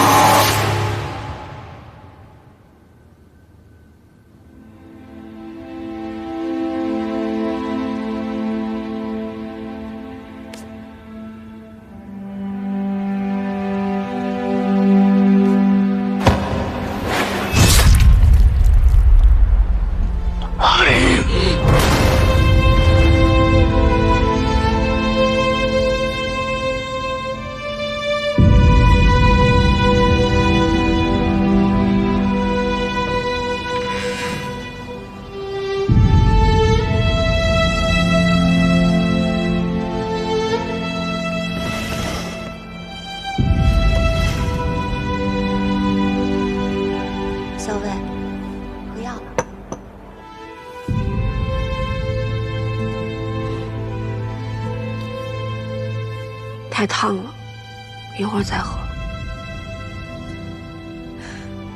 你也别太难过了，公子或许被人救了呢。这么多天过去了，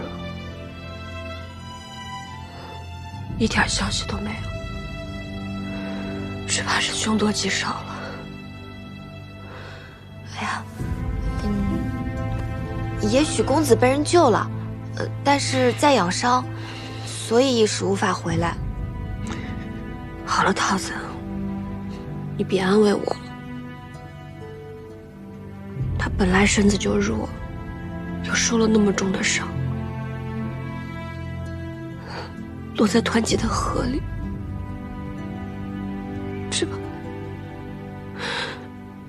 只怕是再也回不来了。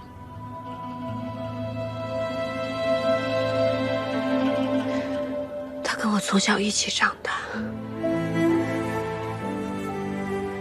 其实在我心里，他跟我亲生兄长是一样的，但没想到，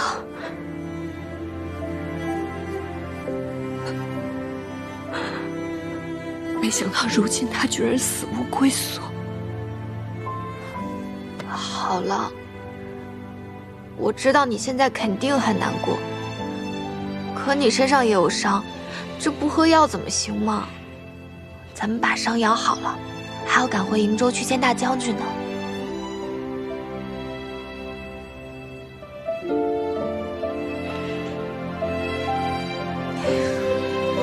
李逆这个坏人，竟然把咱们扣在这太清宫，还不肯放我们出去。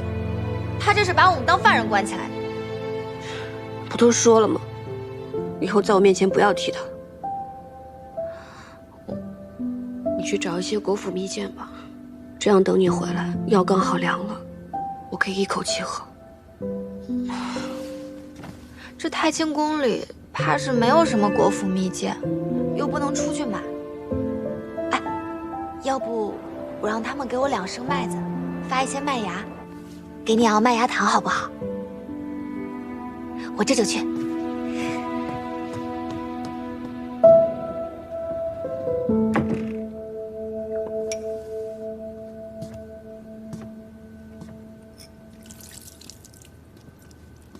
你为什么把药倒了？我是害了镇西军的罪人，我不吃药死得快点，岂不是更重你下怀？其实你当日根本就没有必要救我。如果我和公子都死了，也能让你出口恶气啊！我不会不救你的。我不需要你救，当日不需要，如今也不需要。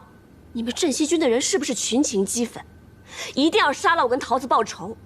所以你才把我跟桃子都关在这太清宫，用你的亲兵守卫，不就是怕你们的人想冲过来杀了我们吗？阿英，我想明白了潼关的事，事先你应不知情。你为人心高气傲，从来都是用阳谋，这种下三滥的手段你不屑去用，且不顾大局，不是你的做派。若真是你做的，你也会坦然相认。所以，是我冤枉你。你没有冤枉我，是我。就是我害死了你军中的兄弟，你一刀杀了我好了，何必在这假惺惺的要救我呢？对不起，我知道不应该不相信你，但那日事发突然，我们镇西军死了这么多人，我才会理智全无，才会误解你。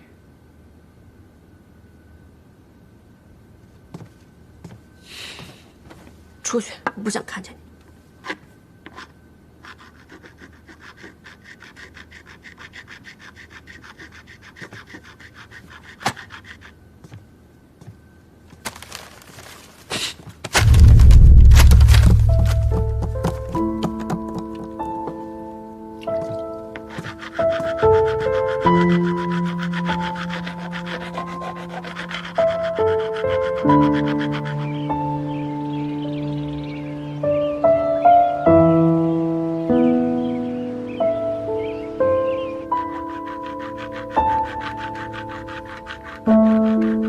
校尉，你说巧不巧？本来呢，我正发愁呢，做麦芽糖啊，怎么着也得2日吧。哎，没想到厨房那儿有洛阳送来的点心，说是给李逆的，我不由分说先拿了一点来。我试过了，没有毒，味道还不错呢。哎呦，这是怎么？没什么，药我刚才喝了。屋里刚才进了一只老鼠，我随手拿东西去砸，老鼠没砸到，东西却散了一地。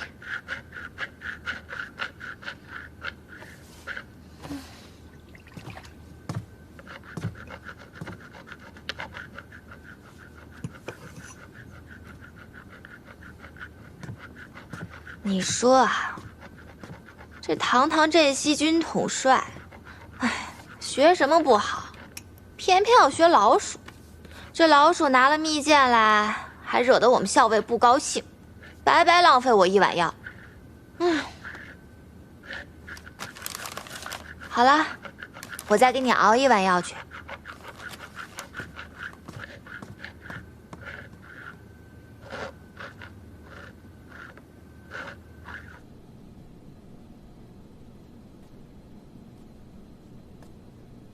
又去太清宫了。瀛州有消息吗？崔毅真的是老奸巨猾，孙敬派过去的兵马被他坑了大半，还有一半被崔毅追击，且战且退，快到福州了。崔姨怎么说？他倒是痛快，答应了咱们的条件。不过这个老狐狸要咱们活捉崔离，估计是想为自己的儿子亲手报仇。大哥那个人，担不起什么责任。崔离藏在他那儿，说太平无事还好，但凡有点风吹草动，他必然会交出崔离。是啊，师兄，太清宫的那几位既然不曾与崔林共谋，而且又是崔乙指名要保全的人，其中的缘由，我定会向军中的同袍解说。还有，崔乙现在既然答应了和我们一起出兵，也算是给兄弟们报仇了。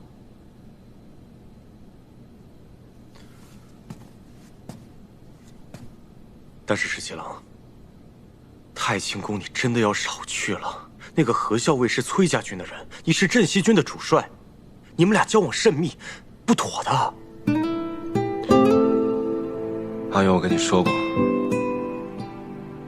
是我有愧于他。可是石七郎，你要记住，陛下现在已经登基了，你是陛下之子，是镇西军的主帅，你将来不可能娶崔家军的女人，就算是侧室，也是不可能的。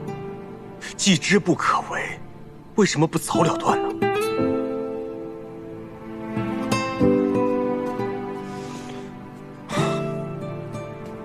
石七郎，只是你自己心里也清楚，你以后的婚配必定是陛下为你赐婚，选中的人也必定是京中的名门闺秀。就算你向陛下相求，他也会为你找一个堪做王妃的人。石七郎，你是不可能娶她的。此事言之尚早。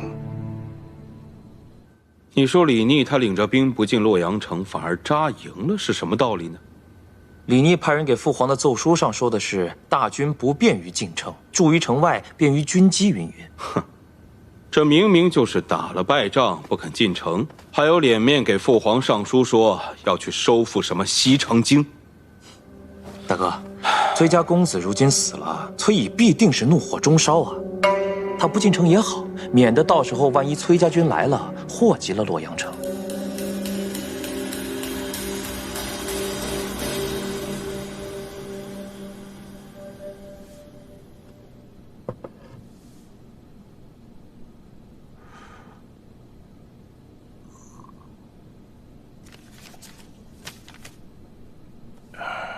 皇孙既然传信来给父亲，想必是有了破西长京的计策。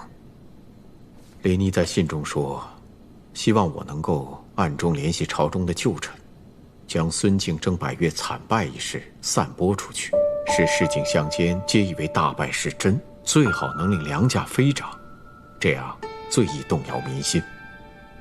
父亲，您觉得皇孙是何计策？此人机巧善变，我也实在是看不出啊。不过，看他打算搅乱城中民心，一旦这城中乱起来，他便有机可乘。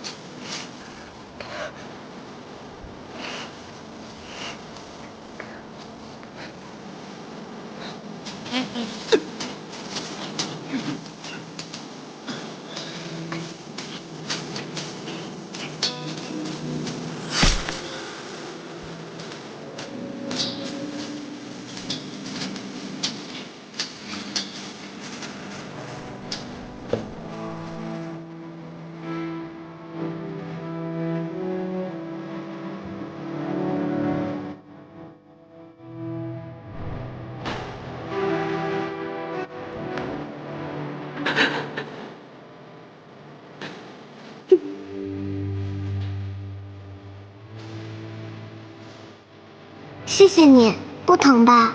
不疼。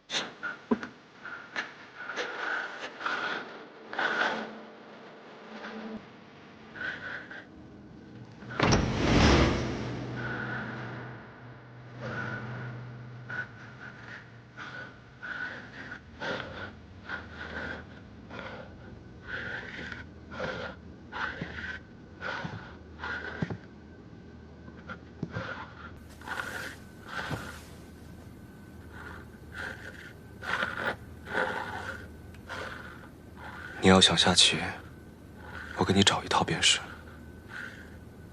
何必这么辛苦，自己打磨呢？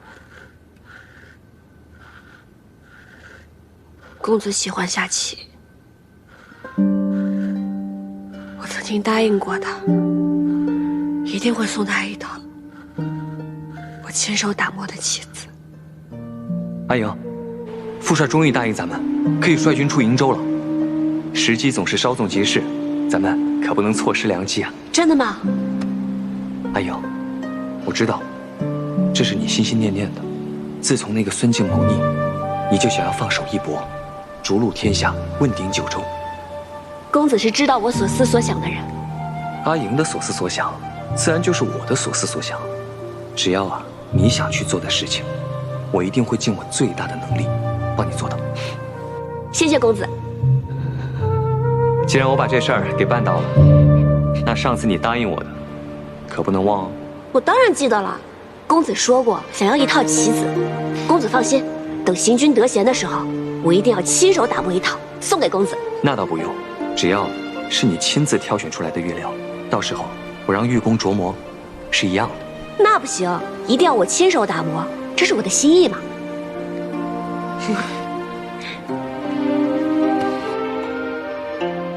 但是现在，怕是再也没有机会当面送给他了。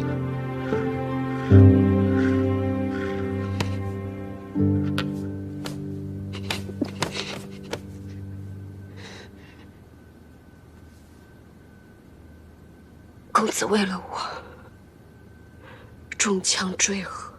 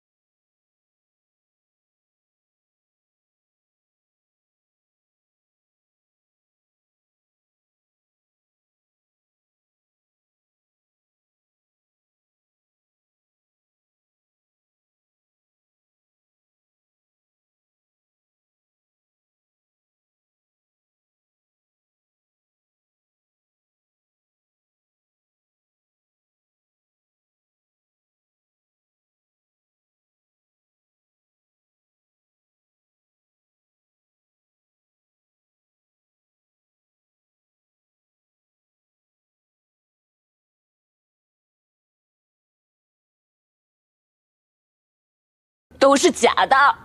可我对你都是真的。我不管你是真喜欢你们家公子，还是假喜欢你们家公子，我对你就是真心的。从第一天见到你，你把我传到井里了，那时我就在想，如此凶狠狡诈之人，下次我见到他一定要把他传到井里。可后来我们又见到了。我本来可以对你下狠手，我没有这么做。我犹豫了，我也不知道为什么。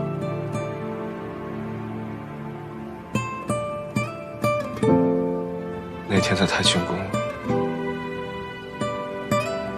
我和你打了个赌，结果我输给了你。但我心里却有一种说不上来的高兴，因为我终于知道，其实你心里也喜欢我，你心里也有我，所以你口口声声说你骗我，你不喜欢我，说从前都是假的，我不会相信，因为你对我都是真的。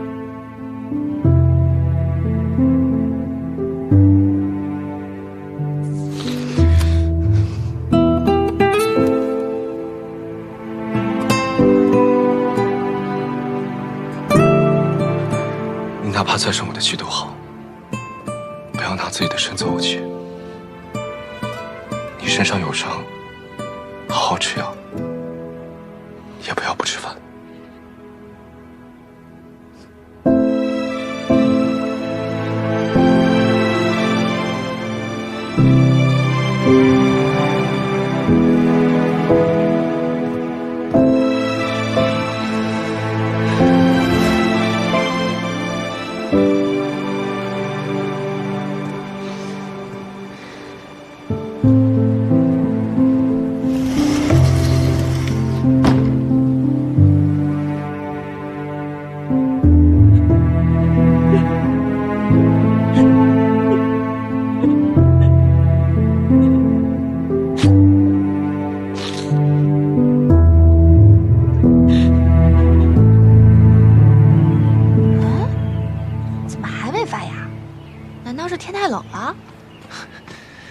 桃子，好久不见，终于又见到你了。桃子，桃子，你为什么又不理我了？我帮你。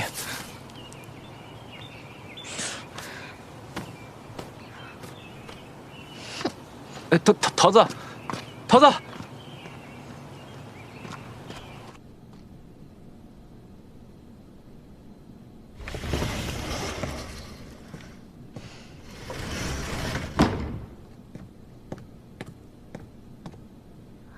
这老鼠又来了。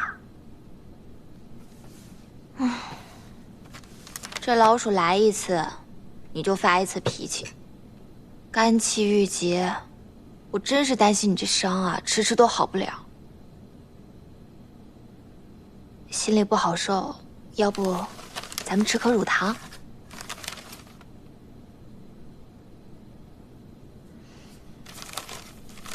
这老鼠也真是的。明知道我们校尉看见他就想砸他，还敢拿糖来。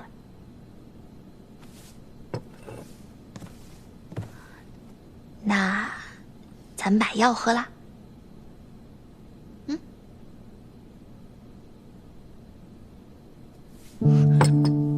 你手怎么了？没什么，破了皮而已。你这又是何苦呢？就算是公子九泉之下，看见你这样折磨自己。他也是会很心痛的。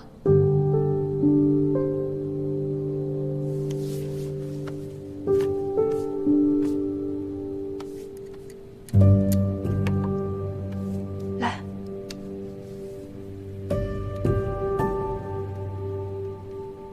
方才你跟李妮吵架了？是啊，我把他骂了一顿。说了好些狠话，但没想到他反倒什么？没什么。校尉，我知道你还在气李妮不相信你，更气他在危难的时候作壁上观。公子的死，你又伤心又自责，可你总这么难过下去不是办法。你总是要顾好自己的身体的，是不是？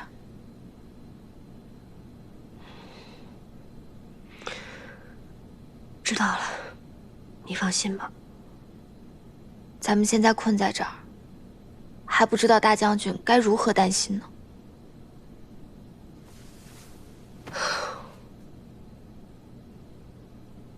还是要想个办法，脱身回应州。小伟，要不咱们就从李逆身上下手，好脱身回应州。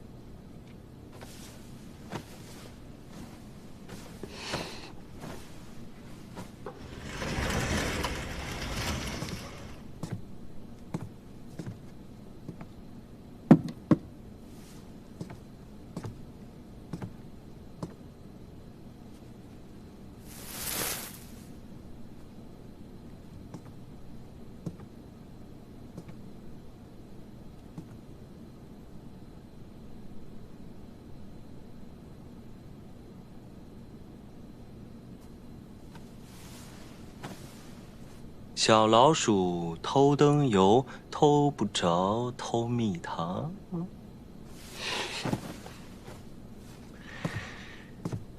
哎呀，你晚上就喝了药，你饭也不吃，这样下去肯定会有伤元气。我给你带了一罐蜂蜜，给你烙了个饼，你要不就吃一点。多谢皇孙关心。我不饿。你就算生我的气，也不能不吃东西。皇孙何必要这么关心一位阶下囚？天太晚了，男女有别，皇孙在这里实在不方便，还是赶紧走吧。我只是想请你留下来多待几日，你并不是阶下囚。皇孙何必要说的这么冠冕堂皇？我们家公子已经死了，何某一介女流，对于皇孙挟制我们崔家军没有任何用处。既然说我不是阶下囚，那你为何不肯放我走？因为你身上有伤。当然，你如果晚来一刻，我便也已是江中冤魂，何必还要在这关心我有没有伤？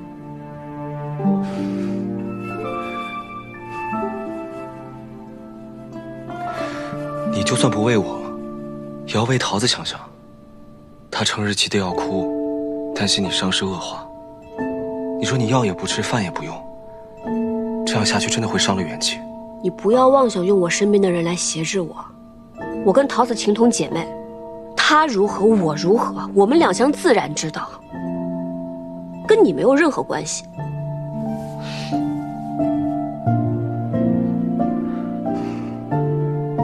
你既然还生我的气，那我先走了。不要带着怒气睡觉，对身体不好。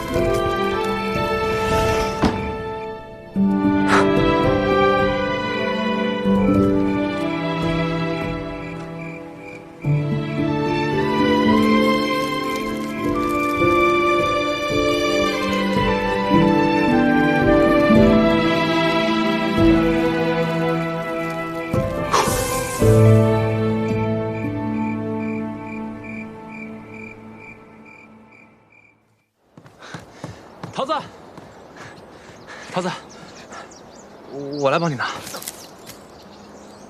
桃子，你还在生我的气吗？你可不可以别不理我了？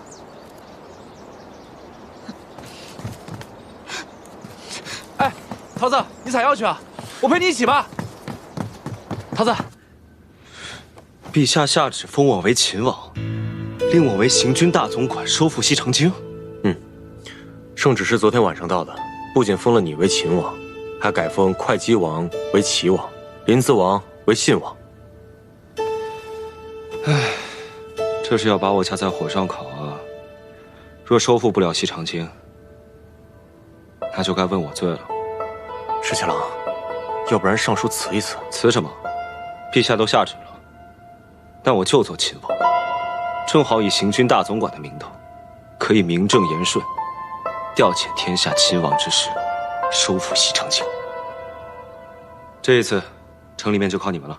你就放心吧，石七郎，我们一定会按你说的办，把这西长京啊闹他个天翻地覆。就是，咱们兄弟别的本事没有，闹他个天翻地覆这种事儿再拿手不过。是啊，这次我伤还没好，不能跟你们一块儿去了。我替你去，给你闹个双份的回来。现在城中暗流涌动，敌我莫辨，你们千万要留心，行事必须谨慎，还有，务必保自身周全。你就放心吧，等攻下西长京，我们再回来同你们喝酒。喝酒，攻下西长京，回来一起喝酒，一起喝酒。走。相爷，现城中谣言四起，近几日粮价飞涨，人心惶惶。都说那孙大都督派去伐百越的大军败了，城里都说那伟帝的儿子李逆刚刚被封秦王，眼看着就要攻打西长京，都说他是天煞星下凡，专克大都督的。还说什么了？还说秦王派奸细在井水里下了毒，闹得人心惶惶的，都不敢食用井水了。还有人说那太仓里其实是空的，连半颗粮食都没有。这粮食啊，早就被伐百越的大军拿去当了军粮了。只要秦王一围城，这城中的百姓都会被活活饿死。好了，我知道了，下去吧。命令下人严守门户，不得出门。是。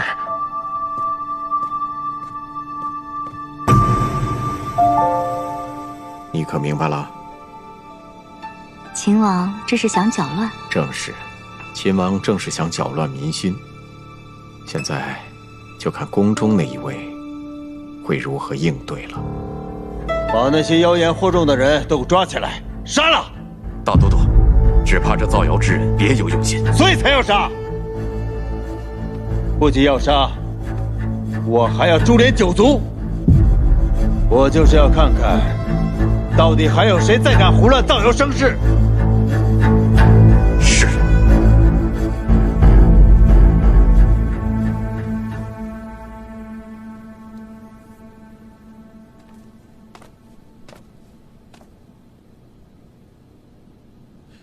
今日怎么这么早过来？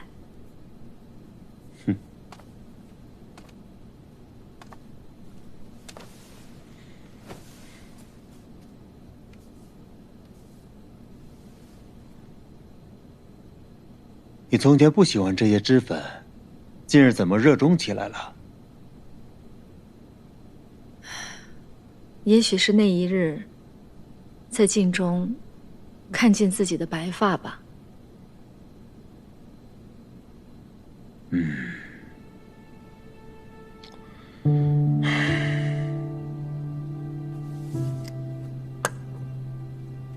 阿静，是否前朝有事？你不用同我讲，我跟你出去散散心。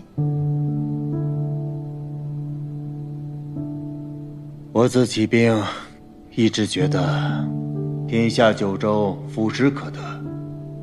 没想到李逆率领镇西军竟然一路杀过来，剑指西长京。潼关是两京门户，只要潼关在手，李逆就算是有洛阳，也无用武之地。崔乙艰险，他若是和李逆联手，时局便会艰难起来了。不会的，崔乙别有私心，否则他不会派军出瀛州。李逆是伪帝之子，两个人各怀心思，断不会轻易联手。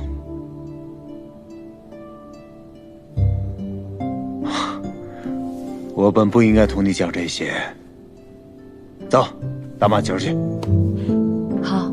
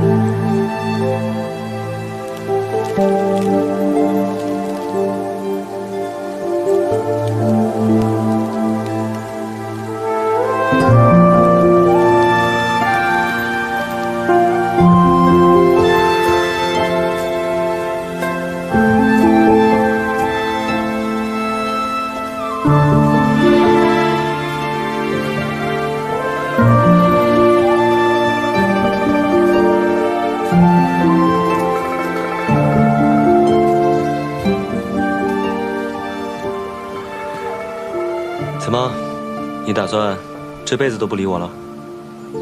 秦王殿下多虑了，如今殿下刚刚封了秦王，想给殿下献殷勤的人多了去了。殿下又何必这么在意我？从前叫我皇孙，如今叫我殿下，你就不愿意再叫我十七郎了吗？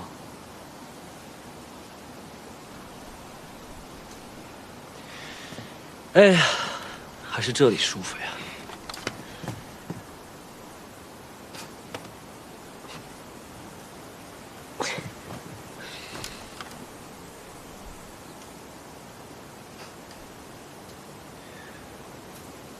我年幼的时候呢，我奶娘哄我说，我要是有什么心愿的话，就折一个竹蜻蜓。等它落地的时候，那我的愿望就实现了。我那个时候呢，特别想见到我阿娘，别人都有阿娘，就我没有。于是我便折了好多只竹蜻蜓，翻到墙上，一只一只的往下放，直到全部放完的时候，我才发现，原来奶娘是哄我的。这一个心愿，无论折多少竹蜻蜓，都无法实现。人们常说，傻事做了一次之后，就不会再做第二次了。可我还是做了很多竹蜻蜓，因为是你，为了你，再傻的事情，我都愿意做。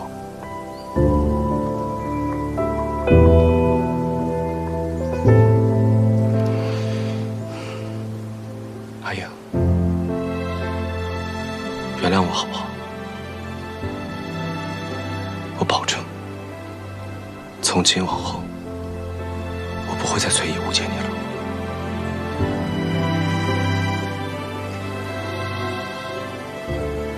那你就别再关着我，放我跟桃子回瀛州去。这我无法应允。那我跟殿下没什么好说的了。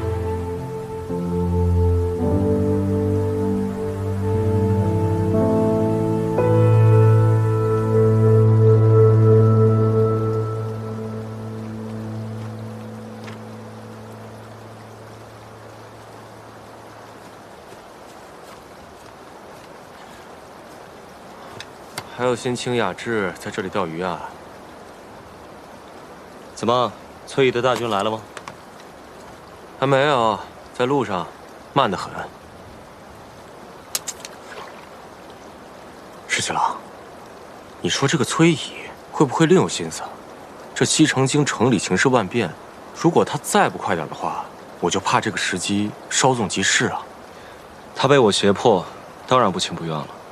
再说，我兵少他兵多，攻城他却要出全力，你说，他肯速速前来吗？我刚刚收到消息，大将军已经。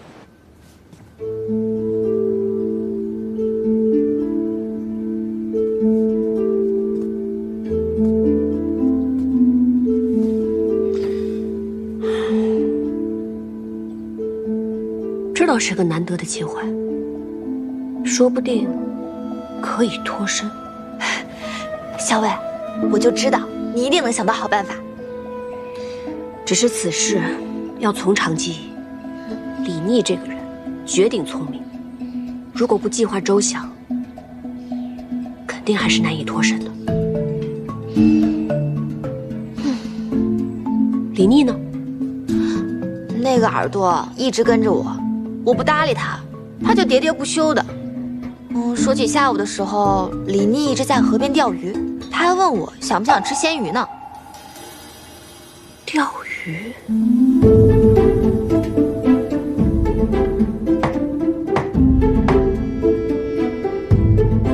谁啊？殿下，是我，桃子。请进。殿下，小裴将军。殿下，校尉天天喝药，饮食减了大半，人也清瘦了不少，这些你都是知道的。今天校尉喝完药，突然说他想喝鱼丸汤，我就赶紧去问厨房了。但是厨房说今日不逢集，也只采买了一些蔬菜。可巧我看到那水桶里养了几尾活鱼，可他们说那是殿下今日在河边钓的，所以不敢擅自做主，我就前来询问一下殿下。难得他想吃点东西，我去厨房做吧。那就不劳烦了，我来做就行。没事，鱼丸捶打讲究巧劲儿，我来。如此的话，那就劳烦殿下了。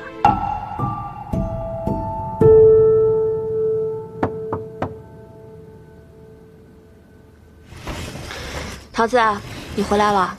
是啊，是我来了。趁热尝尝吧，凉了就腥了。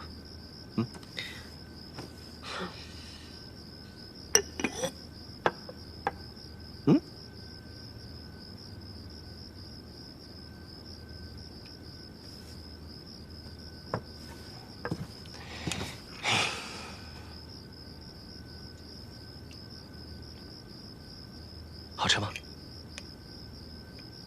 倒是挺新鲜。你啊，就应该好好调养一下。就算再生我的气，也不能不爱惜自己。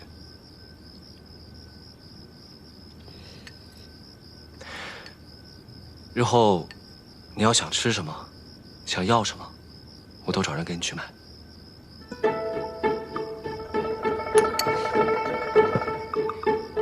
你就真的不怕我趁机传递消息，然后一走了之吗？你若是走得了，我也有办法将你半路截回来。你不信的话，尽管一试吧。孙敬征百越的大军并未真败，只是瀛州兵败，只怕孙敬会速速召回百越大军，他又掌控了潼关，对你是两面夹击。除非你能在百越大军回朝之前攻下西长京，但是以镇西军如今的兵力，怕是做不到了。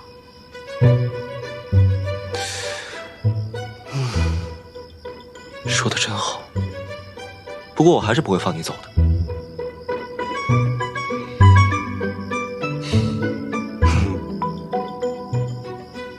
殿下真是知我甚深啊！你也知我甚深啊，彼此彼此。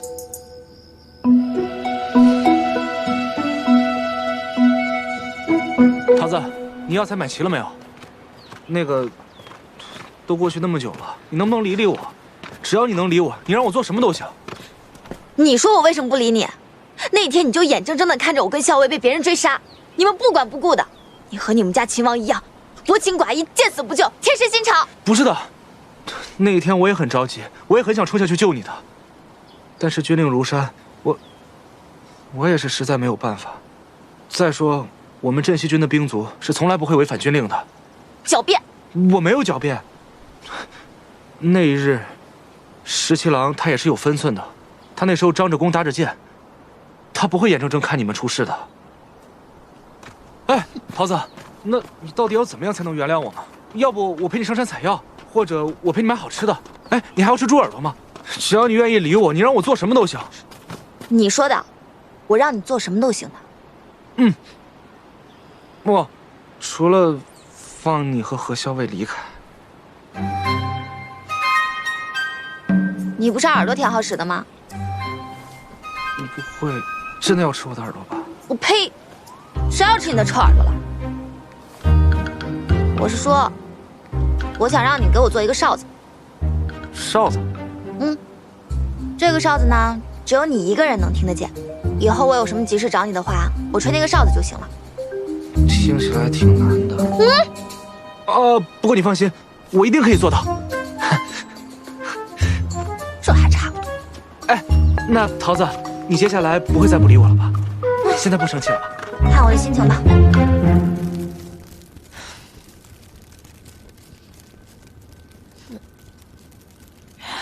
唉，十七郎刚刚去见了何校尉，结果又吃了闭门羹。活该。桃子姑娘，其实十七郎真的对何校尉很好的，要不你帮忙在校尉面前美言几句，让他消消气。他要是真对我们家校尉好啊，就不会拿这些破烂药材滥竽充数了。我们家校尉的伤到现在还没好，你看看这都是些什么呀？桃子姑娘，你别生气，这样你开个药方给我，我来买。如果这附近买不到的，我就去西长京或者洛阳买，怎么样？这可是你说的啊。行，我现在就去给你开药方。好，继续扇，不要停啊。哦。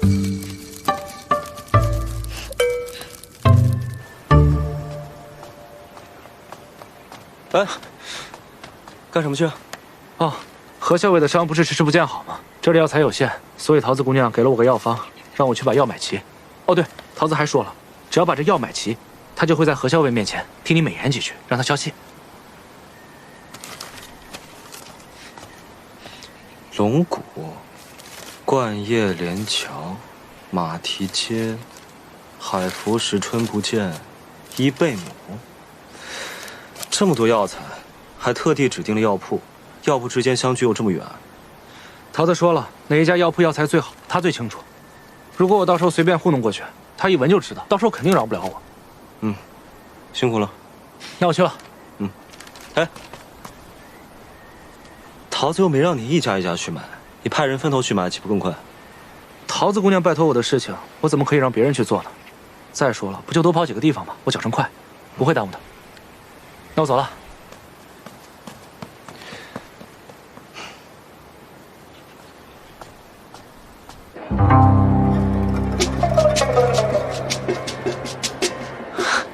回春芳，终于找到了。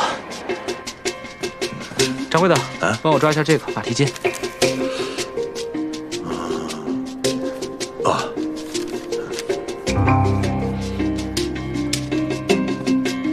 你那药，哎，谢谢。这是银钱，不用找了。哎，你慢走啊。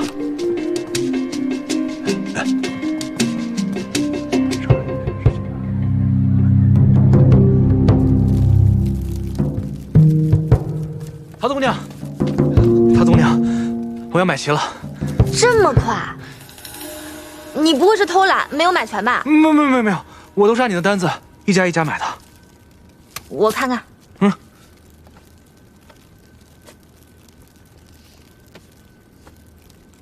怎么样？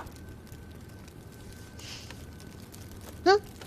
那桃子姑娘，你可不可以在何校尉面前帮十七郎美言几句？行吧，看在这些药材的份上，哎，我再检查一下。哦，检查。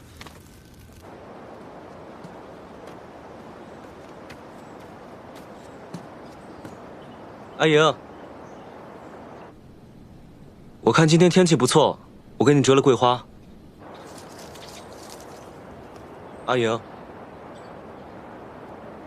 阿莹，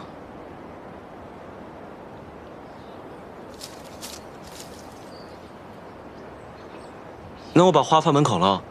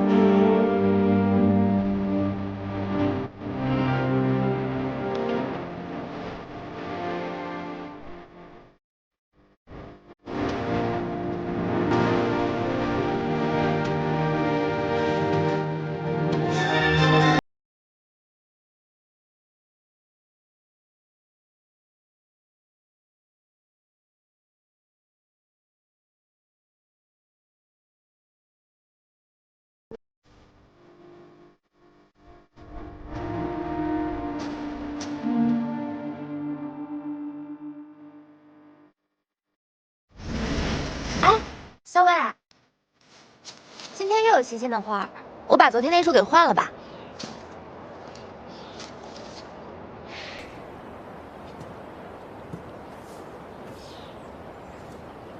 校尉，你就别生气了。我看这次秦王，哦不，是真心给你赔礼认错的。他不是说了吗？他不该不相信你。其实公子的事儿是崔离那个小人所为，也怪不得他的。奇怪了，你今天怎么在帮他说话呀？哎呀，校尉，我是为你着想，好不好？我看这秦王啊，对你真是挺用心的，他还派人四处采买药材呢。哪怕天天看你的脸色，也想在这太清宫一直陪着你。其实啊，我也知道他是真心赔礼。我也不应该再生气了。若是旁人这样，我也不至于这么生气。但是，旁人怎么能跟他一样呢？哦，原来是这样啊！我说嘛，再说我要生气了。哎呀，我错了，你别生气，我给你换花。大将军，有消息了。十七郎，十七郎，十七郎，十七郎，有个好消息。怎么？桃子说他费了万千好话，终于说动了何校尉，让他答应跟你好好见一面。所以今天晚上他们在莲池设宴，到时候桃子会见机行事，留你们两个单独说话。哦对，桃子还说，姑娘家嘛，总归是心软的，你到时候要以诚心相待，多赔不是，这样定能够让何校尉消气。替我多谢桃子姑娘。